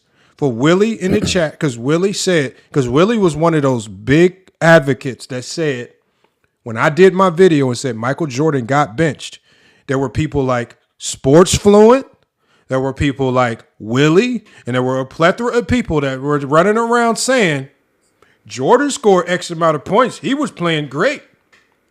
I'm asking, this is a day after Game 6 of the NBA Finals. Why would Michael Jordan say that the MVP of the Game 6 was the bench, the guys that got them back into the game, to allow him to redeem himself for falling asleep in the first half? This is not my words, because if I would have told y'all Jordan said that, Willie would have said, show me the proof. Now, when I play the video, why would Michael Jordan say those exact words? Because just because he's scoring points, it does not mean he's doing it in the most efficient way possible. Is he doing it in a way that doesn't compromise the integrity of the team's offense and defense? Was he playing defense up to the Chicago Bulls standard? There are a lot of things that go into what a great player needs to be doing on the basketball court. And for Michael Jordan, based on who he was at that time, to get benched, he had to have been doing something significantly bad for Phil Jackson and Tex Winters to say, we need to bench Michael Jordan. And it had to be something that he was doing outside of just scoring that was hurting the team. And I keep telling y'all that Jordan fans like Willie, the only thing that they see or even care about is points. They don't know how to talk about the game without scoring. This is why people like Willie will come up here and tell us that Scottie Pippen wasn't all that. They will say that Scottie Pippen wasn't that. They will be the first because, and then Willie, every time he's come up here and talked about Scottie Pippen, and I even exposed him in my comments on another video, he always talks about Scottie Pippen not scoring this amount of points. Scottie Pippen didn't show up here and score this amount of points, but he never talks about Scottie Pippen's defense, playmaking, passing, how he was able to engage others, nor does he ever give Scottie Pippen credit, as Jordan said, for leading this comeback with the bench players. So this answers a multitude of questions, because when we talk about the amount of help that you had, think about how much help you have on a roster if your bench unit with just Scottie Pippen is able to lead the comeback against one of the most potent offenses in the NBA of the Portland Trail Blazers. Think about that. And also, you have to stop them from scoring. This is a potent offense. They went out there defensively and got stops to cut into this lead. So not only was this bench unit great offensively, they were great defensively. And they did the job that Jordan couldn't do in the NBA Finals. Who admitted it? Who admitted it? Did I admit it? Did I read it in a newspaper? Did I show you? Michael Jordan said it, Willie. Willie keeps saying I'm lying. Willie, I'm not saying nothing. Michael Jordan just told you. Like Willie, you're not a Bulls fan, Willie. You are a Jordan fan. It definitely pulled up comments where Willie was shitting on Scottie Pippen. One boy. I haven't turned the volume down yet, so I'm going to play a little bit more of this. I'm gonna play a little bit more of this. Can I have something to say? Hold on. I'm gonna let y'all talk as soon as I let this video play. Then I can turn the volume back down because every time y'all talk, it's super loud in my headphones. But I want to play the rest of the video because the rest of the video is an example of people like Willie. Because what Willie likes to do, he likes to take every word that a player says as fact and as a promise for the future. Jordan is going to make some promises for the future in this video. I want to see if Willie held Jordan to the standard of what he said. Jordan says some things that I held him to. If we hold LeBron to everything he says, not one, not two, not three, do we hold Jordan to everything that he says in this video? Let's hear it out. As well, I knew the hard work that they. Hold on, let me go back. And all their determination and hard work to get us back in a chance where I can get back out there and kind of redeem myself for falling asleep in the first half. Was an effort that all the determination and hard work to get us back in a chance where I can get back out there and kind of redeem myself for falling asleep in the first half. Was all the determination and hard work to get us back in a chance where I can get back out there and kind of redeem myself for falling asleep in the first half. Was an effort that you just can't overlook. And those guys deserve some recognition, and they did an excellent job. I think the fans as well knew the hard work that they saw on the basketball court, and they responded with all the cheers and the motivation. That game one performance have any special meaning to you? I think it showed everybody I can shoot. You know, that was one of the weakest part of my games, and everybody wants me to shoot from the outside, and I think I kind of woke a lot of people up that I only given. Oh, that's one more question answered. Jordan said, I had to prove to everybody that I could shoot. It was one of the weakest parts of my game. That's one question answered for all the idiots that running around saying that this man was walking around as one of the most elite mid-range shooter pre-1996. Well, Michael Jordan just said it's one of the weakest parts of my game. And this is in 1992. I keep telling you idiots, he didn't master mid-range.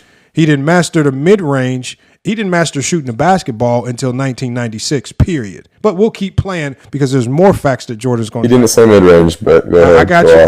I got you. Shooting is shooting. You shoot from the mid-range. You shoot outside from the three-point line. So again, Jordan spoke for himself. We don't need you guys to speak for him.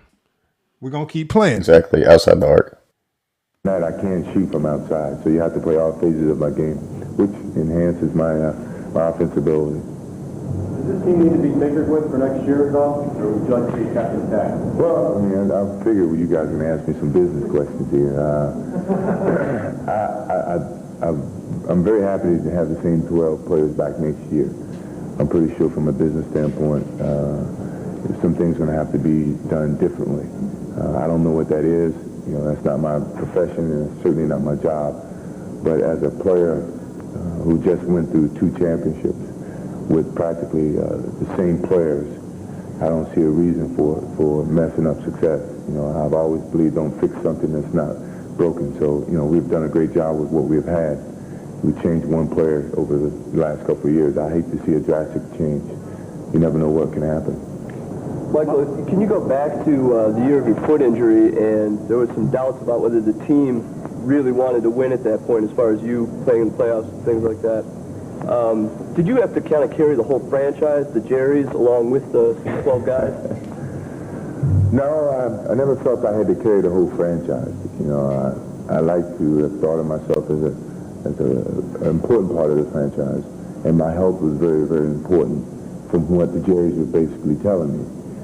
So I think what I actually taught to the Jerrys, if I could teach them anything, was that I play this game for the love of the game and not for the financial situation. You know, if I didn't get paid to play basketball, you can believe I'd be playing somewhere. I just so happen to be fortunate enough that it is a league, it is a business, and I can get paid to play the game. So I really don't think, you know, I carried that in that sense. I like to feel that I was a part of it, and I'm pretty sure both Jerrys had a lot to do with it in terms of the decisions that they made from that point on. I think it was a collective situation. Michael, considering all the turmoil that surrounded not going. That's another gem that Jordan just dropped. He talked about how he couldn't control getting load managed when he broke his foot. It's a business. They made the decision. He loved to play basketball. Idiots today like to pretend that these players today don't like to play basketball and they just want to sit out and miss games. But as Jordan just explained to you bozos, they load managed him because it's a business and he's their biggest investment. We'll keep going, though. With the team to Washington last year, will you go to the White House this year? I don't think the team's going because of our scheduling, Scottie Pippen and myself, as well as the election year. I don't know. I don't think they're going to go. And you're saying if they would have won, would I have gone? I don't know. We never know now, will we? Michael, after your career in the NBA is over, how serious are you about golf? I don't know. I mean, right now, every person needs a driving force, and I'm a competitor, you know, and right now basketball is a driving force for me. I try to exceed and stay on top of my game. Once I get out of basketball, I don't know if I'll ever get good enough to play professionally golf, but it's a driving force for me to go out and enjoy myself and be competitive at it. If I never get good enough, you know, I'm not going to step in an arena that I'm not ready for. So it determines on how well and how much improvement I have in the game of golf itself. But I would love to do it. That's just the competitive attitude that I have. What's your handicap now? I don't have a handicap. Gary Reinsdorf said I'm the only guy that teach in terms of a handicap lower than higher. So I'm not taking a handicap right now. Michael, we'd like to see you stay around forever, but have you thought about the day you're going to have to walk away from all this? No. You know, sometimes it's hard to say and walk away from something that you love so much. You know, at some point in time, I'm going to have to realize that my abilities are not the same, and maybe I don't have the love that I had in the past. But when I walk away, I like to think that this game is going to continue on. The players in the city of Chicago is going to continue on. Hopefully the winning tradition is going to continue on. But when I walk away from the game, I will have no remorse, no regrets at all. I think the game has meant a lot to me, has benefited me as much as, you know, maybe I've benefited it. But I walk away with a lot of pride and my head held high because it was a privilege for me to play in the NBA and certainly a privilege to play here in the city of Chicago. Any time frame on how much longer you want to play? I have 4 years on my contract right now, and I'm looking forward to finishing out those 4 years and evaluate my love at that particular time for the game. I don't want to make a promise when actually I may not fulfill it.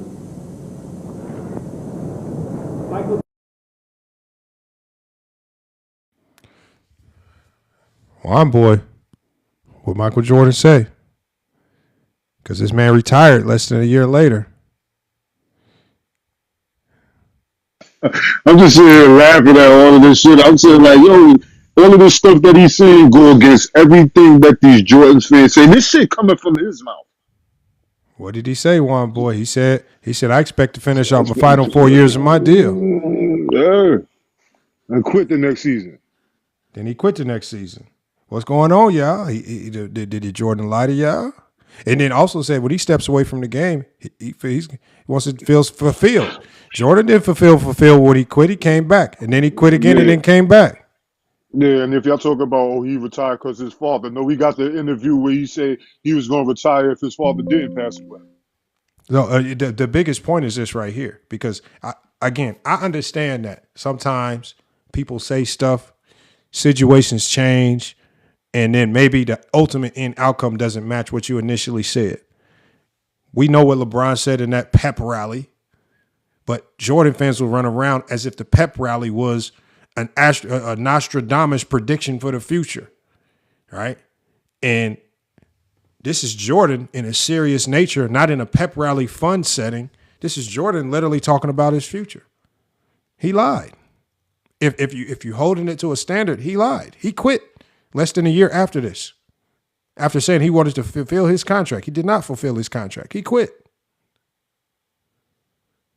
Then when he came back, not only did he come back, he demanded to be the highest paid player in the year because he wanted to be paid more than Patrick Ewing. So he demanded $29 million a year just to play for the Chicago Bulls, or he would abandon them and go to the Knicks. So I have a question. Yeah. It has nothing to do with his father or the fact that he just came off of a 3-peat and he might have just been satisfied. I can only take Jordan at face value of what he says. Jordan said out of his mouth that it wasn't because of his father. Right. So I just But don't know what you want me to do with that. Part also. And think about it. He ain't say that neither. Jordan fans consistently tell you that Jordan retired because his father died. Mm-hmm. That is a lie. And that contradicts everything that he just said in his post conference or the finals MVP conference, where he said he was going to fulfill his final 4 years and then he would see where his love for the game was. Jordan did not do that. Do you think Jordan is the only player in this time frame to lose a mother or a father while playing? No. You think he's the only player in NBA history to lose a family member, a significantly close family member, but have to face the decision, do I keep playing or do I quit? No, of course not. Willie, I asked Willie in the chat. Willie's works at a construction site. I asked him last week. I said, you run the construction site. I said, if one of your coworkers came to you and said, can I get a year paid time off because a family member died? And Willie, because he has to subside to stupidity to sound right, he said, yeah, I would give my employee a year paid time off if one of their family members died, because he has to now agree to stupidity just to continue the charade of keeping up this nonsensical talking points. Yeah. I'm gonna go to work tomorrow and ask if I could get a year off for my pops passing 5 years ago. So I've never been a Jordan fan who was like, oh, his father died, that's why, because I know a lot of I personally love the NFL more than the NBA. But I know a lot of like NFL players who, like Deion Henley, his brother recently died and he still played. So I never really put it that much into a factor. I just thought that he felt like he was satisfied because he three-peated, and very few people, except for Bill Russell, obviously. Yeah, but Roy, it's still, no matter why he retired, it still contradicts what he just said in his press conference, where he said he's going to fulfill the final 4 years of his contract and then he will evaluate where he's at after that. No matter what his excuse was for retiring, it's a contradict. Like if you want to hold people word for word to press conferences and pep rallies, word for word, it contradicts what he said here. He said he would fulfill his final 4 years and reevaluate. He did not do that. He retired. Now, either you guys agree with the notion that the NBA forced him to retire because of the significant gambling ties to mob and gangs and money laundering, which was already proven by the FBI, right? Which makes more sense. Or you could agree with these silly notions that he retired because he just said, man, I don't got no more to prove. I don't know what basketball players you guys know in real life that just stop hooping. Man, I won too much. Bro, what basketball players? This is not LA Fitness where you run 8 games in a row and your team gets tired and you quit. This ain't LA Fitness. It's the NBA. Guys don't just quit because you're winning too much. Who does that? Yeah, I've never heard that in my life. Y'all really think Jordan, this guy? I think you think something of me that you don't know is that the problem is I'm not your typical Jordan fan who's like. But Roy, we weren't talking to you per se. This is more so directed at Willie, who is in the chat, who refuses to come up here and address the video that was played. No, because Willie knows he's now at a significant disadvantage because I played the video. He's been on a charade over the last 2 months telling everybody that Jordan didn't get benched. And now that he heard Jordan say out of his own mouth that he was benched, that he was playing bad, irregardless of the points scored, now he cannot come up here and contradict Jordan's own words. He can't speak. Benched? What quarter was it? Jordan went to the bench at the end of the third. So typically Jordan typically would get benched at the end of the third, but would come back and be playing at the start of the fourth. But in this particular game, Tex Winters went to Phil Jackson and said, Jordan is disrupting the flow of the offense. He's screwing everything up. We're down 15. We don't want to go into a game 7 with this Portland Trailblazer team. we have to bench Jordan. They benched him. They kept him on the bench longer than normal going into that fourth quarter. The bench unit did what the bench unit typically does, which is lead the comeback. Guys that nobody knows or even remembers. Guys that people will pretend is not good help led the comeback in the NBA Finals, setting the stage for Jordan to re-enter that game, as Michael Jordan said himself, to redeem himself for falling asleep in the first half. See, Willie won't tell you about the things that Jordan was doing in which he was falling asleep in the first half. Willie's only going to tell you about the points he scored because Willie only cares about offense. He's not going to tell you about the defensive lapses. He's not going to tell you about the passes he missed or the selfishness. He's only going to tell you about points scored as if that's the makeup of the entire game of basketball. Right. Now, okay, I got a quick question. Why does it matter what quarter it was in? It's Michael Jordan. It's Michael Jordan in the finals. If he gets benched in the fourth quarter, that really says something. Well, it's Michael. Well, it was the fourth. It was the fourth quarter. Yeah, it's Michael Jordan. I thought you said he got benched at the end of the third. He's getting benched and it down double digits. So, how many points did what quarter does it matter? Why are you getting so mad? I'm not getting mad. You're getting. That's just how he talks. That's just how he talks, Roy, man. That's just right, man. Yeah, I got a deep voice, man. You don't like it? Turn your mic down. How many points did he score in the fourth? I don't know. How many did he score? You got plenty of time to go look it up. You were supposed to look that up. Again, Roy. Come on, bro. Roy.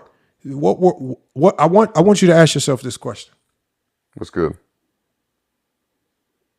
Why would Jordan say? It's Rory, Zari. Why would Jordan say that he fell asleep in the first half? Because he's being genuine. He's being real. No. I'm thinking about not because of his feelings. Think about the basketball wise. A guy who, up until when he got benched, was pretty much still, if you look at the numbers, scoring. So if his scoring was pretty much the same up until the point where he got benched, why would Tex Winter say he's disrupting the flow of the game?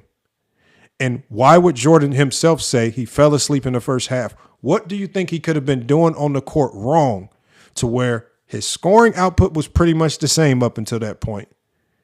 But the coaches and Jordan himself felt like he was falling asleep in the first half. What do you think he was doing wrong? Exactly what Tex Winters was saying, messing up the flow of the offense. Okay, so again, our whole point is that you could still be playing bad even though your supposed scoring output looks pretty much the same or good. There's other elements to the game. I'm not saying that Jordan didn't score the ball well that game.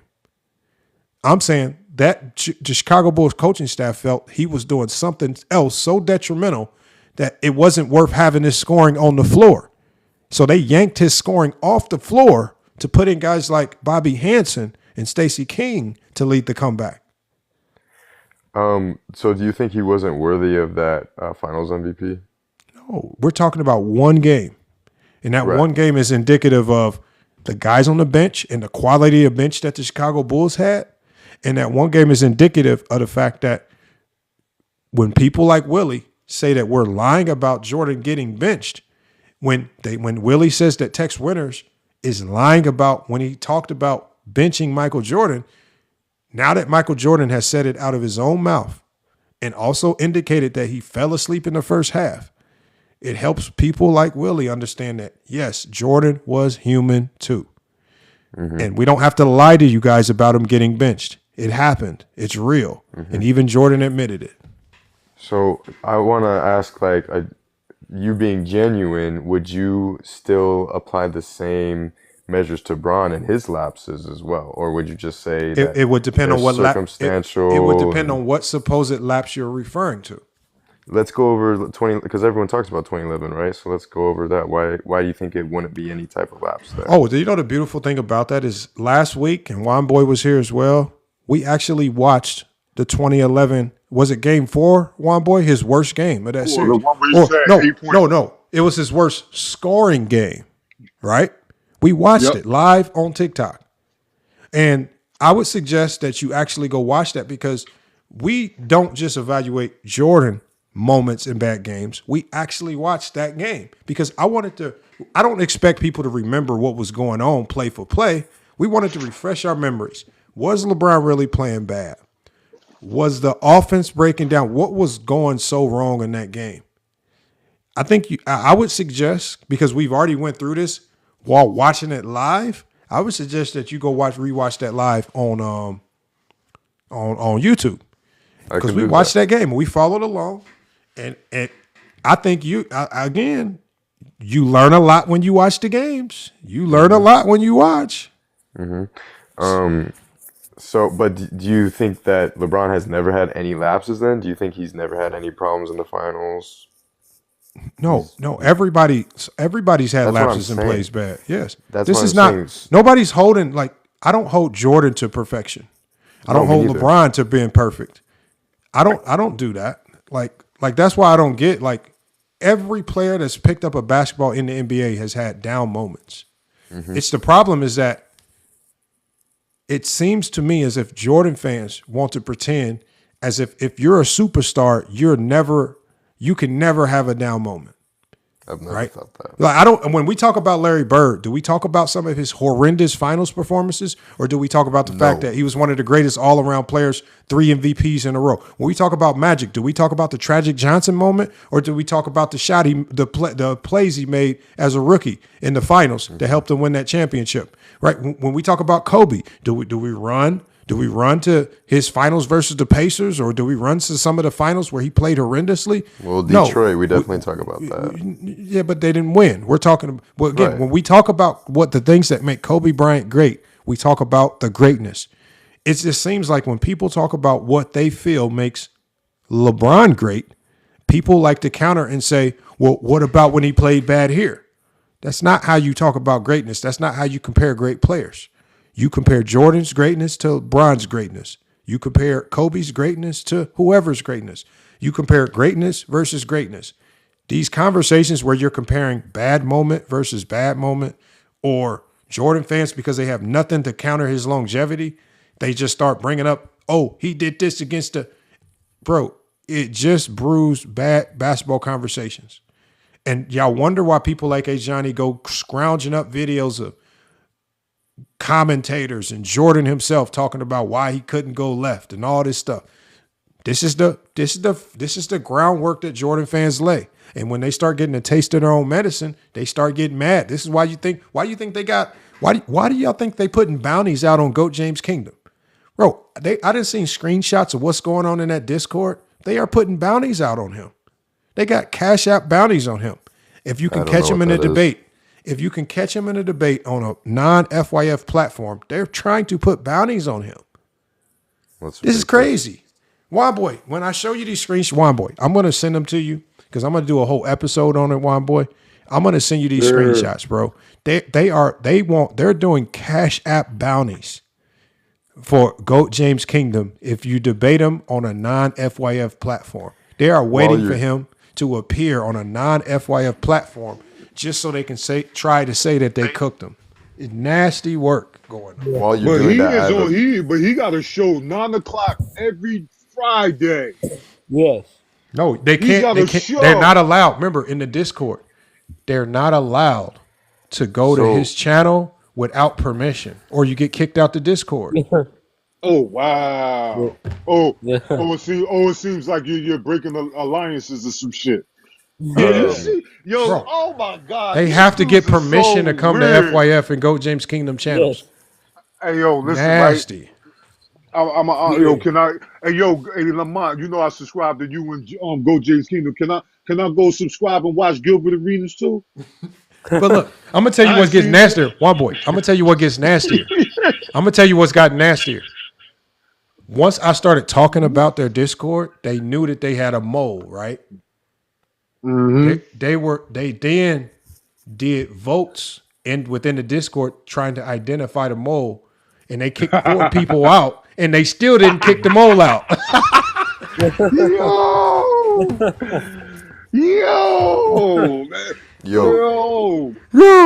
When we so you struck out 4 times. Willie, when we do this show. Oh man. Oh man, bro. Oh man, bro. Y'all not gonna believe it. Y'all wonder why I don't take them seriously, bro. This Discord has me. I'm 1,000%. I'm sure. I'm so glad I never took none of them. I've been waiting for this question to be answered. What question? So, was his stats overall in that series not good? No, his stats were good in '92. We're talking about Game 6 only. I know. So you're gonna pick one bad moment out of that whole series. We're not using the moment to tear down Jordan. We use it as an example. What are you using it for? So So hold on. Think about it, Roy. I want you to think a little bit deeper. One, to be able to bench Michael Jordan in Game 6 of a finals, you have to. As a coaching staff, you have to know that you got elite guys on the bench that can get the job done. You can't guess in the NBA Finals because if you remember at that time, and when I pulled the newspaper articles and I'll pull them back up, there was a Chicago sports writer that was actually calling. There was a whole plethora of people that were calling for Phil Jackson to be fired. They were waiting for him to screw up and do something dumb, just so they can put out a campaign to say fire Phil Jackson, right? So they were coming for his head because they all were still in love with Doug Collins, and so. When Phil Jackson did that move, even Phil Jackson himself said right after the game, look, I know it was a risky move, but I had to do it. He literally said it right after the game, talking to one of the news writers. It was actually Jackie McCollum. And that just tells you right there that even Phil Jackson knew the gravity of the move. He knew that the perception and the optics of that move would look bad. It had to work. So that was a gutsy call by Phil Jackson. That's why benching Michael Jordan in that moment was significant because news writers around the United States were all writing about it. I got all the articles. They were all writing about it. Everybody was like, how did Phil Jackson have the balls to do that? How was he? But Jordan, the one thing you got to give Jordan credit for is when he was on that bench the entire time, he was up, he was cheering, he didn't have bad body language. He was acting like one of the bench guys. So you got to applaud him because in that situation, we've seen a lot of players pout, be mad, be upset. So I give them credit. Like, even in that moment, it's still reasons and ways you can give Jordan his flowers. But the fact that it happened and people like Willie want to deny it, it's sad that we have to play Jordan's own words for him to hear the truth. Because he's just going to say that he scored a lot of points and he played a good game. Because he doesn't know what a good game of basketball looks like outside of scoring. Why would you tell me what I'm going to say? Hey, Willie, okay, tell us, Willie. Willie, you here? Talk to us. Okay, so listen. Now, y'all got to listen to this guy very clearly because I'm a very good listener. What he did say, which was correct, is Jordan took his normal. If you know Michael Jordan's career, he takes a rest at the end of the first quarter into the second quarter, and he takes a break at the end of the third quarter into the fourth quarter. This particular game, when Jordan went out, the Bulls were down. The team made a comeback while Jordan was taking his normal rest. Jordan played 43 minutes that game. Guess who else played 43 minutes? Scottie Pippen. Nobody else played more than 43 minutes. The Bulls was still down when Jordan re-entered the game. The Bulls was still down 5 points. Guess who closed them out? Michael Jordan. Jordan shot 54% that game, 67% from three. So I don't know what this man talking about. Okay, so Willie, can you hold on? Let's ask Willie some questions. Willie, when Michael Jordan said he fell asleep in the first half, what was he talking about? He was talking about he was lackluster. Like, yo, he wasn't in rhythm yet in the first half. I'd rather be. How many points did he score in the first half? I'd rather be asleep in the first half than in the fourth quarter. How many points did he have in the first half? Oh yeah. How about that? How many points did he have in the first half? I'm not sure. I think about probably 14. Hold on. Willie, wasn't he shooting? Willie, wasn't he shooting 50% when he got subbed out? Willie, he want to talk about the first half. Willie, wasn't he shooting 50% when he got subbed out? Yes or no?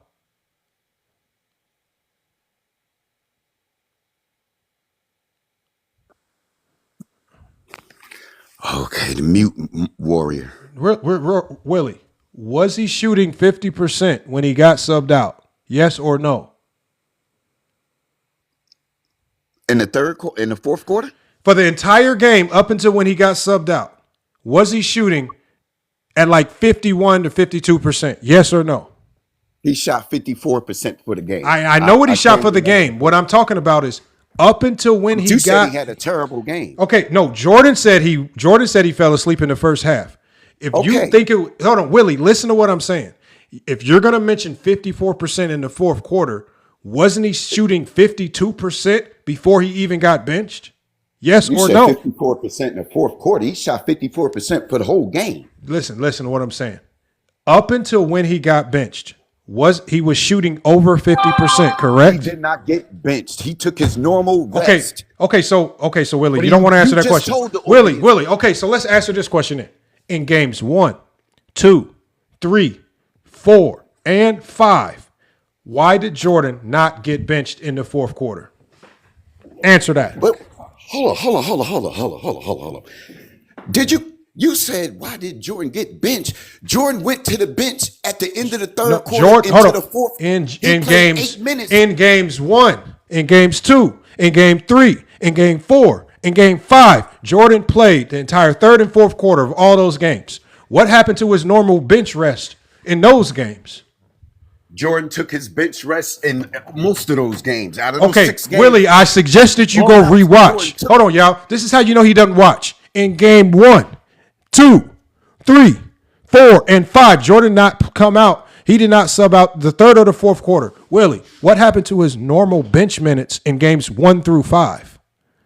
What happened to his normal substitution rest? What happened? Hold up. You telling me Jordan played 48 minutes in every game besides game 6? Okay, so is that what you're saying? Does he? Lying. Willie, that's not what I said. Answer the question. He got subbed out in games 1 through 5. He got subbed out in the first half, but in games 1 through 5, he did not take that typical supposed rest in the third going into the fourth quarter. Now I'm asking you, Willie, since you watched, since he always subbed out at the same time every game, why did they not necessarily sub him out in games 1 through 5, but in game 6 they said, you know what, we're going to go back to our normal substitution pattern, down 15 in the NBA Finals? They probably felt like they had another game. Okay, Jordan, take a rest. Yo, we might have to go to game 7. How about that? How about that? I'm about to hit the top. I'm about to hit the X in the top right corner of this motherfucker shit. The Bulls got you about to kill the live, man. Jordan got benched. He played terrible. Get out of here. Jordan said he fell asleep in the first half, not me. Okay, the first half. Hold on, Willie. Hold on, Juan boy. What Jordan do when he Juan boy. If me and you hooping, Juan boy, right? And I come to you after halftime, Juan boy, and I say, Juan boy, my bad. I fell asleep in the first half. Does that mean I was playing great in the first half, Juan boy? What does that typically indicate to you, Juan boy? I wasn't playing up to I'm not playing up to my standards as a player. Jordan didn't say, "Oh, I wasn't playing up to what the team thought of me." He said, "No, I fell asleep." He didn't do this, so I didn't do that. He took full ownership for the accountability that Willie not trying to give up. Oh, Jordan always took accountability. Yeah. So he actually takes more accountability than y'all make it out to be. He actually takes more accountability than y'all. No, Shay. We know the accountability play like LeBron in the Western Conference Finals, giving out doing everything in the first half, and had nothing in the second half. We're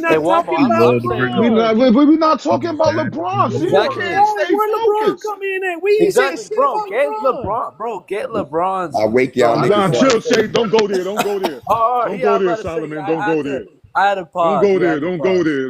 He had a pause. Let me ask you this here, Willie. Why that man words ain't enough? This is coming from him. If he's First of all, in that clip, Jordan never said he got benched. Jordan said the team came back. They asked him. He said the team came back while he was on the bench. No. He just the whole thing. Willie's just mad. I think got benched. Hold on, y'all. Jordan ain't never get benched as the best player. LeBron ain't never get benched on the finals as the best player on the team.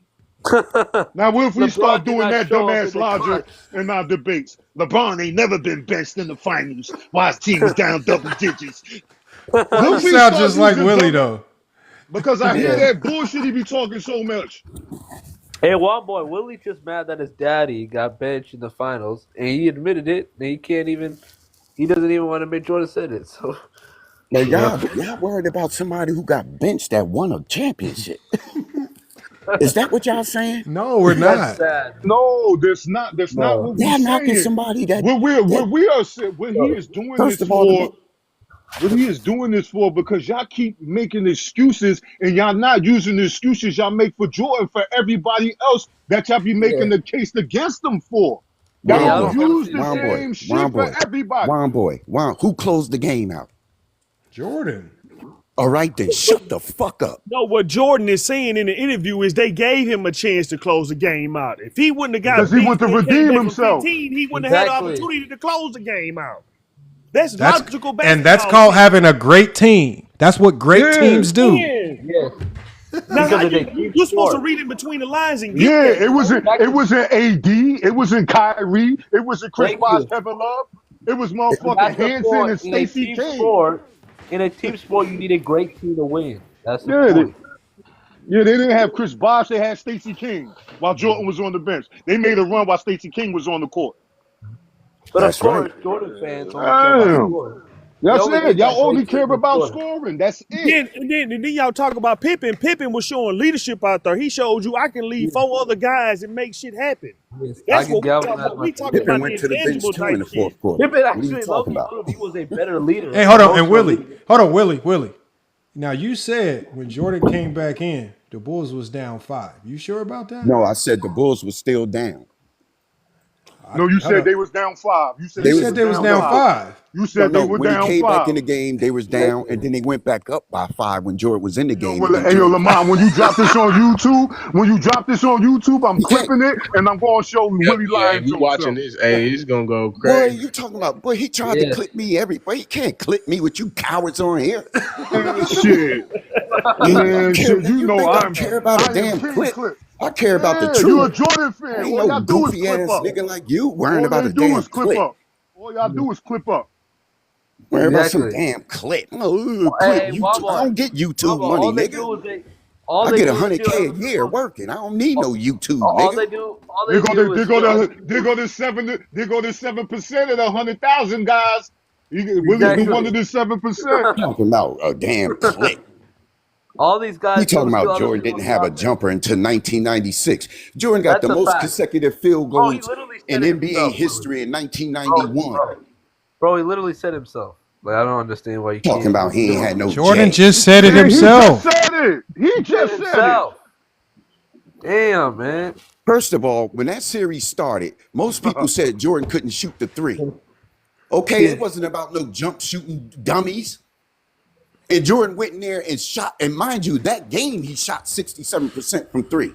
That was the story. That's one game. It wasn't no damn he couldn't shoot. Why they call him Air Jordan? Why they call him Air Jordan? Talking about he couldn't shoot. Go back and watch that 1991 finals and tell me if Jordan couldn't shoot. If Larry Bird could shoot, why they didn't call? Go watch the 1991 finals and tell me Jordan couldn't shoot. Larry Bird could shoot. Why they ain't call him Air Bird? Shit, Air Bird ain't athletic. That's why they call Jordan motherfucking Air Jordan. Because he was, man, you sound like a kid. They ain't call him Air Jordan because he could shoot. Hey, hold on. Talking about Jordan couldn't Hold on, shoot. look, y'all. Let's just look. Let's just stay. Willie. Let's just reel it back in. Crazy as hell. Talking about somebody couldn't shoot. Hold on, Willie. 50% as a Chicago Bull. He couldn't shoot. Willie. Are you upset with us because I ain't upset? I don't like No. Listen. So we're lying because we went and listened to Jordan's own words. You would take something from what somebody say. Oh, Jordan recruited Bird. Man, shut the fuck up. Okay, so did Jordan? Hold on, King Shai Solomon. So, are you saying that I'm lying when Jordan? I'm saying Jordan wanted to beat his competition. Listen to what I'm saying, Willie. Listen to what I'm saying. Am I lying when I say that Jordan went to recruit Jason Williams, and when Larry Bird was going up into free agency? Am I lying when Jordan publicly came out and invited Larry Bird to sign with the Chicago Bulls? Am I lying? Or do I need to show that too? Because I'll show it. Yeah, go get it. Then go get the shit where he was. No, I want to see it for one time without me having to show something. Will Willie be honest? Get it. Go. Let me tell you something. Going to get it ain't gonna do nothing. He just seen the Jordan video and exactly. Like I gotta go get everything for Willie, and then when I go get it, he still say I'm lying. Yeah, so it ain't no use of going to get it. Okay, go get this. Go get the video of Jerry Krause saying Jordan has never asked me to go get another player. Show that. Okay. No, I know. And I'll go get that. Show Willie. that video. Willie, I'll go get I promise you. So Willie, since I'll you go want get to it. quote everybody, go quote Willie. the general manager. No, Willie. I'll go get it for you right now. Yeah, go get it. But the problem is, Willie, you owe a donation Since you to the wanna do GCU quotes? men's club basketball team for wasting my time earlier. No, go show Jerry Krause saying Jordan Willie, never asked for another player. Willie, can you please drop? I just need $1 for you to my GCU men's club basketball team. Can I get that, Willie? For the kids. For the kids, Willie. Nah, you like one of them bad pastors. You don't get Oh, damn. Damn, son. See? Damn, son. You ain't get no money from the congregation. So, Willie, I can't get $1? Nah, liars don't get my money. Yo, Lamont, wait, where do you donate, man? Look, man, I'm gonna show you. Jordan, you hold on, yo. You buy Jordans. He just lied about playing out his contract. Juan boy, if you think if somebody passed away that you were very close to won't change your mind, then I don't know what to tell you. Man, Cat Moms died from Man, COVID. I don't care what you he talking played about. He played the 2021 season. Didn't he, y'all? That nigga Moms, he died. He lost his mother from COVID and played the same. Yeah. Isaiah Thomas lost. Nigga, I'm not trying to hear that shit. Isaiah Thomas lost his little sister the day before a playoff game. That's his problem. Yeah, that's some shit a sucker would say. King Shy Solomon. I'm gonna show you. So you know how to get to my YouTube page, right? Yeah. So when you go to my YouTube page, I just want you to go here. Hold on, let me do this again, because I want everybody to see. I want everybody here. If y'all can go donate $1, $5, $10. Look, it goes straight. Hold on, let me show my display again so y'all can see it. That way, everybody can see how to do it. And look, again, you don't have to donate. So I'm not gonna shade Willie if he don't want to donate. I'm not gonna shade you. Not everybody I'll do it on my terms. No, I know, Willie. Willie, I know you the type to support. So hold on, y'all. Look, because Go James Keenan was joking with me because he said this is the first time he saw me with the clipboard, right? So look, y'all, man, go support, man. The link is right here on this post. I did the post 2 days ago on the YouTube page. If you click that link right there, right. So this link is gonna take you to obviously look at our big man. We got our new big man from Canada. He been crushing. This is the White Shack, y'all. It's the White Shack. Oh. You know, I went because I know the recruit and scout, man. Unlike Willie and them, they don't know how to identify talent, man. You know, went and got him out of Canada. Uriah, he's our senior. You can't see him.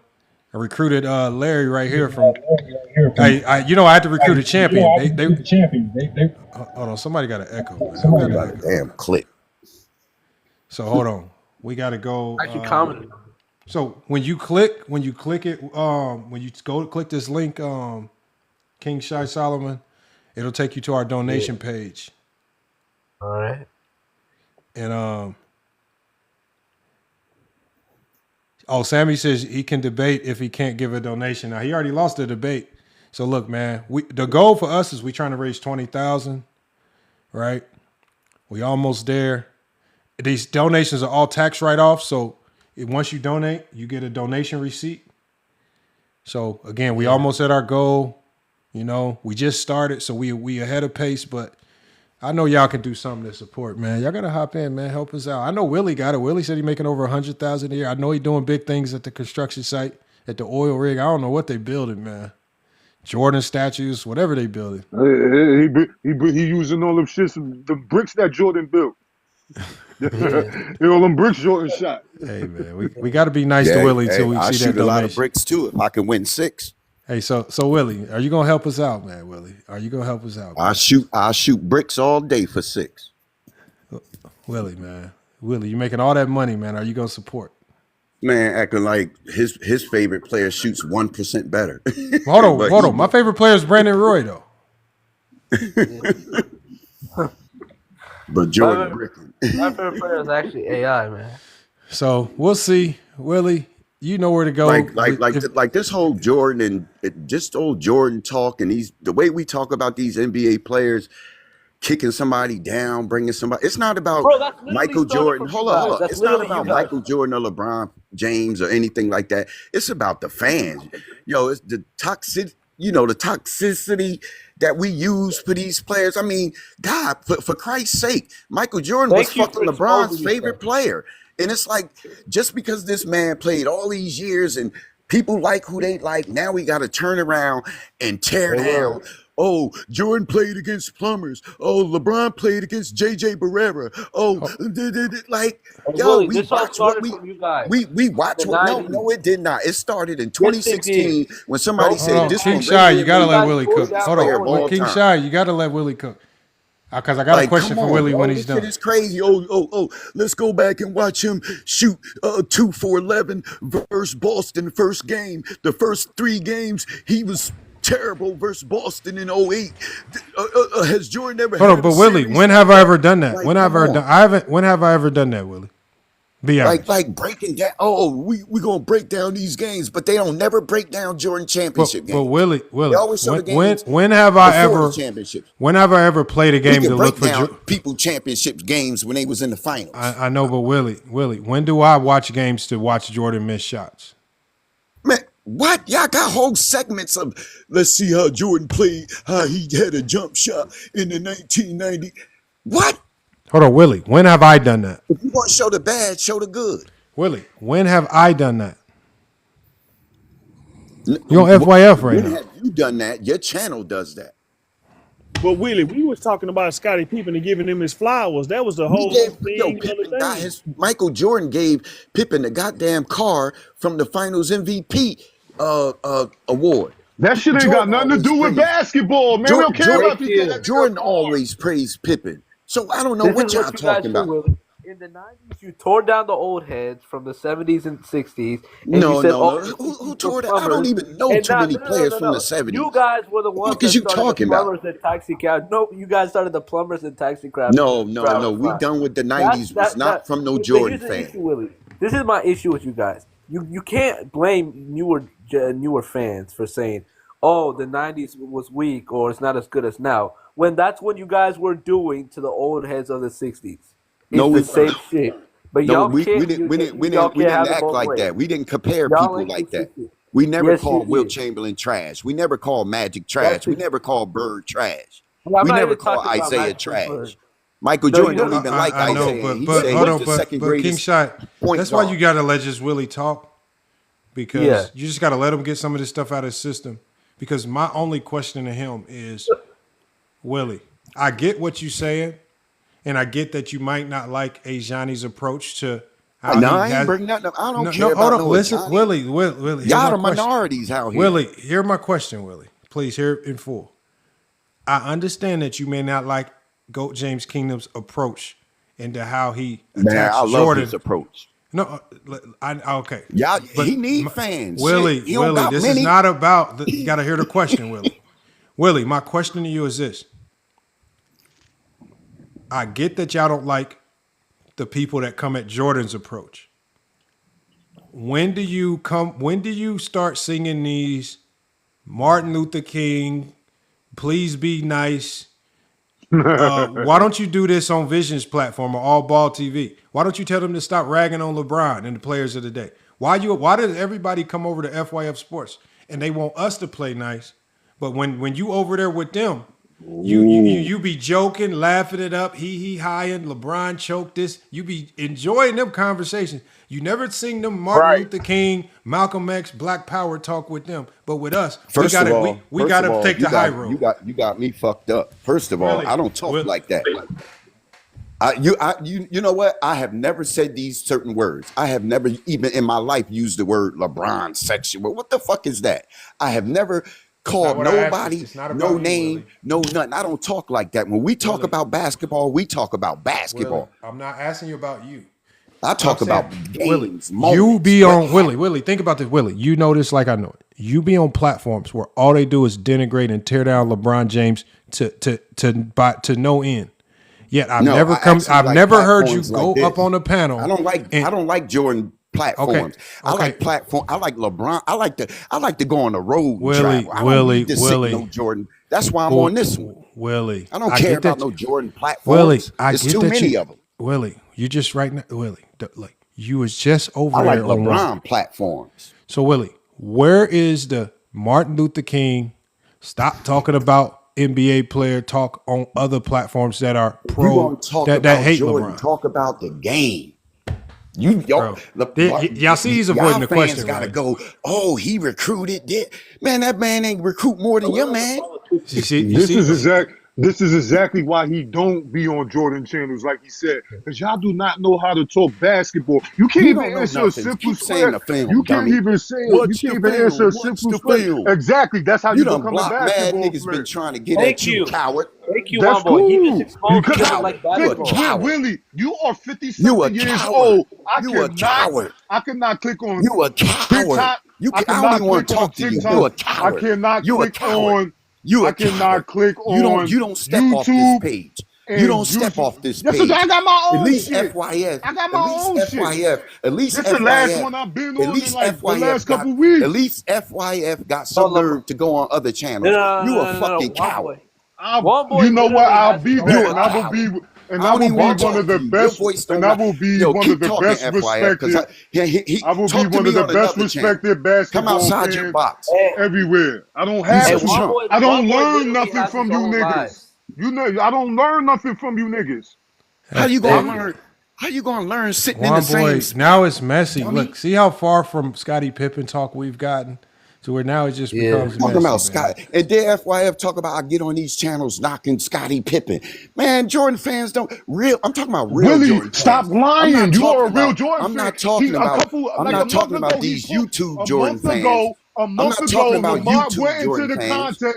And he went to the comments and pulled you up, and you was hating on Scottie Pippen. Just like he y'all. pulled that up already. Most of y'all are YouTube Jordan fans. I'm a real Jordan fan. fan. No, Willie, he just went into his comments like a month ago and saw you hating on Scottie Pippen. So stop lying. He lying. I didn't do that, Willie. Yes, he did. He lying. He lying. He lying. Oh, Willie, you just come up here lying. That's what all we gonna lie. All we gonna learn from you is how to lie. You can't even lie. We ain't never knocked. Matter of fact, I'm gonna find it right now. I'm gonna turn my PS5 on. Yeah, go find it. Go find something to do, dummy. You a dummy. Okay, Willie. Dumbass out of here. Okay. Now, Willie, when you next time you're on one of those platforms, and when I tune in and listen, and I hear y'all ragging on LeBron, I want to hear you sing the same praises. Yeah, we need to stop ragging on LeBron, man. Let's just talk First basketball. of all, I done heard Maz say 1,000 times. He said, I don't get on here and no knock LeBron. He said, LeBron is like 1A, 1B. I come up here to talk basketball. I never heard that man sit back and start talking about, Jordan did this. When that man talk, he talks strictly basketball. He don't go into nothing else. He don't go sideways. He don't go this. He don't talk about his father or he retired twice. No, he talk about what happened on the game. Okay, if that's what you feel, if that's what you think, I don't. No, Willie, I wouldn't know because I don't watch his channel, so I don't know what he talks about. The only thing I know, Willie, the only thing I know, Willie, the only thing I know, he is known as the best. Okay, Willie. The only thing I know is that it's hard for me to consider you a credible basketball mind when you run around saying that defensive rating makes you the best defensive team. It's hard for me to consider you a credible basketball fan when you say your top 10 is made up, is formulated via analytics, and you have Kobe in your top 10. It's hard for me to think you're a credible basketball mind when I say, let's talk about all the players in the GOAT conversation, yet you tell me you only want to talk about Jordan versus LeBron. It's hard for me to consider you credible when you do all those things. Cry about LeBron, only want to talk Jordan versus LeBron. You don't want to have or address your criteria. You only want to cry about other people's talking points, takes, or even thoughts on the game, right? And you have a flawed approach to even seeing the game because it's all based on numbers and analytics, which we all know does not tell the true story.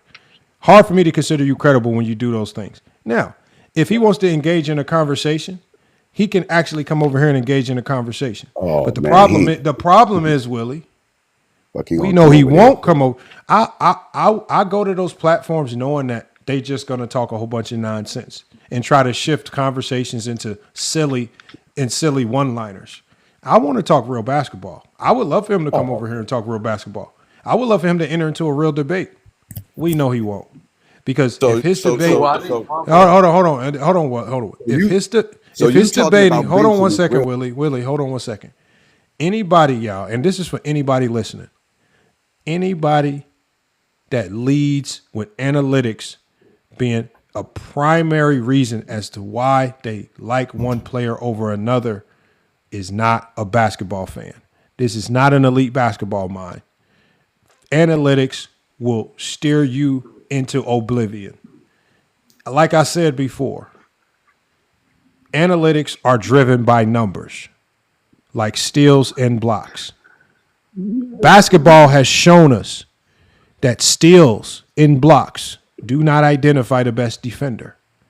Anybody can lead the league in steals and blocks, even bad defenders, which is an analytic that's heavily impacts your defensive rating. So again, this is just small correlations that you just have to use your brain. But y'all will let people say anything just to sound right in the conversation. And the thing I don't like about the people that you involve yourself with, Willie, is that y'all are scared to check your own when they are clearly wrong. When that man said his criteria was heavily based out of analytics, yet he had Kobe in his top 10, won't none of y'all stop the presses and check that. Y'all will let that ride. When that man said the Chicago Bulls weren't the best defensive team of the 90s, y'all will never stop that. Y'all will let the stupidity ride. But if I say I think Scottie Pippen is a top 10 player or top 5 player of the 90s, oh, it stopped the presses. That can't be true. Man, get out of here. Like I say, don't start singing the Martin Luther King, let us have peace over here, when you let them slide on all types of stupidity. And I, of all people, have to be the one to defend the 90s and the best team of the 90s, while y'all idiots have to say dumb stuff like the Spurs and the Knicks were a better defensive team of the 90s than the Chicago Bulls. But I got it. But I'm the crazy one for talking about Scottie Pippen. I'm the crazy one for lifting up Scottie Pippen. Man, this is why I know it's all fake, Willie. It sounds good, Willie, but it is all fake. Because y'all don't never check your own for stupidity. Just check your own one time. You could big up Scottie Pippen all you want, bro. You're going back to Scottie and you still missed the point. Check your own. No, but me and you both know, Willie. You're talking about Mez to me. Willie, me and you both know. You talk to Mez. That's his. No, hold on. I can't never talk to him. He never comes over here. He was just in the chat, never pulled up. You at least pull up. To him, you was on the live, and he said, Willie, what's up? Willie. Me and you both know that the 90s Chicago Bulls was the best defensive team of that 10-year stretch. Y'all will just so y'all can walk away from the conversation saying that he supposedly won. Y'all won't check y'all own, even when he says something astronomically stupid. We all know there ain't no number you can pull up that tells me that the Chicago Bulls of the 90s weren't the best defensive team of the 90s. And they're doing all of this just so they can continue to diminish Scottie Pippen because he was the leader of that defense. But y'all will side with stupidity just so people can say, oh, he cooked. Y'all, a guy up there by the name of Jake was saying Scottie Pippen wasn't a top 5 player of the 90s. Me and you both know that is one of the dumbest things we can say. Scottie Pippen is easily, even if you don't think he's top 5, he's easily top 10, right? Easily top 10. And y'all will let a little kid sit up there and completely shit on Scottie Pippen, and they don't know the game. See, the problem with you, Willie, is you never check your own. Now. I know I'm rambling. It's FYF Sports. I ramble. I do that a lot. I know I'm rambling because at the end of the day, tell the people who Pippen shut down and out of 6 because that's not how defense I works. want to ask you a question, Willie. I really want to ask you. Willie, hold on, King Shy. There's no questions for him. No, hold on, y'all. Look, Willie. Me and you both know Who was defense. Pippen defending in 1992 This finals? is the stupidity that we get into, because now we get into one game moments. We all know that Scottie Pippen's defense isn't warped or wrapped up into one matchup or one game.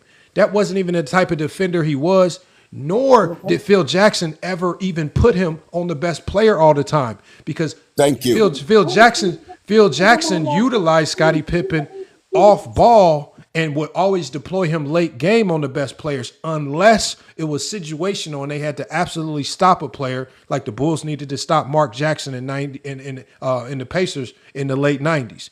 But again, he utilized Pippen as a special weapon at times, because if you think about it, in 91, Magic Johnson was having his way with Michael Jordan.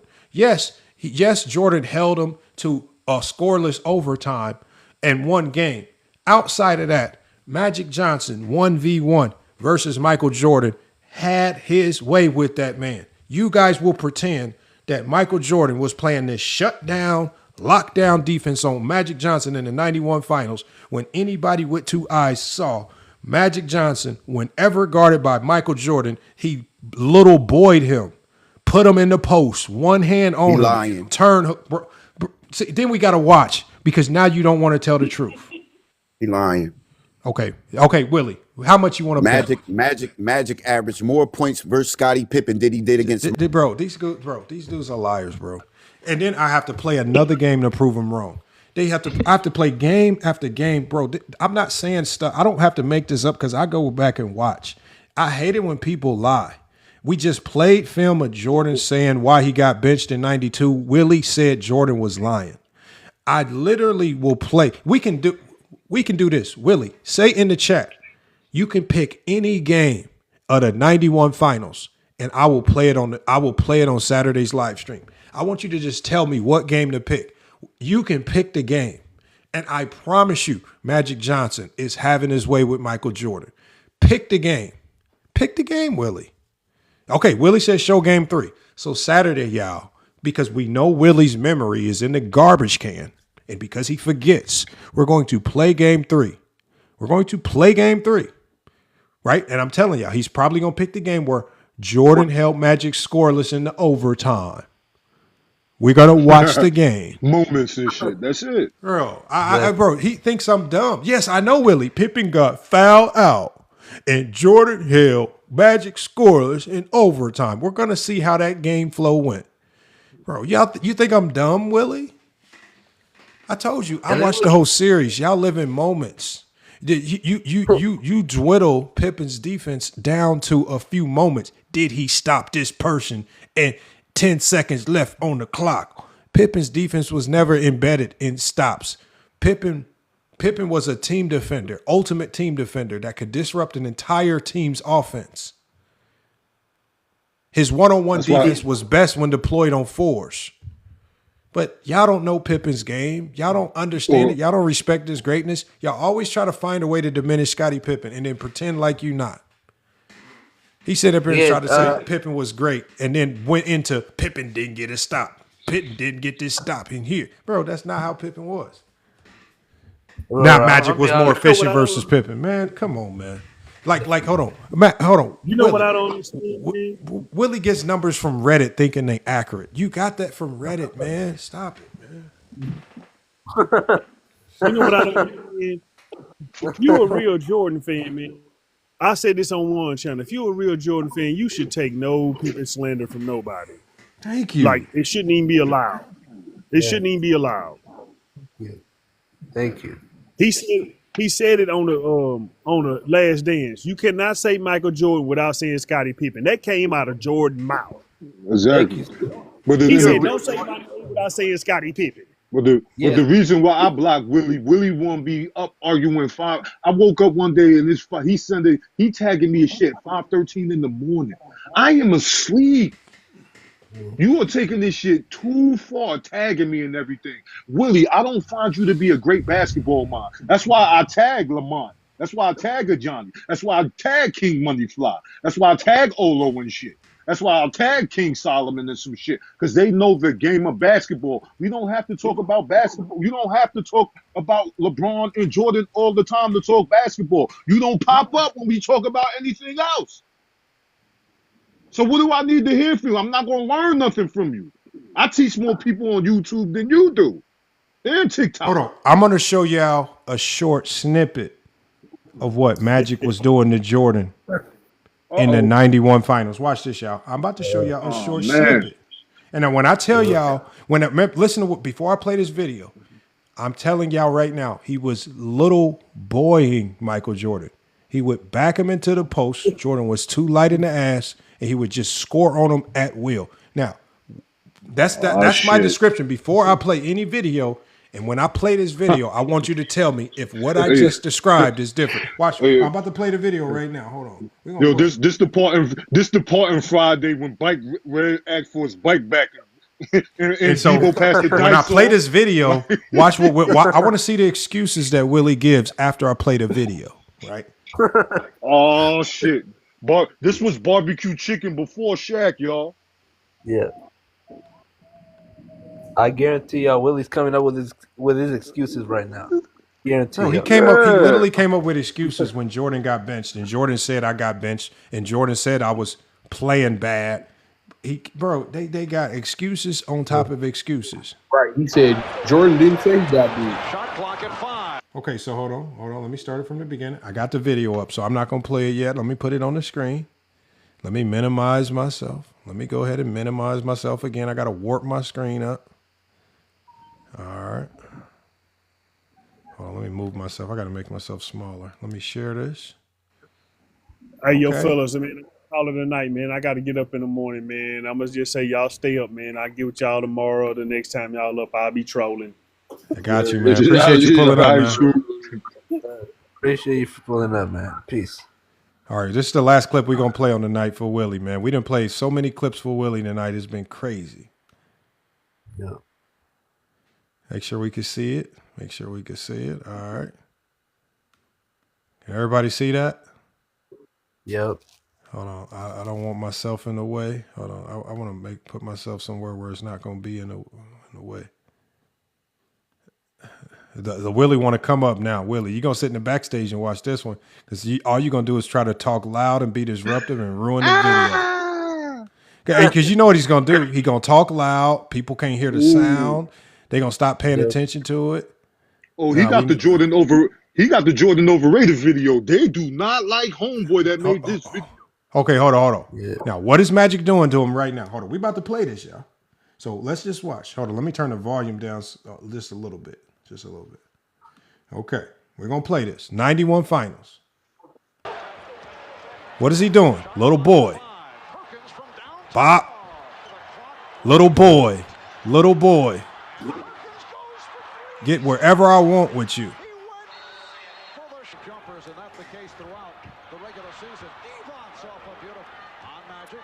Little boy in him. Forcing had the triple team. Jordan couldn't hold him by himself. They had to send 3. Bop. Took him. Hold on. Little boy. Bop.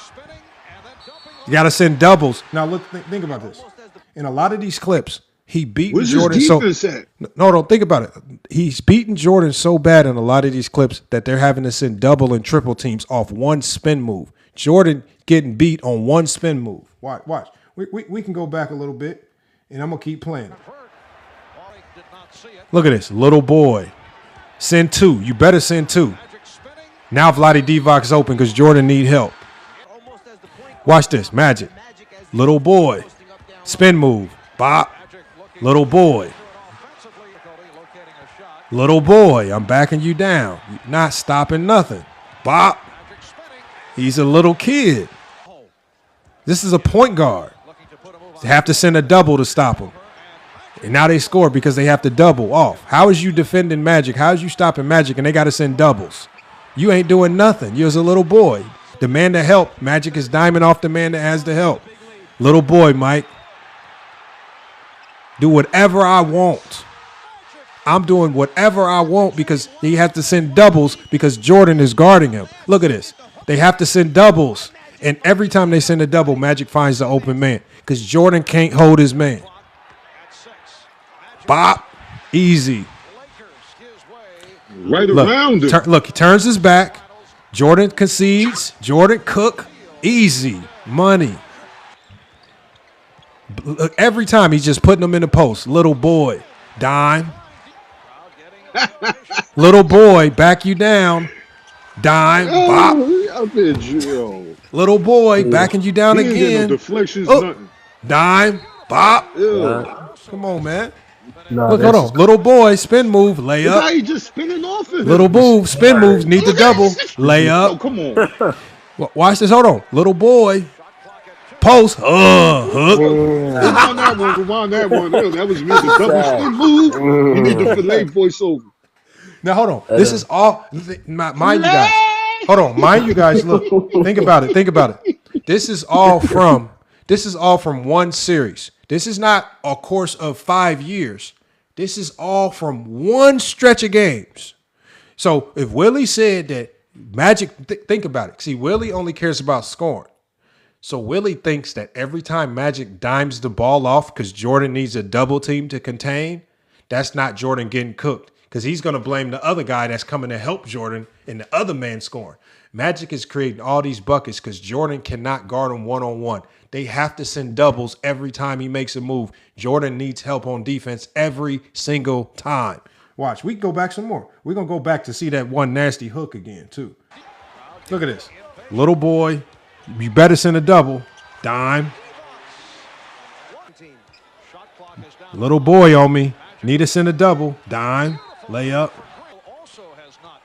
Look at his defensive spin effort move after he gets beat. He just gives up after he gets beat. Just every stands time. there. Look at him. He just stands there. Look at him. Look, little boy again. Up. Oh, where you at? Uh-oh, little boy. Let me back you down. He's not giving no resistance. Double comes, diming him off because they have to double for Jordan. Uh-oh, Jordan. Why you? Oh, Jordan, play some defense. Jordan. I thought Jordan was stopping Magic. Up, spin move. And one. Nasty. Foul on Jordan. Foul on Jordan, little ass. Little boy, he lighting that ass. You little. Look at this. You're talking about LeBron. Come on, man. This is crazy. This is Hold on, Magic. hold on, y'all. Hold on, little boy, layup. Jordan just gave up on defense again. Yeah, just look. Every spin little move he giving boy, up. little boy, dime, because they have to send doubles. Bop. Little boy, no defense, dime. Bop. Okay. That was 3 minutes of Magic Johnson just taking Michael Jordan to the post. Quick move shit. Just little boying him. He's a little kid. Jordan is lucky they weren't doing the little man, putting their hand on the ground, showing how little. Yeah, because that's all Magic would have been doing. When you get consistently backed down by another point guard like this, you're getting targeted. He's getting targeted. He's getting targeted. You're a little boy. But see, Willie is only happy because Magic is throwing the dimes to someone else and someone else is scoring. Willie, don't remember, Jordan fans like Willie, they don't know how to understand the game without scoring. He doesn't understand that Jordan is getting barbecued every time Magic throws a dime because they're sending doubles to try to save Michael Jordan.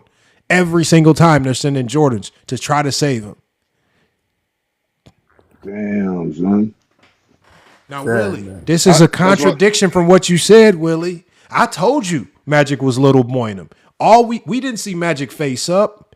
Magic was back him down, move his 185-pound ass into the paint, force a double team, dime him off. Force a double team or spin move at the rim because the help came too late. He was little boying him. I don't know why Willie wants to lie. Why do we got to go to film, Willie? This is the third time tonight we had to go to film. You're wrong again. I can play more.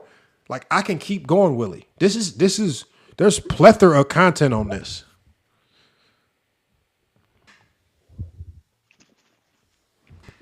It's crazy. No, Willie, I'm talking about this because you guys like to hang y'all hat on Michael Jordan's defense on Magic in 1991 as if Jordan was doing anything to stop Magic. Magic did what he wanted in 91. They did not win this series because Jordan was clamping Magic. They won this series because James Worthy and Byron Scott were hurt. That's why they won. Let's not get it confused.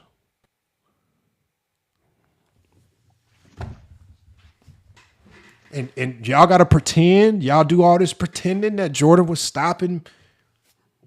Come on, Willie. Now Willie talking about winning and losing. Winning and losing. This has nothing to do with winning and losing. We know the Bulls won this series because they had the better team.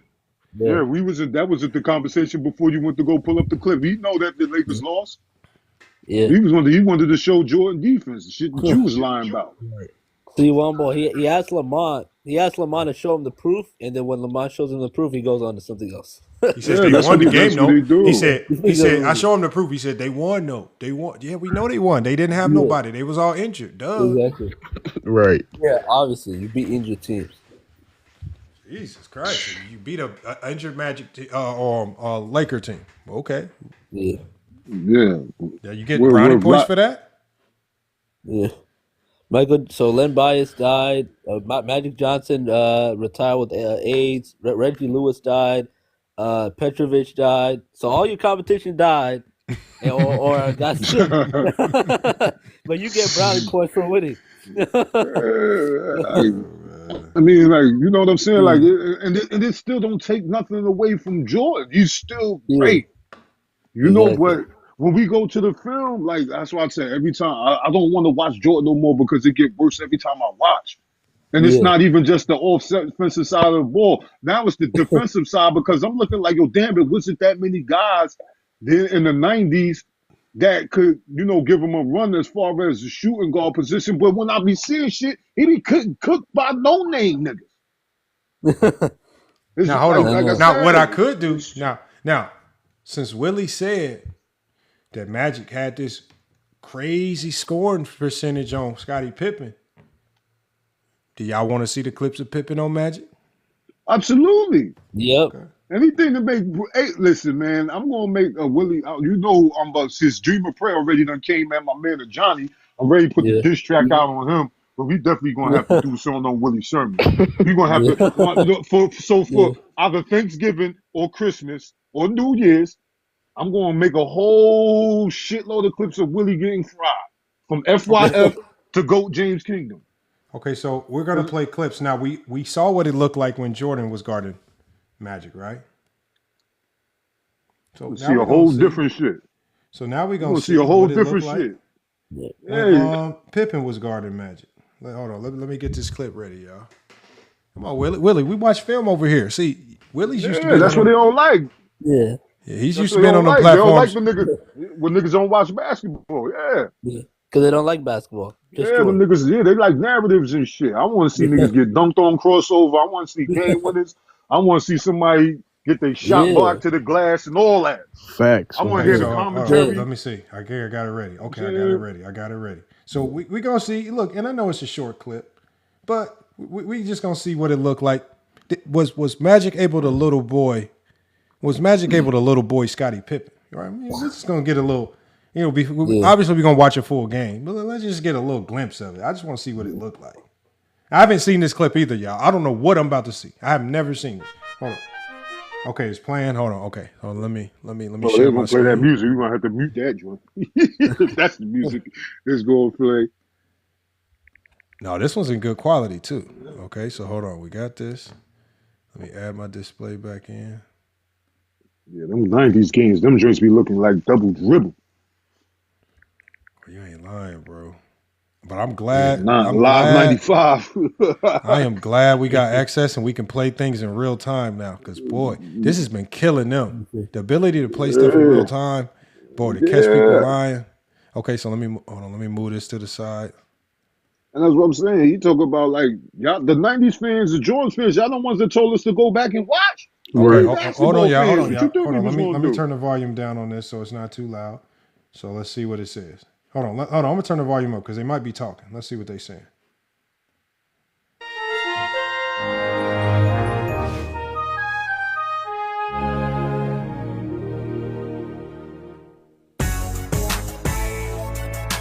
Going into the Lakers series, Phil had in his pocket the strategy that, look, I've got Pippen, who really plays point guard for us, point forward, runs the offense, and we'll put him on Magic at some point. We went to it in game 2, and it made all the difference in changing the Lakers' offense. Michael had picked up 2 fouls early, and so it became necessary. And one of the things that Scotty did was he, on dead balls, he'd pick him up in the backcourt. He'd make Magic work. And Magic was good. He wasn't going to turn it over a lot, but he made him work to get the ball up the floor.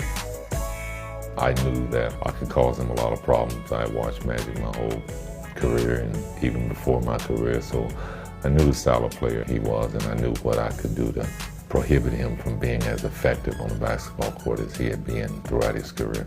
Magic was like 6'9", playing the point guard position. But here was this kid, Scottie Pippen, I thought, for the first time, that was able to match him size for size, speed for speed. You rarely had someone of Scotty's athleticism and length who could guard him 94 feet.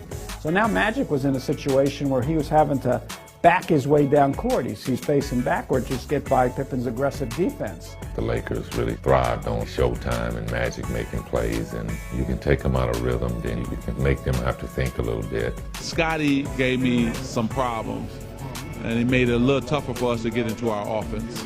And so it was a smart move on their side. And Phil doesn't get a lot of credit for being a great strategic coach. The notion is he's chanting and he's involved in mysticism or Zen or something. But Phil's a basketball guy. And one of the things he's done, and I always wonder why guys don't do it more often, is sort of the kill the head of the snake thing. You try to take away the best thing they do. Not necessarily go after the best scorer, but get after who initiates the offense. And it allowed then our big guys to battle with Divac down there. Horace could roam a little bit and find his way, and Michael then was able to gamble a little bit at times and get in the passing lane. So we found a little thing that really disrupted their tempo. And sure enough, they just dominated from then on. And the Chicago Bulls have won their first ever NBA championship.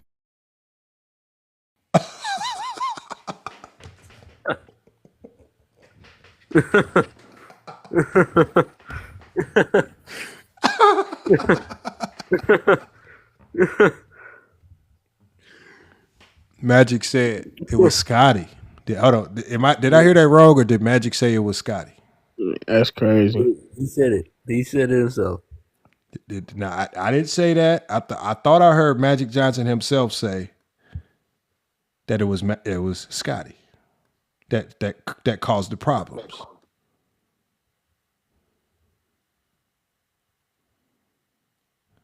Where Willie? Where you at, Willie? He said it himself. We heard it from Magic Johnson. And then we heard John Paxson talking about it. You know one key thing that I heard John Paxson say?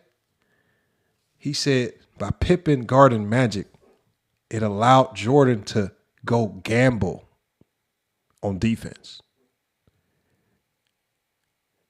So Jordan could go roam and do that reckless freestyle gambling because Pippen was absorbing the most significant defensive challenge.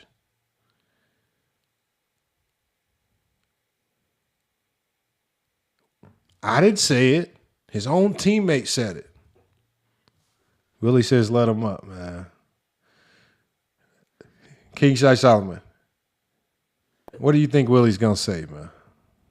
Yeah, he probably gonna say, "Oh, the Lakers lost. The Lakers lost. The Lakers lost." I think he's gonna say. It was only one highlight playing in the clip. Watch this. Yeah.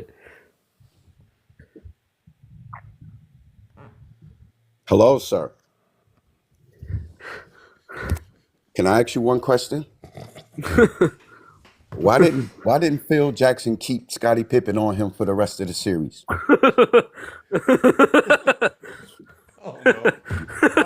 Why only one game after? I don't know. Magic said that it disrupted him for the entire series. That's what Magic said. He only guarded Magic one game. That's not true. That's not what Magic said. Jordan guarded Magic 4 out of the 5 games. That's not what Magic said. And then at the end of the game, hold up. Bob Costas was in, because I'm gonna send you this. Bob Costas was interviewing Scottie Pippen at the end of that game. You know what Pippen said? Because they asked Pippen, "Oh, that game too was a nice defense on Magic Johnson." You know what Pippen said? "Well, I'm glad Phil Jackson went back to Mike on Magic Johnson because he was putting a lot of pressure on Magic." Okay. Pippen said that. Pippen said that? Pippen said that.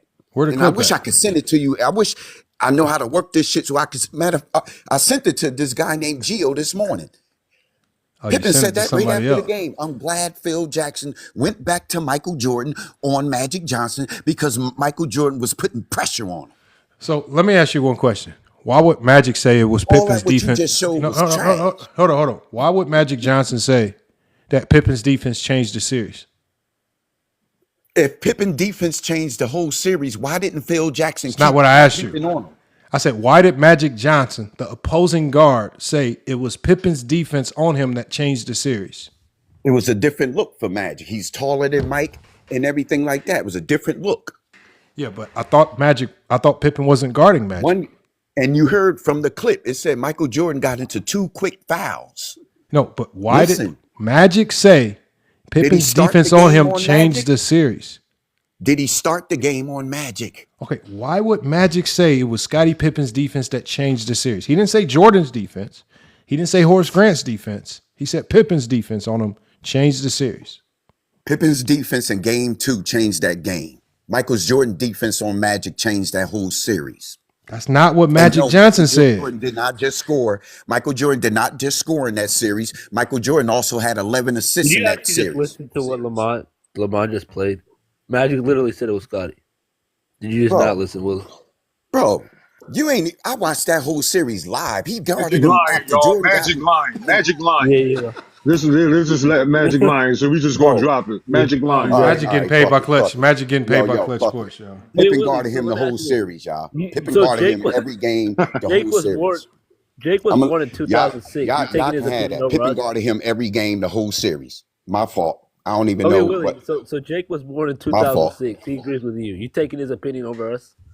Let's My be fucking fault. for real, man. My fault.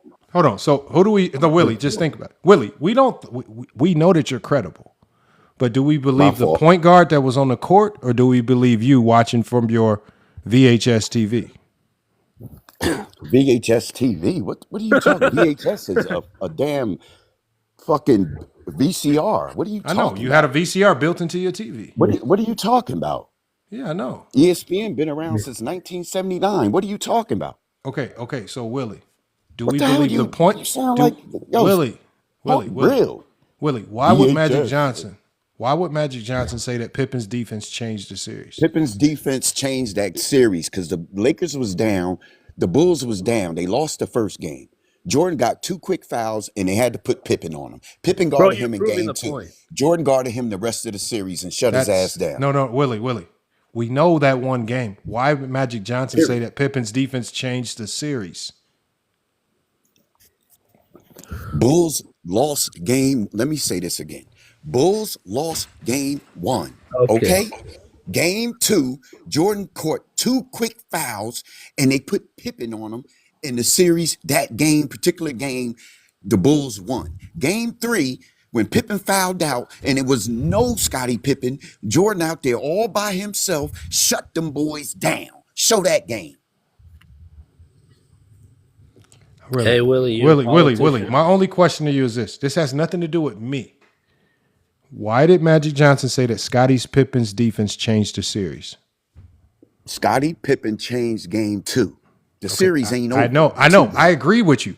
I'm just asking you since you So if watched. you want to keep that narrative, go ahead. No, I'm asking you a question. You said, why would Magic Johnson say, we just watched it, that Scottie Pippen's defense changed the series, not just game 2?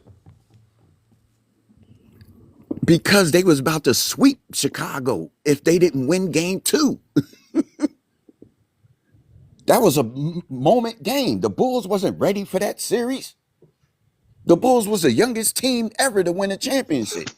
They ain't had no championship experience. That's the truth. You wasn't there in real time watching it. Your videos technically, can only Lamar tell you was. so Hey, much. technically, he was 3 years old, 2 years old. Yeah, So but Yeah, but the only championship teammates he had was Worthy and Byron Scott, so everybody else was young too. Divock, Perkins, them boys See, came this is from what I'm saying, Perkins. Willie. Oh, Willie, okay, this is yeah. Boys this was is what I'm good. saying, Willie. Why do you care so much about watching it in real time when Jake was born in 2006? He agrees with you. He ain't watched shit before the 2010s. But you're gonna take his word over us. The fuck? Bro, you if that scenario worked with Pippen on Magic, and I'm a coach, and I say, damn, he shut Magic down in game 2. Yes. You know what? We're going to stay with Magic. I mean, we're going to stay with Pippen in game 3. After the series, Pippen told Bob Costas, I'm glad Phil kept Mike on Magic because he was putting pressure on him. He shut Because Magic down the rest of that series. Bro, Scotty had more The things to finals do. MVP shut that all defense first team player, Michael Jordan, shut that boy down the rest of the series. Scotty also had to spend a part of those series guarding Worthy. He also had to be a free roamer. He had a lot of things to do defensively. So Talking about why one you acting game. like it was only Magic? What do you mean? Like we got to the point where we knocked Jordan when he went. We're not doing that. We're just putting context into this bullshit Magic lie. backing him down, and then it showed Jordan defending the best player. Like Michael don't guard the best player. No, he showed him getting his ass Michael bust, don't man. guard the best player. He showed him getting his ass bust. He didn't do Michael nothing to don't slow guard Magic the Johnson. best player. That's Magic Johnson, nigga. You talking about one of the top Magic 5 Johnson's greatest better players than of all Michael time. Yeah, not some offensive That ain't juggernaut that's gonna give that you ain't 50, JJ nigga. Barrera. That's Magic Johnson. Nah, Wamba, to be fair, Magic Johnson is okay. Okay, hold on, y'all. I found something that I think I found something that's better than because what we just saw. To be fair to Willie, it did not show clips so we could see, but it did just only have Paxson and Magic mostly talking about the series. So now I think this one will give us a bigger scope of game by game what Pippen's defense looked like on Magic. From the description that I'm reading, it looks like it's going to cover all of the games, not just what Paxson and Magic Johnson had to say about it. So let me play this one. Because Willie's confusing me right here. Willie's saying one thing, but the what people are saying like Paxson and Magic ain't aligning with what he's saying. I'm getting kind of confused, Willie, because I know Willie watched. How can it align? He guarded in one game, bro. Okay, I know. Makes sense. That's the problem. But Magic said Makes his defense. But Magic said Pippen bothered him the entire series, not one game. He was more efficient against Pippen than Jordan. Okay. Did you know that? Willie. Did you know that? Willie, you don't know that. I do know that. Where do you get that from? It's easy. Look it up. You got From all where? this computer stuff in you. Look it up. You could just tell me. You could where just to look it Google up. who was more efficient. You could just Google that. I don't know what you could do. I'm not one of them computer nerds. You don't have to be a computer nerd just to tell me. I where know you got it that from. for a fact. From where? Okay, you look it up. When I'm at work, I'm gonna send you everything. This nigga like where you get it from? Where? All right, let's just play the film. Hold on. The film usurps me and it usurps Willie. The film does not lie. So let's just play the film. Okay? All right. Hold on. I thought the last one would be enough for Willie. It wasn't enough. I think this one might prove me wrong or it could prove Willie wrong. I don't know. I've never watched it. So we're about to find out. All right, so we got another one. All right. This is going to cover.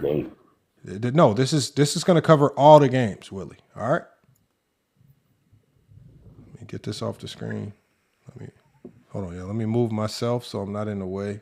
Coach him on why LeBron is better. Yes. Yeah, dude that made this video got some of the best Jordan debunk videos. All right, let's see. Pippen on Magic. Okay. Good defense. Yeah, Jordan definitely wasn't doing that. Pippen on Magic. Good defense. Okay. Oh, damn. Okay, Pip. Keep him out the paint. Don't let him little boy you. Okay. Stop. Yep. Don't get little boy. Good defense. Hold on, listen to what the announcers are saying. Hold on. That's why we got to listen. I want y'all to hear what the announcers are saying. Because the announcers tip you off to a lot of what's going on in the moment.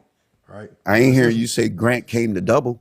Okay, hold on 1 second. I want to hear what the Said that announcers about are Jordan. saying. Okay, let's hear what the announcers are saying. To protect those eyes. Yes, he had discarded the goggles. Crowd applauding the efforts by Pippen. Magic goes to the finger roll. The change of putting Pippen on Magic Johnson rather than Michael Jordan. A little bit bigger, a little bit stronger, able to bump, be physical with Magic, knock him out a little bit further away from the block. And even in the final shot, it's a struggle for Magic to get a good one off. Has moved Michael Jordan into the point guard spot, playing Livingston at the small forward. Offensive foul call on Magic. Did not respond well to the pressure. They understood what part of their problems were. At least they were big enough to admit it. Short, and Magic out of the pack. Teagle with Hodges back for Johnson. Magic Johnson. Okay, Magic scored there. Pippen remaining on Johnson. Evots. Magic gets it right back. Beautiful. The dime. Hold on, where's? Okay, I see it now. I'm sure the message came That's a pass. Okay, forced to miss. And the pace has picked up. Lakers who run selectively, running right here.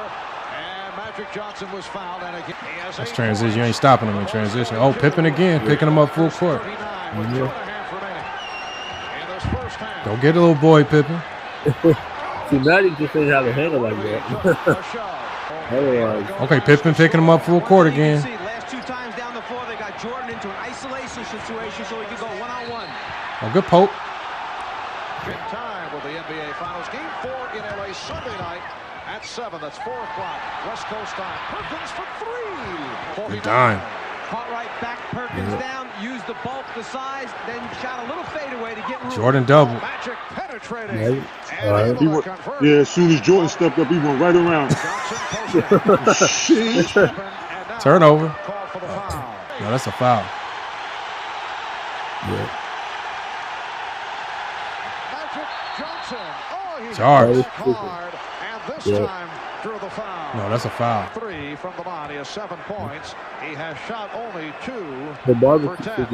Hold on, listen to what he said. 7 points and 2 for 10. Did you hear that? 7 points is 2 for 10. 7 points and 2 for 10 while guarded by Pippen. Hold on, let's keep it going. He's magnificent here this evening. I missed that bucket. Here's Magic. It's a Charge. Flying right by Pippen. Bulls defense. Boom. Scratching, Steal. clawing at the Lakers to try and force Oh, they belling him out. use up that clock. Foul on Pippen. Bulls able to get back. It's a different game. And it counts. He ran through him right there. As Magic got right around the foul line area, he was almost going to reverse dribble and pull it back right about here, but he knew that Pippen guessed right, so he kept it going the same direction. Magic looked like he weighed a solid 230. Damn, that's the only bucket he had that game. Magic Johnson sweeping in. Okay, good stop. Magic Johnson. Perkins actually intercepted that pass. And now the defender putting the pressure on Magic, which was the turning point in game 2. Magic spinning away. Now, hold on. This is game 3. Did you hear what the announcer just said? He said putting Pippen on Magic in game 2 was the turning point, which means right now this is game 3 with Pippen on Magic. Willie, I thought Pippen only guarded him in game 2. Bro, you know as well as I know, Michael Jordan guarded Magic Johnson. Now you gonna sit up here like if you gonna play, just keep playing the video. Now I'm playing. Hold on, like Willie. switches, all that happened. Come on, bro. Willie. You said everybody knows Jordan guarded him more than Pippen. Okay, that's not what we said. He started every game on Magic. Every game. Hold on. Am I crazy, y'all, or is that what Willie said? No. Man, listen. No. Man, he said he guarded. He said Jordan guarded Magic better. Every other game. You said outside of game 2, it was Jordan guarded Magic. This Jordan is game was 3 the primary defender on Magic, bro. Okay. So So if we play game, so if we play game 3, show the film. So if we play game 3, Pippen shouldn't be defending Magic a lot, correct? No. If Jordan went out the game for a bench rest, I guess Pippen will be guarding him. Genius. Oh, so this is when he took his. Yes. Hold on, Jordan might be. Let's see if Jordan on the court still. Okay, hold on. Let's see. Let's play it. Man, he could be guarding. Putting the pressure on Magic, which was Okay, Jordan's on the floor. Game 2. Magic spinning away with 3.5 left, first half. Nice setup. The block. Backing Pippen and then spinning, rejected him. Jordan's still on the court. Jordan's on the court. Okay, Pippen with the defense. Magic Johnson, yes. Damn, man. Look, Jordan down there. Jordan didn't go for the block. Magic with a risky pass intended for Pippen with the steal. Yep. Okay, there we go right there. Good video. Magic. Pippen was making Good him work, video. as we saw. Good video. Held him 2 of 7. Held him 2 of 7 for a long stretch. Magic still getting his buckets, but the one thing I did see was that little boy mentality, just putting him anywhere he wanted on the floor, doing what he wanted. Yeah. It looked like, again, I'm not gonna say Magic wasn't getting off because there were plays. That's why I like this clip, because the clip didn't just show Scottie Pippen good moments. But what I did see was when Pippen was on Magic's ability to create or score looked significantly more difficult. Am I wrong on that? Is that a fair assessment, y'all? You right. That's a fact. That's a fact. I feel like when I would watch the clip of Jordan on Magic, everything that Magic did looked easy. But when Pippen on Magic, everything looked significantly more difficult. When you're dealing with a superstar, I think that's all you can really ask for. As Willie just admitted, it's Magic Johnson, right? It's Magic Johnson. It's Magic Johnson. And so, again, all I want is somebody to give effort. I just don't want anybody just giving up everything as soon as you touch them. I think Jordan was just giving up everything. That's all. I don't know. I think Jordan might have led in steals in that game series too. Oh, okay. Yeah, passing lanes. Not guarding Magic. You like them steals, don't that's you? the thing. Because you can see the stats. You can't see the good. You can't see good man-on-man defense. They don't show up in stats. No, because Willie didn't watch the games. He just looks at the stats.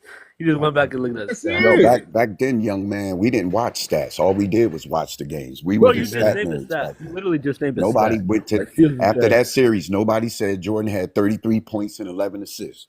So we wasn't stat kids. Basketball Reference was a magazine back then. I didn't grow up with basketball. So we wasn't in the stats. We wasn't stat people. Willie, you saying you wasn't buying them magazines? I said Basketball Reference was a magazine you had to buy. It wasn't readily available like you could just punch up on your phone. And I'm saying you wasn't buying them magazines? You wasn't buying Beckett's, basketball Beckett's? No, they used to have them in school in the libraries. Oh, so you was reading them. You was getting into free version. I mean, you wasn't around that time. So we wasn't watching stats back then. Stats didn't mean shit to now. Bro, hey, yo, Lamont, me and you about my age. About who lost. The niggas lying because there's definitely stats on them upper deck tops and Fleer basketball cards. I said, because you know what? You know why I know stats. I'm gonna tell you why stats matter. Yeah. Because look, like these are the same cards, right, that I was collecting when I was little. And shit, y'all! You about to pull out the 3D joints, the upper deck joint. Hold on, let me pull something. That's how I know bum ass niggas like Jeff Hornacek was in shit because I collected cards. That nigga didn't go on my book. I'm glad you said that. I'm glad you said that. No, look. Bum ass ain't going on my book. No, hold on.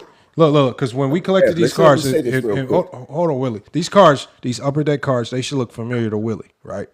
I'm glad we you had said these that. cards. Like when we had these cards, the first thing, like I know, because I know Willie did the same thing. When the first thing you do when you get these cards is, because remember, not all these players was readily available to watch. The first thing you do is you go look at the back of the card.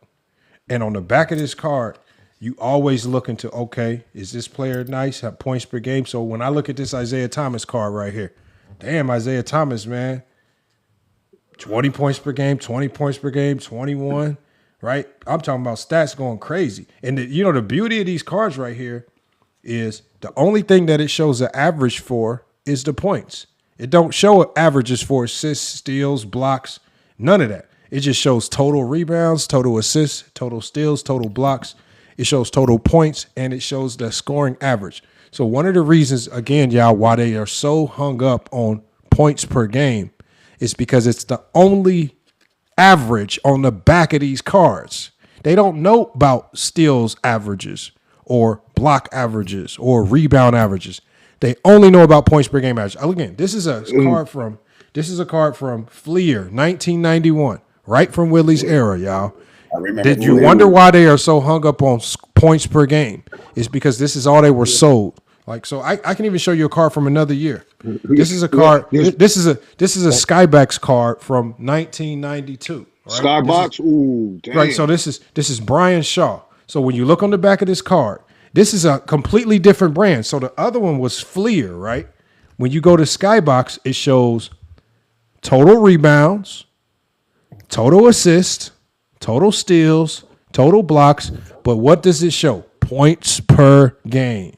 So it shows that Brian Shaw averaged in 90-91, 13.8 points per game, but he had 34 blocks, 105 steals, 602 assists, 307 rebounds.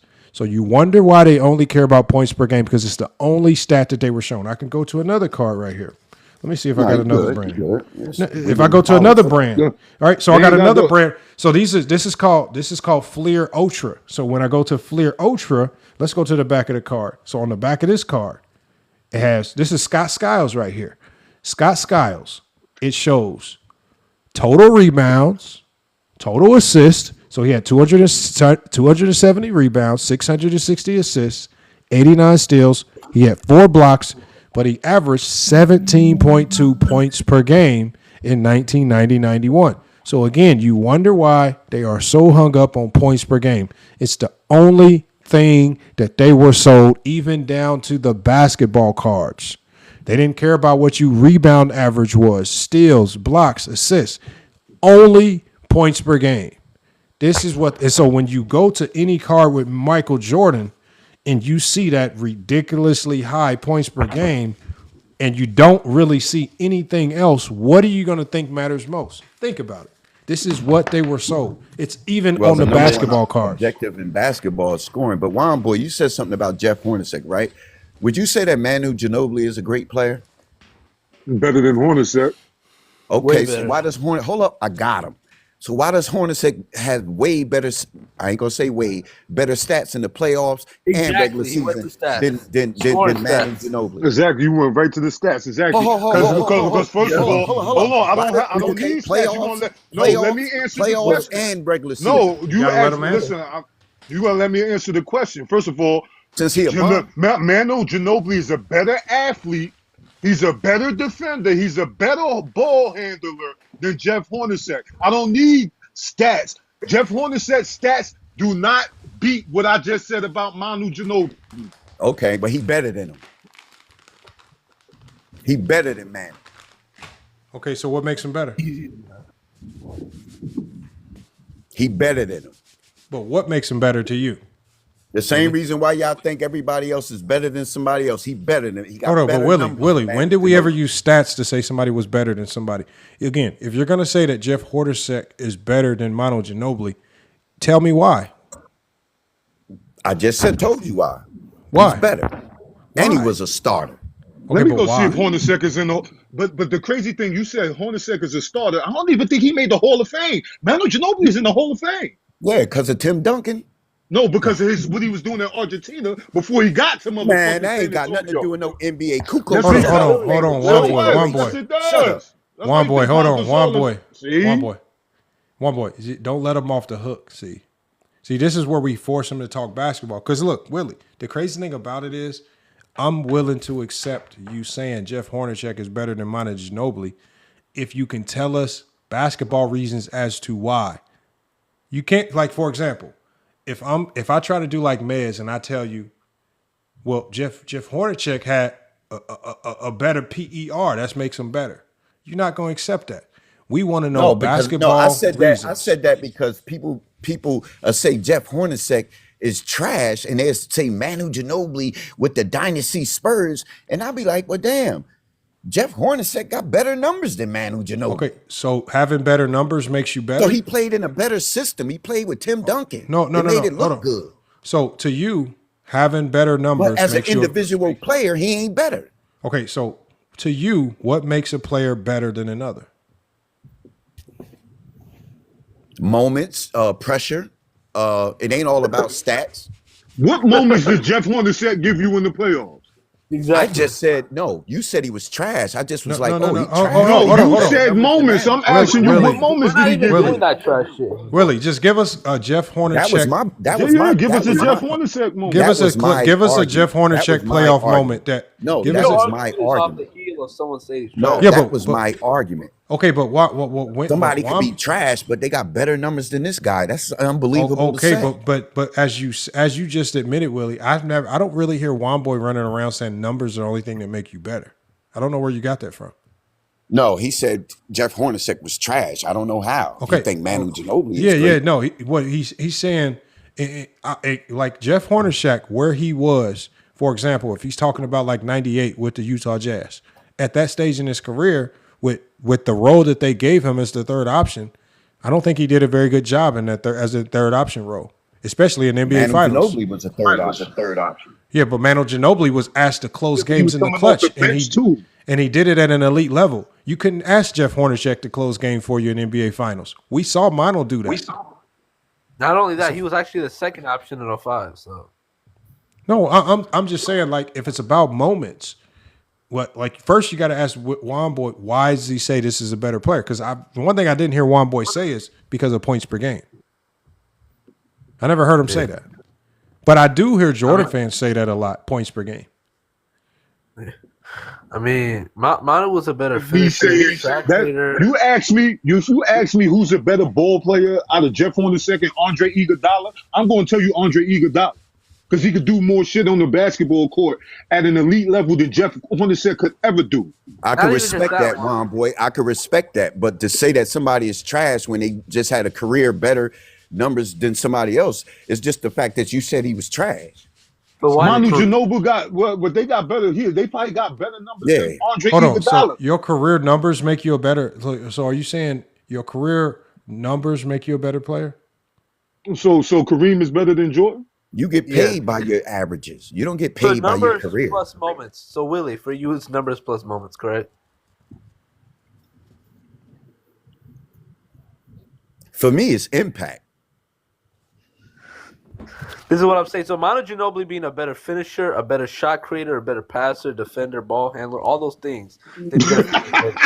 No, I don't think Willie. Hold on, y'all. I don't think Willie thinks. No, I don't think Willie thinks Hornacek is better than Manu. I think he thought that Womboy was saying that Jeff Hornacek was a bum, and didn't know his stats.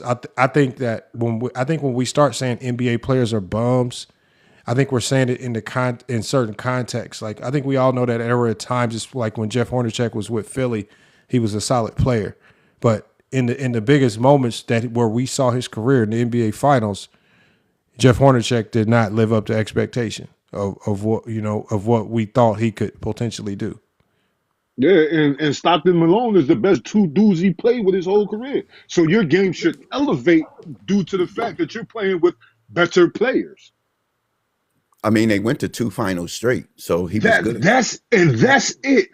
Like a John B. Niggas go to the finals every year, B. So we're not gonna. Oh, so we're not praising going to the finals. Oh, okay. So no. Watch. He went. Hold on. Oh, get him, Shy. I know what you're gonna say. Go ahead and get him, Shy Solomon. Hey. So you praise. So you've said, you praise John Stockton, Karl Malone, Jeff Hornacek for making the finals, but when it comes to LeBron James, you don't care about it. That's not the angle I took. About winning and losing. That's not the angle I took. I was talking about Jeff Hornacek on the championship team, caliber team. Now no. I don't praise going to the finals. I praise winning the finals. You said no. Hold on. 10 finals. No, but okay, if you praise winning the NBA Finals, then how come you don't praise Scottie Pippen 6-0? I do. Jordan wouldn't have won 6 finals without Pippen. I'm glad he had Pippen. Hey man, that was the best basketball you could ever watch. Hey y'all, look, man. I'm tired. We don't have to beat up on Willie. I gotta end this, They man. ain't I've beating been up on live. me. This is fun. Yeah, No, I know Willie. It's fun. I always give Talking you to your kids respect. is fun. No, Willie, we always give you your flowers because win, lose, or draw, man. You always pull up, man. Then whether no matter how it goes, you always pull up and come back. You don't take it personal. So I always gonna have respect for you. I ain't gonna never have no bad words for you. I'm always gonna come to your defense if somebody try killing you or something like that. So you good over here, man. It's just basketball talk. We ain't tripping. You know, it's respect. It's all like The maturation of Scottie Pippen was great. Coming in as a rookie, 7 points a game, coming off the bench, going through Detroit. They was pumped. You know, he grew up. He grew up in the league. I feel you. 1991. But he grew up before that. He grew up in Game 5 against Cleveland in '88. He was the player of the game. As we end this, y'all, because I got to shut it down. I got to start shutting it down. I got one question for King Shai Solomon. King Shai Solomon. Yeah. Now, I extended this. So King wrote King's Speech Row. He's a savage, right? He's a savage because this is what I gave King Speech Row, right? I gave him a crazy offer, right? Because, you know, he came to as the defense force for Armani Viss. And I said, look, King Speech Row. Pay the money. Pay the No. donate. This is what I said. I didn't ask him to pay nothing. So I said, No, you told him to donate $1 and you drop all the shit. Yes, I said, look. And good grace. I said, if you want me to extend some grace to Armani Viss, show some support. Because remember, for our donation page, it's about the volume of names that donate. It's not necessarily about the dollar amount, right? And and I know people got bills to pay, kids. I'm not trying to kill nobody, right? I said, if you want me to extend some grace to Armani Viss and to end these strikes today, I said, just go to the GCU Men's Club Basketball donation page, donate $1. I put up the post, and King Rose Speech did not even donate $1 to save Viss channel, man. He didn't donate $1. Damn.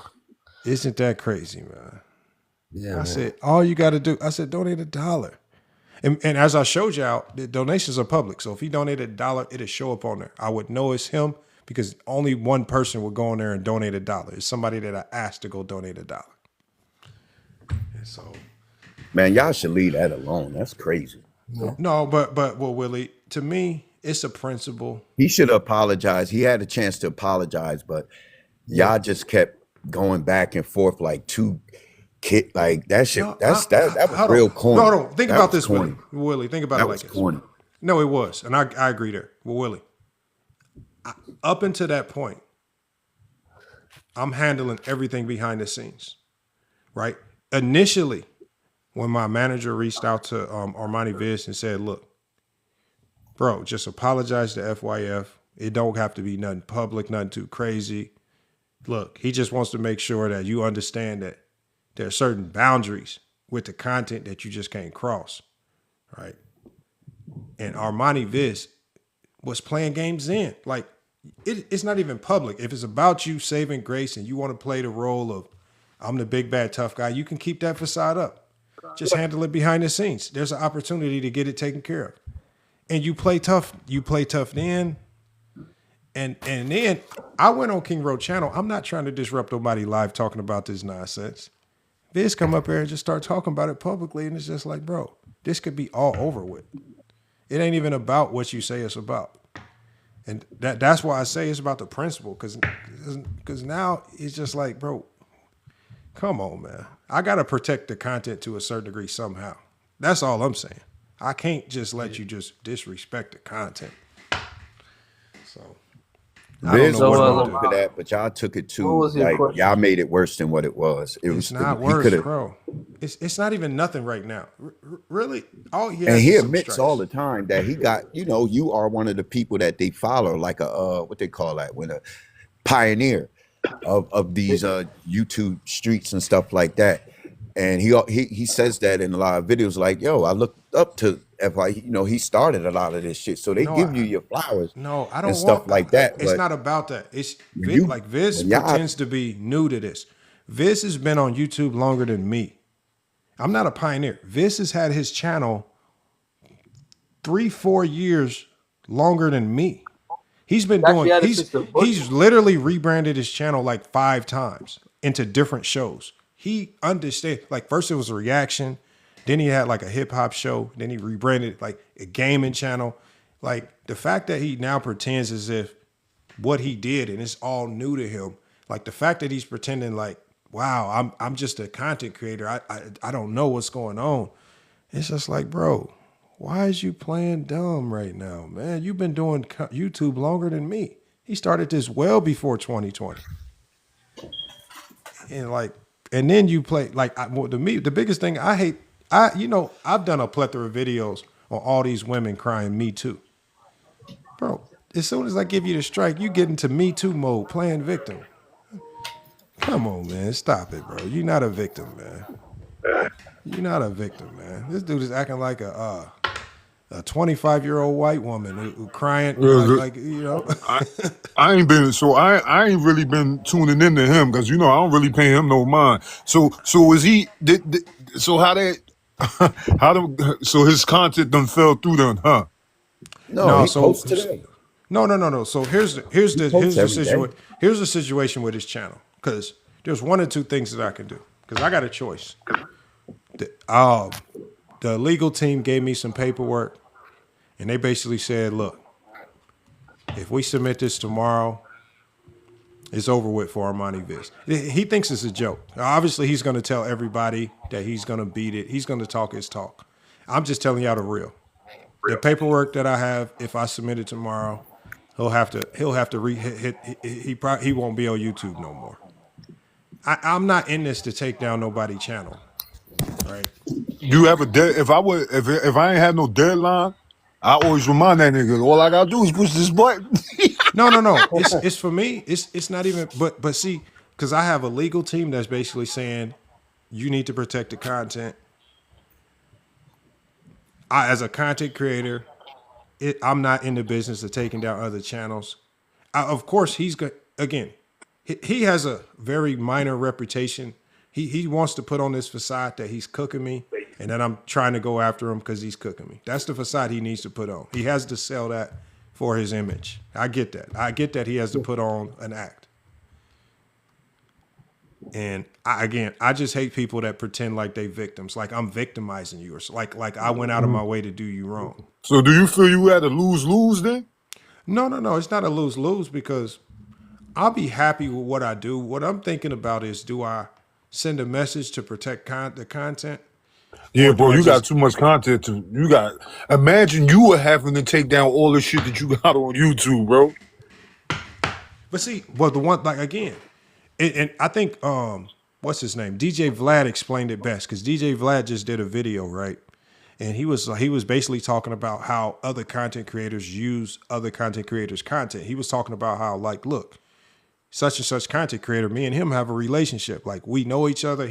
When he uses my content, it ain't no issue. Like, this is I use his content, he uses mine. There's an understanding there, right? But then he also talked about how there's other content creators where he had to go after. Look, I don't rock with that.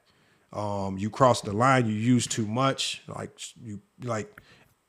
There's boundaries you can and cannot cross.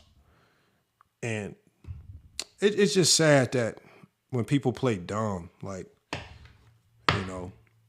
so that's all. I just don't like the victim stuff when you try to pretend like you're a victim, man. That's what irks me the most. That's what bothers me the most. As if I was, and again, I know nobody likes getting a strike. I've gotten strikes. I didn't like it either, but never did I get a strike other than the strike that I got from Laura Ingraham in Fox News. Now that was not justified. That wasn't about content.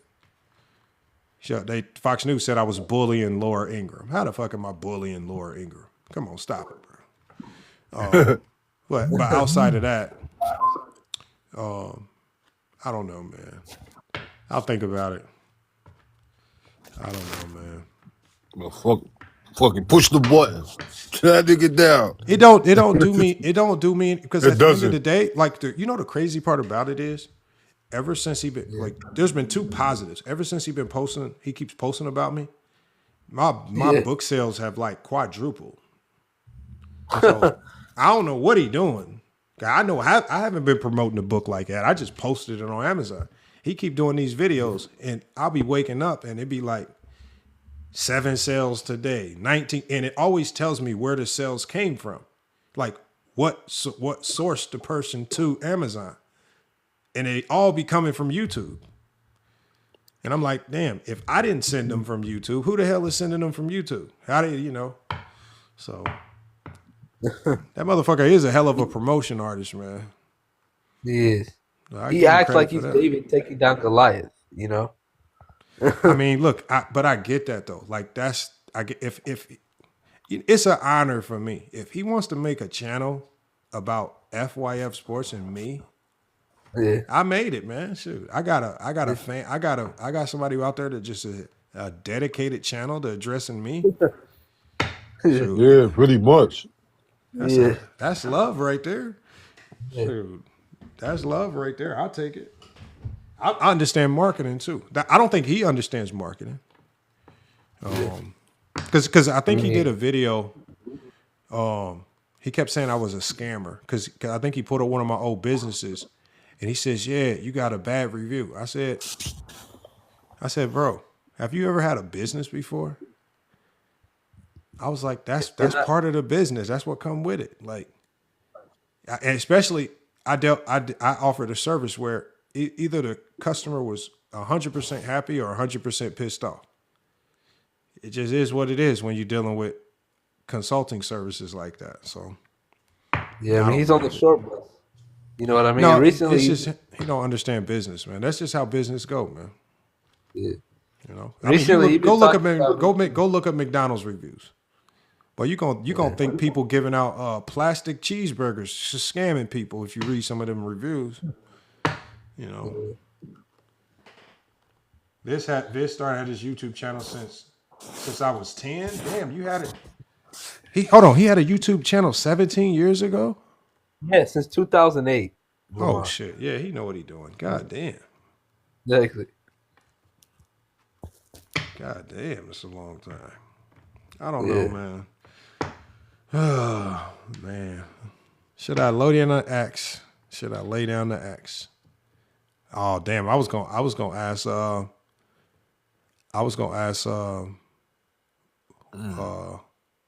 Willie if he wanted to save him with a $1 donation to the GCU Men's Club basketball team. Hey, man.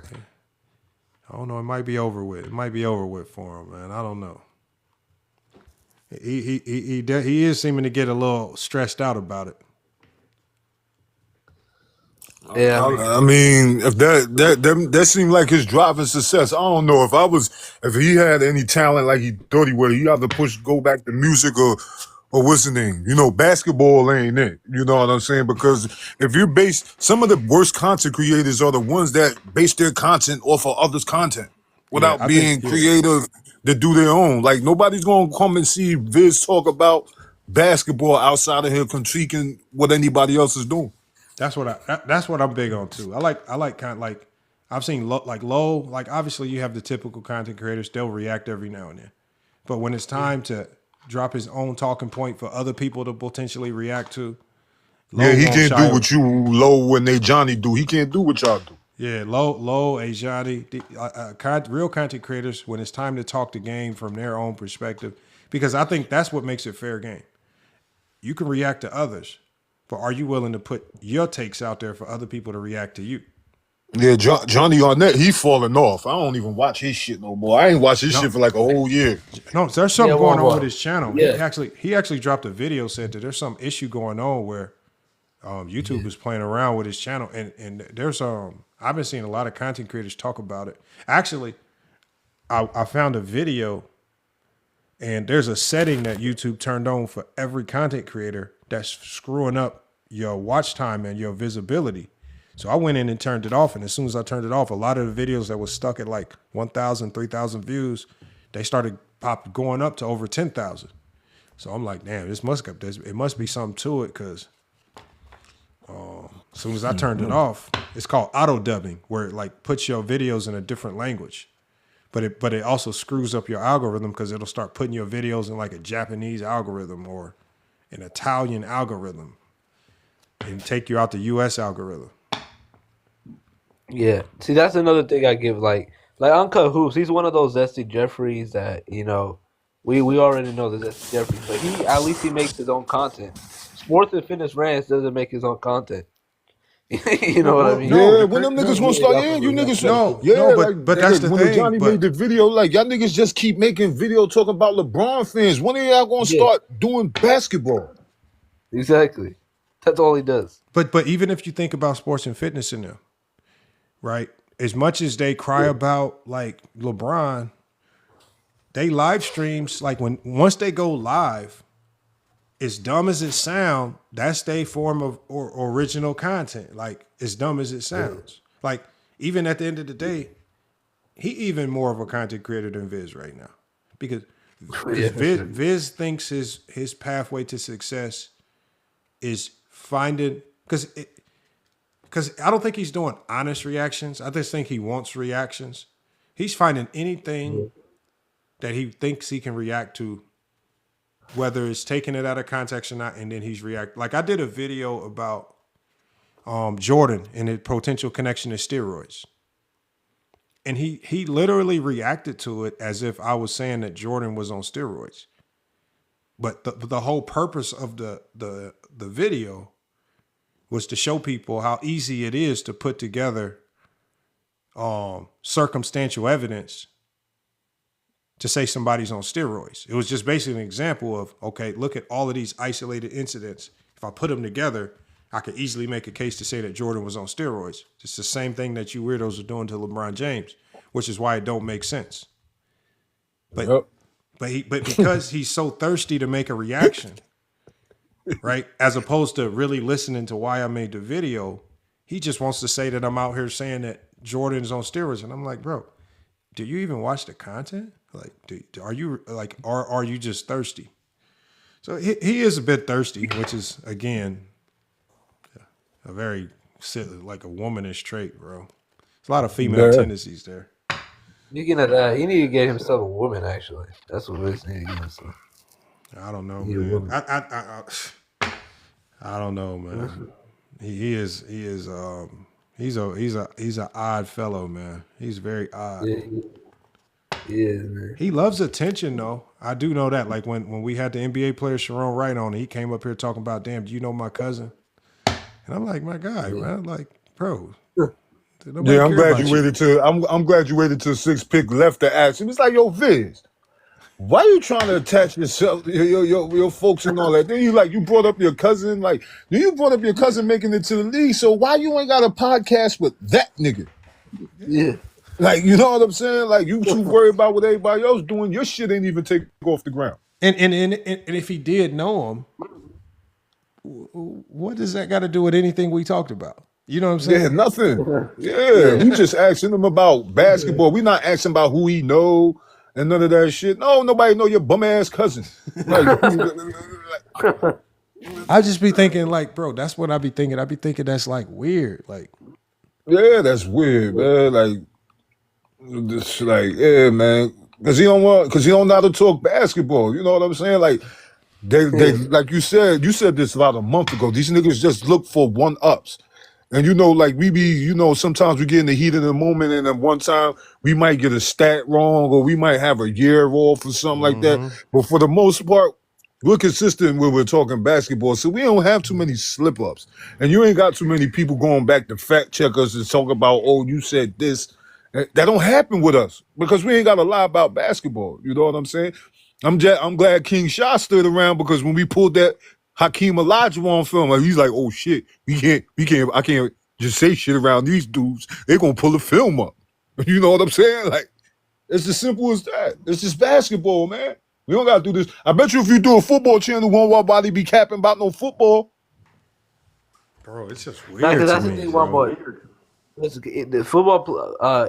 Content creators, they don't do like football channels. Like there's not too many football content creators because they're more so focused on news outlets and the reporters and the analysts Hey, covering the game. hey, if you had to That's what guess, they pay. hey, Juan boy, if you had to guess,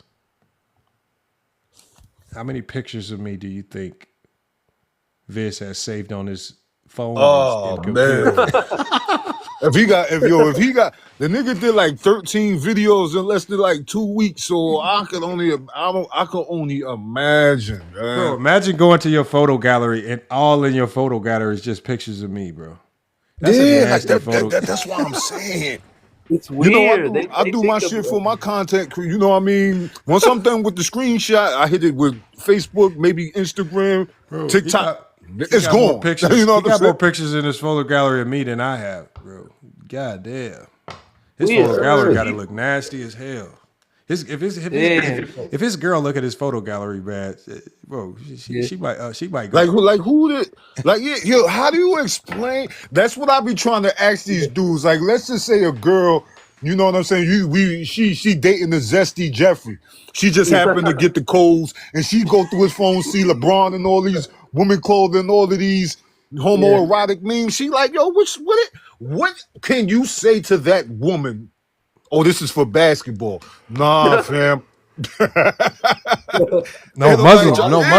Yeah, bandwagon. Hey, Muslim mate. It's not thumbnails. Like, look, Viz is taking images from my TikTok shorts.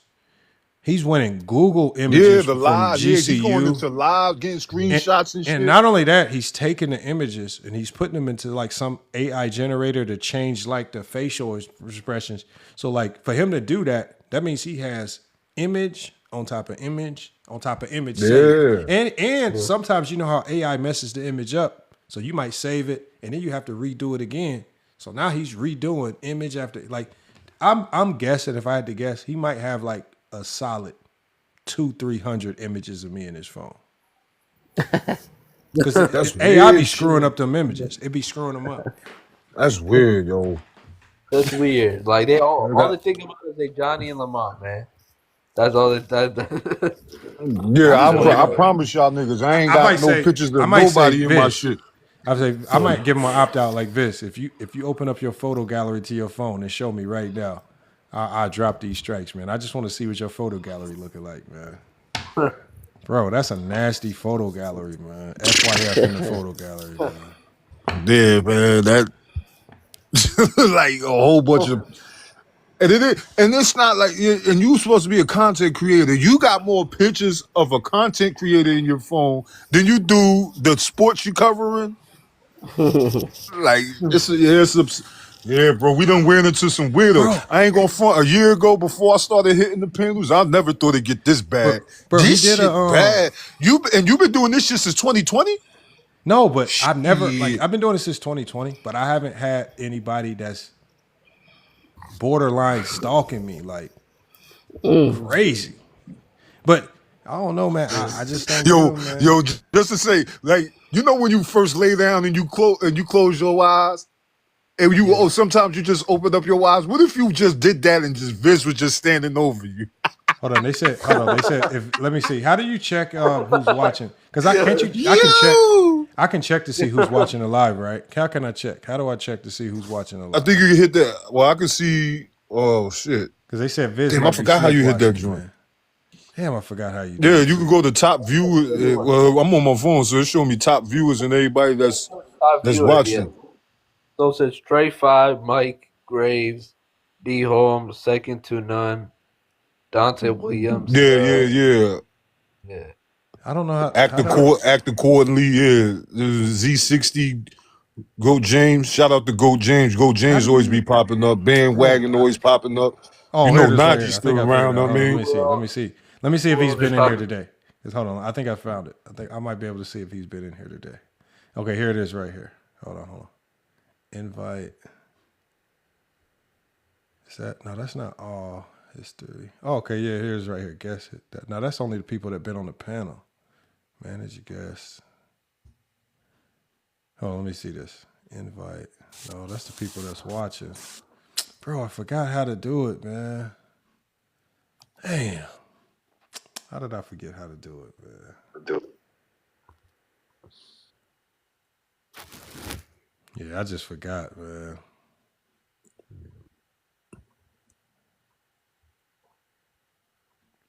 I'll figure it out. I think I can see it after I get off the live stream, man.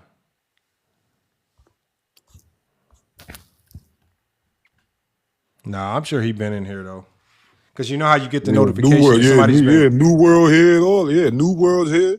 Because you know how you get the notification when somebody views your page?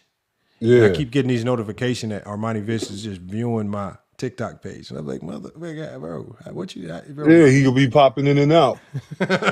he might have another account. Shit. Bro, I don't know, man. These dudes is weirdos, man. Yeah, they took this shit too far, too personal. At this point, I'm surprised Lamont ain't blocked him, man. No, I don't have no. That's why So hold on, one of my mods blocked him on YouTube, and I unblocked him. Like he went on there, he was like, "Yeah, you blocked me." I'm like, "Bro, I didn't block you, bro." I said I unblocked you. Then he came in my comments to check if he was unblocked. He was like, "Am I unblocked?" And then because he even posted a short on TikTok saying, "Man, yeah, this dude on YouTube, man, gave me a false strike." And I commented on it. I said, "Bro, don't nobody care." I was like, you really think people care that you got a YouTube strike? He's like, this dude on YouTube gave me a false strike. All I was doing was reacting to his content. It was transformative. Brother. He was probably crying like, "Oh, don't worry, I'm gonna fight against Lamont. I'm gonna get my Bro, he keeps saying, bro, this is how you know he's crazy because he said, "Yeah, I called down there, man. They said he gotta pay his fees still." I was like, all right, bro. I said, if you think, I said if that's what you waiting on, I was like, go ahead and have at it, man. He's an absolute weirdo, bro. Yeah. I don't want the lawsuit to go through. I don't want that to go through because if that goes through, it's going to be a hefty penalty on top of his neck. Because I know he don't have the money to fight it. Because the paralegal, pulled all his information, so they know where he worked and everything. And it's just like, bro, I'm not trying to do that because then because if they put in work on it and win it, they gonna garnish his wages. They gonna try to get that money. Yeah, they go. That shit gonna come right out of his paycheck. So yeah, I'm not trying to. But I understand. I understand that, and you know what I mean. Like that's like he's small. Like you don't win nothing from that. You know, like you ever like I asked you that's why I asked you if you think it's a lose because like if you push the button, you know what I'm saying. You're a bully. If you don't, you're soft. You know what I mean? But either way, you don't win or lose from it. You know what I'm saying? So it's kind of more of a lose than a win lose. You know what I mean? Like you don't make out of this anyway. Because what's to say that he does get sued? He gonna come back. Oh no. He's gonna come back like. Might even more ferocious. No. The problem is he'll be like Tommy Sotomayor if he comes back. Because if he comes back, then every channel that he tries to come back on is going to be up for suspension if somebody reports it immediately. And with all the enemies he making, somebody going to report every new page he make just to get him up off there, just make him hit the reset button. So like it's gonna be just an endless cycle of getting kicked off if he tries. Yeah. So and then because you got people looking at him like, yo, you doing too much. Yeah. I'm surprised because I thought it would be more people like, especially like that's why I told King Rowe. I was like, King Rowe, you're a content creator. I was like, bro, how come you didn't just be like, bro, you out of pocket? Why you do that to his live stream? But he got people around him basically like egging him on like he was right. Like, and I was like, bro, I just set him up. They ain't gonna take that lawsuit for him. Yeah. So it's nasty what they doing, bro. They just setting this man up for straight failure, bro. Yeah, they lined him up. Yeah, you talk about Roe. Roe don't give a damn about that nigga channel. That's why he ain't sending that dollar. Hell no, King Rowe don't care. King Rowe don't care. He like, look, it ain't me. It ain't 10 toes down. So you don't care. Hell no, you don't care. Hold on. I think I can check. No, can I check? So how do you check if you're looking from the app? I don't even think I can see If you look at the live from the app, you're gonna have to hit the it show you right who it show me and Shay in the live. You hit that the whatever number, like you see, I guess 30 people still watching, you hit that, that's who you can see who you still watching. Oh, I see what you're talking about. Yeah, like you see, it just went down to 29, so somebody just left. Oh, so that's the people who are watching, but it don't show Yeah. who watched. Yeah, I don't think it shows who popped up. I can see that after it's over with on my end. Did somebody send a thanks? Somebody sent something. I don't know, man. Let me shut it down. Are we getting late for me? I appreciate y'all pulling up. This actually turned out to be a solid live, man. A couple people pulled up. We got some film. I ain't gonna lie. This was a good one, right? This one's gonna be good content when we push it over to YouTube. This one's solid right here. It will. So yeah, I might drop this one. I might go ahead and drop this one tomorrow, or today. It's already tomorrow. Yeah. Yeah. So I'm glad it's good. I ain't got work till tonight, so I'm cool. I can go back to sleep before I go to work. Yeah, this was a good one. 12K likes, 11 gifts. Yeah. So salute, man. I'm about to start dropping some uploads for this month, man. So make sure y'all tune in. The uploads are coming. Yeah, I got a couple that I know the sports fluents and everybody gonna be wanting to react to. They gonna be mad. Yeah. You know, the typical Jordan ones just to piss them off. So, that's a good one too. I might do the Jordan steroid one. Yeah, right. I think that nigga did just bulk up and lose hair out of nowhere. Yeah, I think because the way our Viz and them be getting in, bro, that Jordan one would be a good one, man. All right, man. All right, shit. Y'all be easy, man. Yeah, all right, peace, man. All right, Solomon. I'm gonna go ahead and let you go, man. We gonna shut it down, man. I appreciate you pulling up, man. Peace. All right, man. Peace. All right, y'all, man. Salute, man. Muslim made hoodie, hoodie times 3, hoodie 3 times. Everybody that pulled up today, man. Good stream. Salute to Willie, man. Surmise. I am Edwards. I saw you in the chat. Sammy pulled up after a long minute. Salute, Sammy, for pulling up. Breadcrumbs, Iron Man. Everybody that pulled up today, man. Appreciate y'all pulling up, man. And we got to the film today too, man. It's always good to get to the film. But y'all look, man. Make sure y'all tune in to Go James Kingdom tomorrow on either Go James Kingdom YouTube channel or FYF Sports, man. We're gonna be live. We're gonna be cooking on there. And you know what? I'm gonna make sure y'all pull up back Saturday. We're gonna be back Saturday to cook some more, man. So it should be a good one either way, man. But look, y'all, man, it's FYF Sports, man. Another crazy podcast episode, man. We're gonna be back, y'all. More sports and news, y'all. FYF Sports. Yeah, we out.